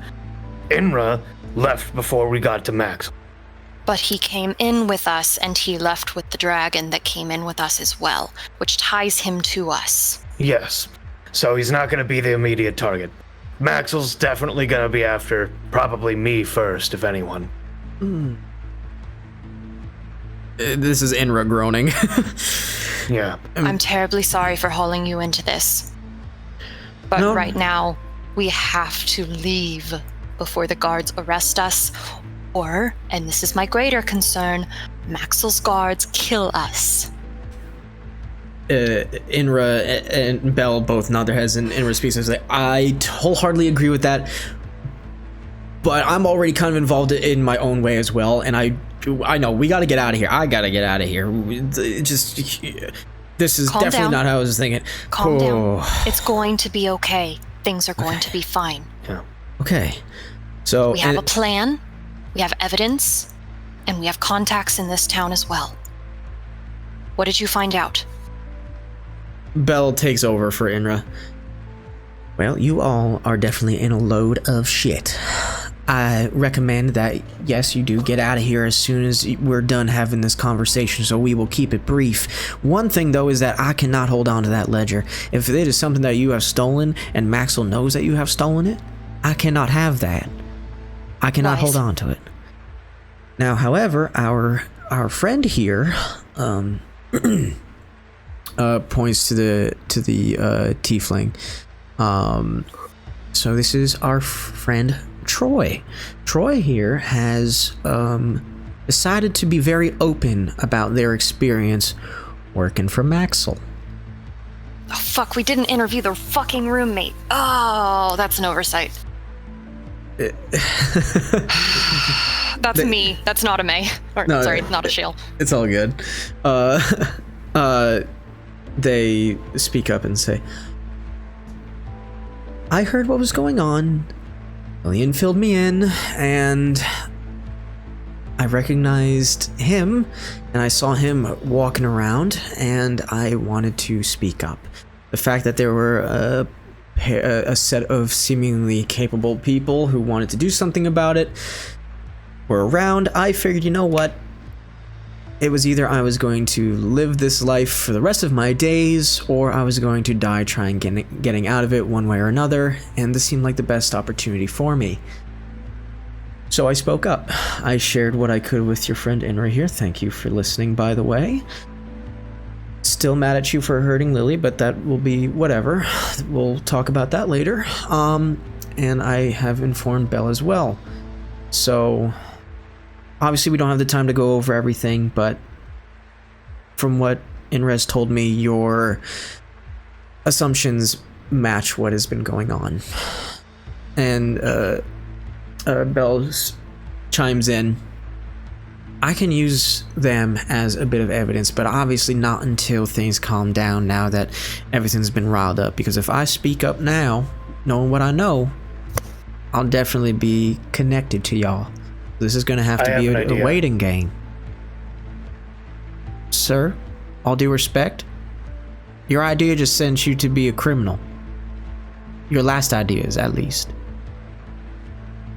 That's fair. This one's a lot more simple. Do you have a book about the same size as this ledger? Readily available, and where I'm not going to take a lot of time to find it when y'all should be getting the fuck out of here? No. Fair.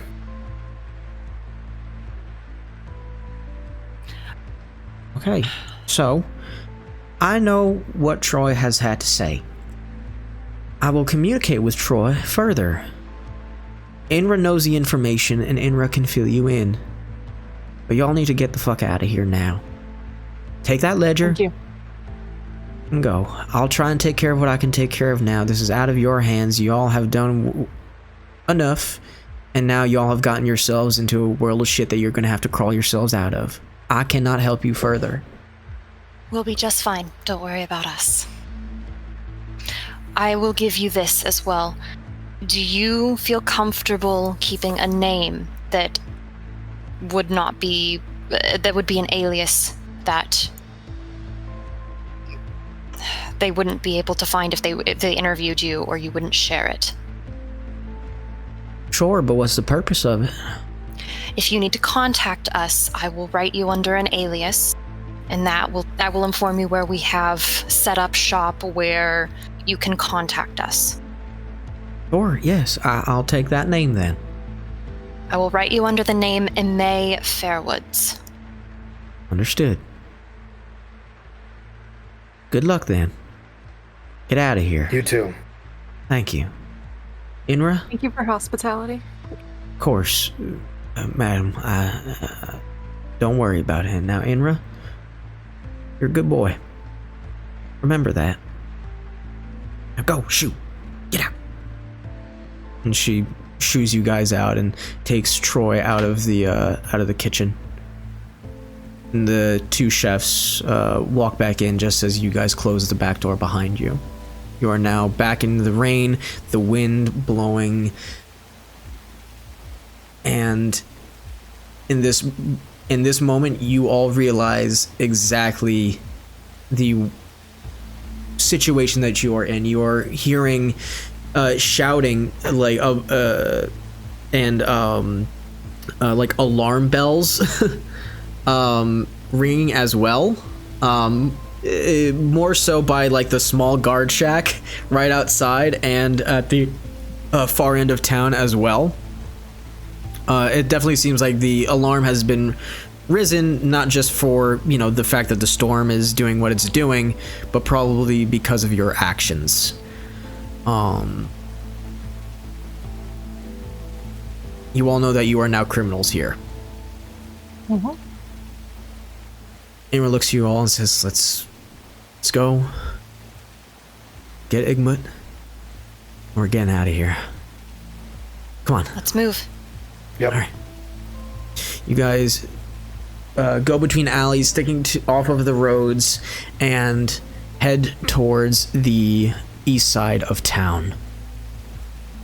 As you run through the rain, the droplets pelting your face, trying to block your eyes by putting up your arms or your hands in front of your faces, pushing through the wind that at some points feels like you could lean up against it and it would keep you upright. It's hard to see. It's hard to try and, you know, not be obvious when it's even hard to see who's around you. It's dark. But as lightning strikes, you guys see a silhouette of what looks like a bird. Bird on one of the job boards. And as Innra runs by, you all slow down for a moment and turn your heads, and you see that it is a raven. And it is pecking at a piece of paper that is on the job board. Like it's trying to pull it off, but can't. I grab it.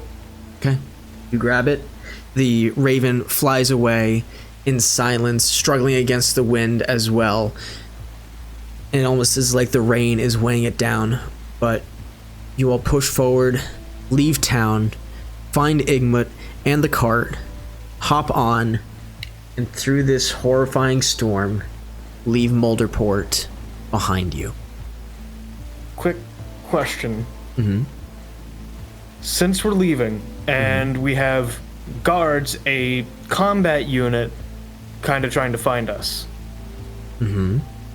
would it be applicable to use combat sense as a gonna ask the skill same thing. to try and throw them off our trail, basically?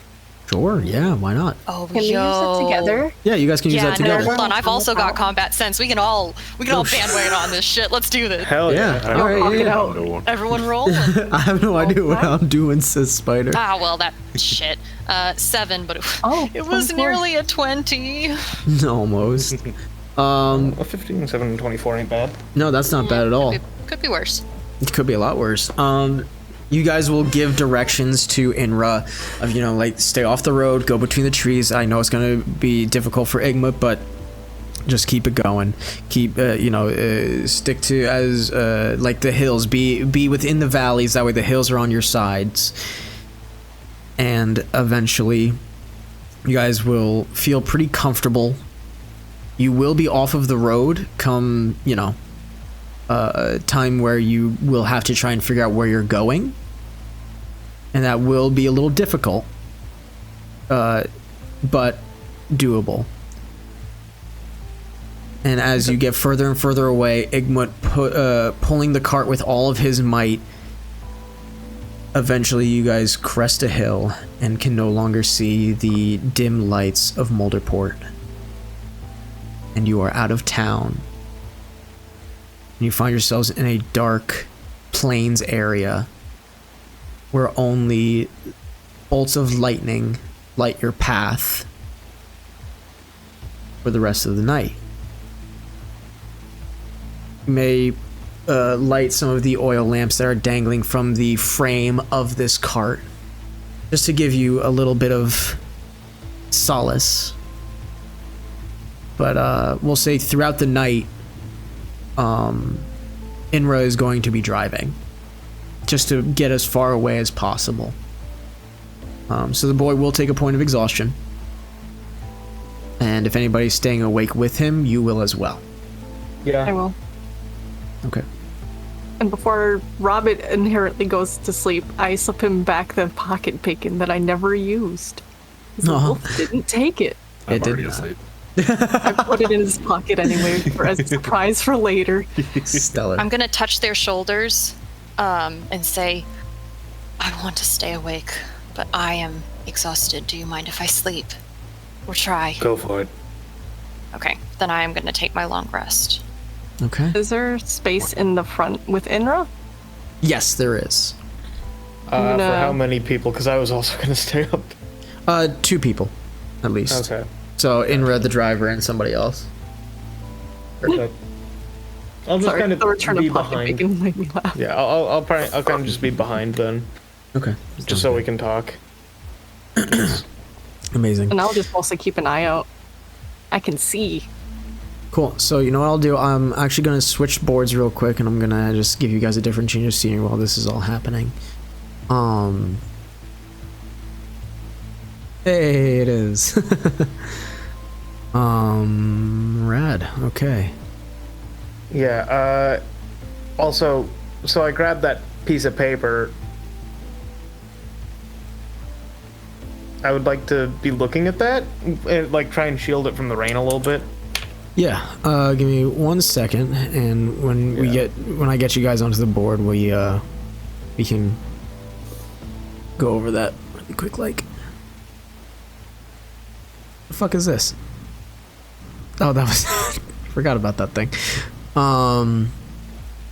And let's bring you guys over. Hey, up. Hello.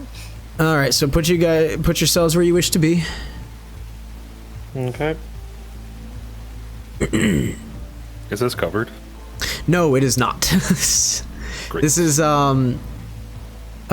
just a framed like farmer's cart. So there's actually like I don't have the hay down, but there is a layer of hay at the bottom just to keep it a little softer for sleeping. And this is just a farmer's cart that looks like it was meant to carry like bales upon bales of hay to wherever, but it does not have a cover.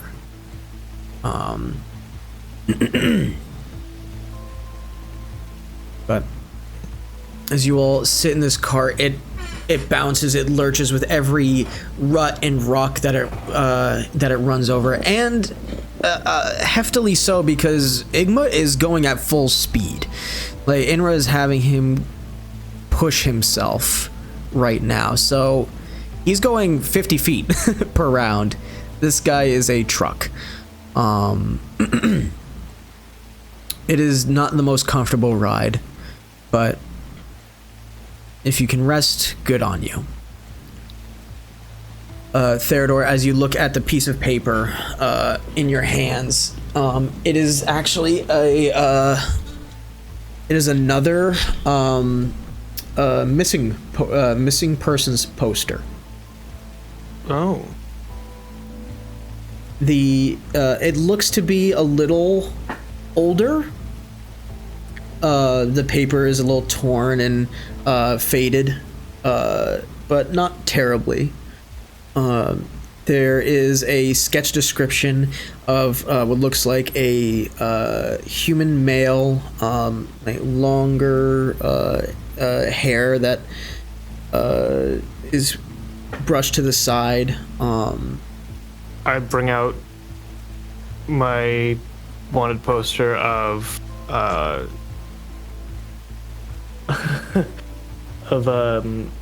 fucking, oh my god, why can't I remember the name was? Wayland? Wayland. Yeah.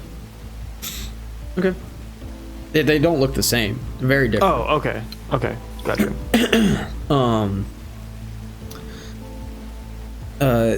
The man in the new missing persons poster has little spectacles, little gold looking spectacles. It gives like a little description. Height like 5'8", pale skin, blonde hair, last seen wearing golden spectacles and loose-fitting clothes. Name Wyatt Bowman. Bowman spelled Bohmann. Last seen in Timbermore. Okay.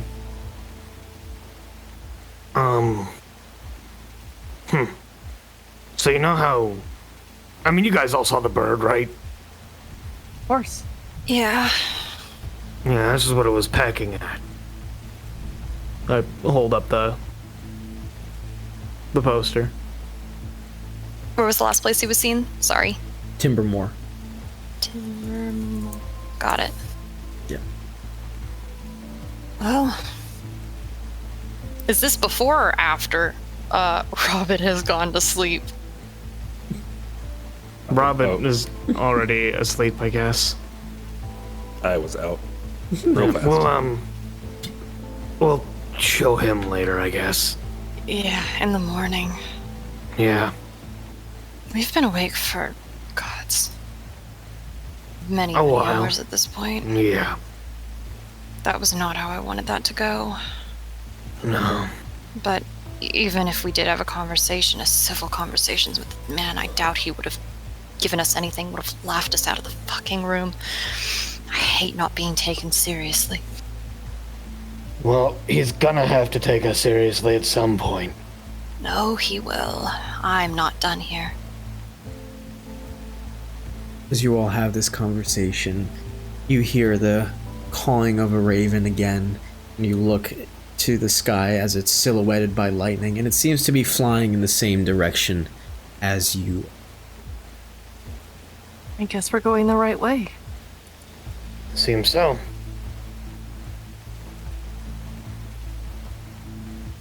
Perhaps we set course for Timbermore then. Yeah. I ask... Well... I was gonna ask Igmut how he was doing.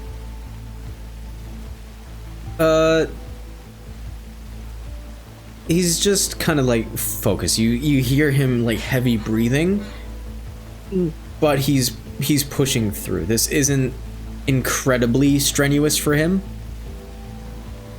He is a war beast. He's done more. Okay. You all push through the night, and at a certain point, Innra will slow down Igmut. And in short order, dawn will arrive. You guys will leave the storm behind you. As a new day dawns, is a pink and orange sky as you see the storm looming over Molderport on the horizon behind you. You have all traveled quite the distance in a short amount of time. You can still smell the ocean on the wind. You are close enough to the shore. You find yourselves now in this wide open expanse where it's lush green and there are a few trees, many a stone, but there are no hills to be seen for miles. This is the most open and honestly the most, shall we say, like vulnerable you guys have felt in an environment in a while. This just feels so open. Spoken like a mountain kid. Yep. Meanwhile, I'm sitting over here going, "Oh, I'm home." Yeah. The bird is gonna grab me from the sky! And I was gonna say, and for some of you, this may be the most freeing experience that you've felt in a while, being in such an open area. Like you can go anywhere you want. It is a partly cloudy morning. It is a little chilly, but nothing terrible. It's probably more for the cause of you guys are in an ocean wind, having just been drenched by a thunderstorm. It leaves goosebumps on you, and it is definitely uncomfortable. But the world is ahead of you. You have a heading, and you have a ways to go. Whoopee. Is Robert awake at this point? Has this been like a long rest? No, it's only been probably about like 4 to 6 hours. I'm gonna real quick peek, open my eye and see if anybody's awake. If Innra's awake, Theodor's awake. Same. All right. Well, everybody is going to be awake. All right. Robert. Ah. Fine. I'll sit up and take a drink of my boundless coffee. Then I'll pass it off to Shell. All right. To pass around the room. Excellent. I will happily take some and take a very long sip and just enjoy it for a moment and then pass the on. All right.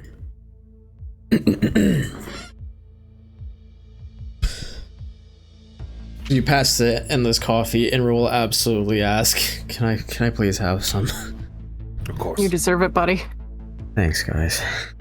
It's a good swig, and kind of like, whew, bitter. I mean, we do have water as well, don't we, Theodore? Yeah.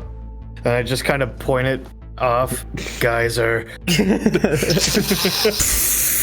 Don't knock the cart. Oh no!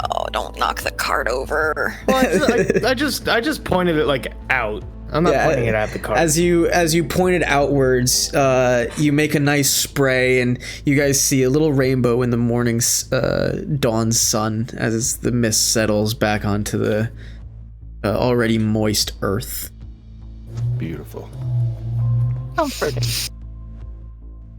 Innra speaks up. So, we can continue going on for the day. I just don't know where we right are. Well, time to look at a map and see if we can't figure it out. So, yeah, we will end it here with you guys heading on your path towards Timbermore through the plains and fields. Unsure of what's ahead, but at least it's not in Mulderport. And for Robert, I will say your wild magic surge was that you could walk on water for the next hour. And I was gonna say, like, when you woke up, you were completely dry, as you were just like the water repelled itself off of you. Oh my god! I could have flown. I could have just ran across the raindrops. You could have walked across the ocean. My god. But you only had an hour to do it, so you gotta walk fast. Yeah. Go.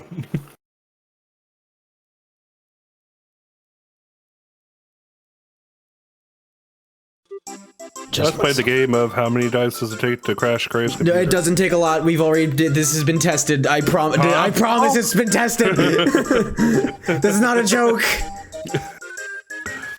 Holy shit. Ray! Oh, that's a nightmare. A little bit. Oh, it'll only allow me to roll 40. Yeah, I know, right? Oh god, no. That is a nightmare. This will actually break my fucking computer. Wee. Oh, no. Oh my god, no. Processes physics, idiot. Well, congrats. It's definitely crashed. Oh Wait, my how god. the fuck? Dude, I told you. Yeah, this is what happens. I was not lying when I told you that this has been tested. Oh, On the Please. computer card. M&M sponsor me. I please. I want No, only the Lipton peanut green M&Ms. tea more than them, but you know. Which speaking of, let me get my Lipton green. Hello, Lipton Green Tea! Sponsor this stream. Oh god. I do really like Lipton. This stream is not sponsored by Lipton Green Tea, but it could be. Lipton, what the fuck? Yeah, Lipton. Get your shit together. Ba-da-ba-ba-ba. I'm drinking Lipton green tea. Wait. Hold on.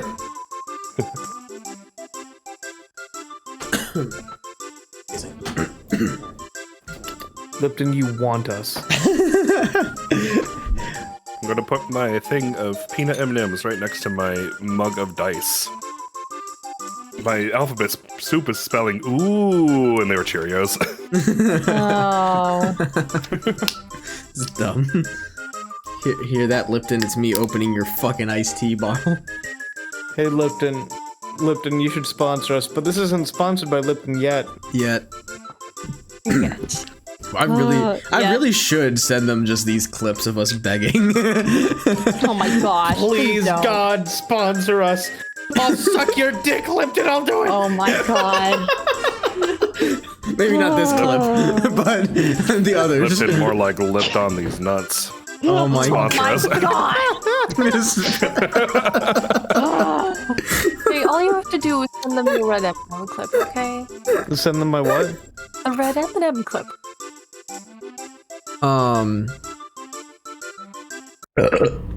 That was disgusting. Oh. That was wow. absolutely disgusting. Wow. Oh. Wow. Ew. Disgusting. Yikes. That sounded like... I thought you were, like, beginning to throw up. Yeah, I was very concerned. What the fuck, man? Holy moly, the Satan decided to pop out his head for a second and say hello. Yeah, I'm okay. Okay, good. I almost spilled my Lipton brand iced tea. Oh no, it's not Lipton brand iced tea.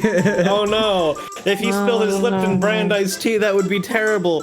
Thankfully, God. we could be sponsored by. We have the possible opportunity if Lipton brand iced tea reaches out, so we could be sponsored by Lipton brand iced tea and never run out. Gray, be careful! You almost spilled it all over my peanut M&Ms. Oh boy, this is gonna be our bid, isn't it? Oh no. How many ads has that been? Like at least 7. Like Yeah. overall, And we're 7. not even getting fucking paid. Oh, that's great. I think It's that's veered great. permanently. I can't believe it. We all win, and then everyone bad who's a bad guy died, and we saved the world. Really? Because I was thinking rocks fall, everyone dies. Oh well, I'm trying to have a happy ending. We all figure kick out our Maxwell's pasts. We all figure out our pasts and go home. Wait a minute, hold on. Oh. New attacks? Oh yeah, they got new attacks. Yeah. Zoop. I love how you single frame fucking drop. Wasn't me.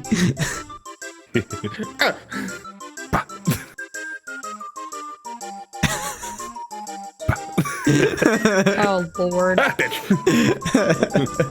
Okay, shit. There's a thing going on. Amazing. Spider, did you really? non-nat 20. No, Spider, did you really fucking do that? What did he do? This motherfucker came into my fucking Twitch chat and redeemed pizza time. God.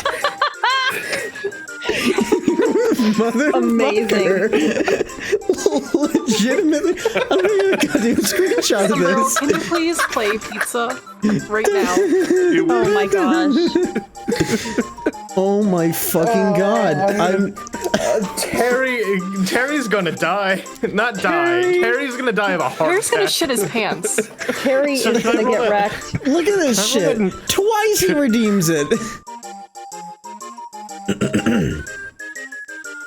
I hope that yelling I did doesn't like stop. Yeah. I just realized that could sound like an abusive asshole. Whoops. And if they do, I'm just gonna be like, listen, I was playing D&D. We're playing Dungeons and Dragons. I can put you on a phone call with my dungeon master. I promise. Also, I'm really happy with how that conversation on the balcony took place. Yeah, me too. Form a fucking cult under your name. I didn't expect anything from this joke, and if I did not just give Gray the biggest, dumbest Chekhov's gun in the world,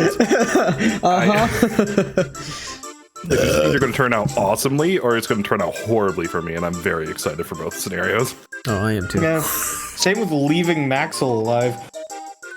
Yeah. True. But also, man, that would have made us definite murder hobos had we killed him. It would have been the only kill that we've done. Yeah, but I saved a man from himself. I put him on a new journey. Yeah, to be fair, yes. Yes, you did. I gave him a rock. It was just a rock I found in the cave. here's a rock. You're a wizard, by the way. Yeah, Morty, you can do some real cool stuff with this. You can turn it into a car, you can do anything. What if...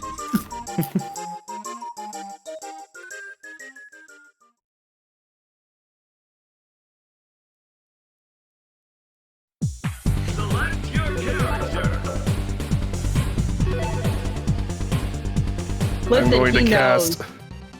Vortex Warp and bring Terry right between me and Therador. You hear Terry at the top of the stairs say, "Oh," and then immediately just pops between you guys and finishes the sentence with "God," and he is in between the two of you. This is where I get to start playing as a problem. I'm just looking to hurt. Oh, 25 to hit. Oh my god. Oh my god. So 12 in total as I fucking club them. Fucking incredible. And that was only one attack. Holy I'm just so shit. excited about fucking up Terry's. Hey, that's not 20. Oh my fuck. Yay! 11 damage, and then the superiority die goes on top of it. Okay, Robert, I'm gonna let you have fun here. Oh, Terry. Natural 20. Oh my god! You are a flawless duo in this combat when it has come to Terry. And shoving him forward, Robert, you get down low, so just enough where his weight will trip. And with your rabbit legs, you launch yourself upward, lifting him, having him do like a fucking somersault. And Yeah. Terry's just on the ground, just.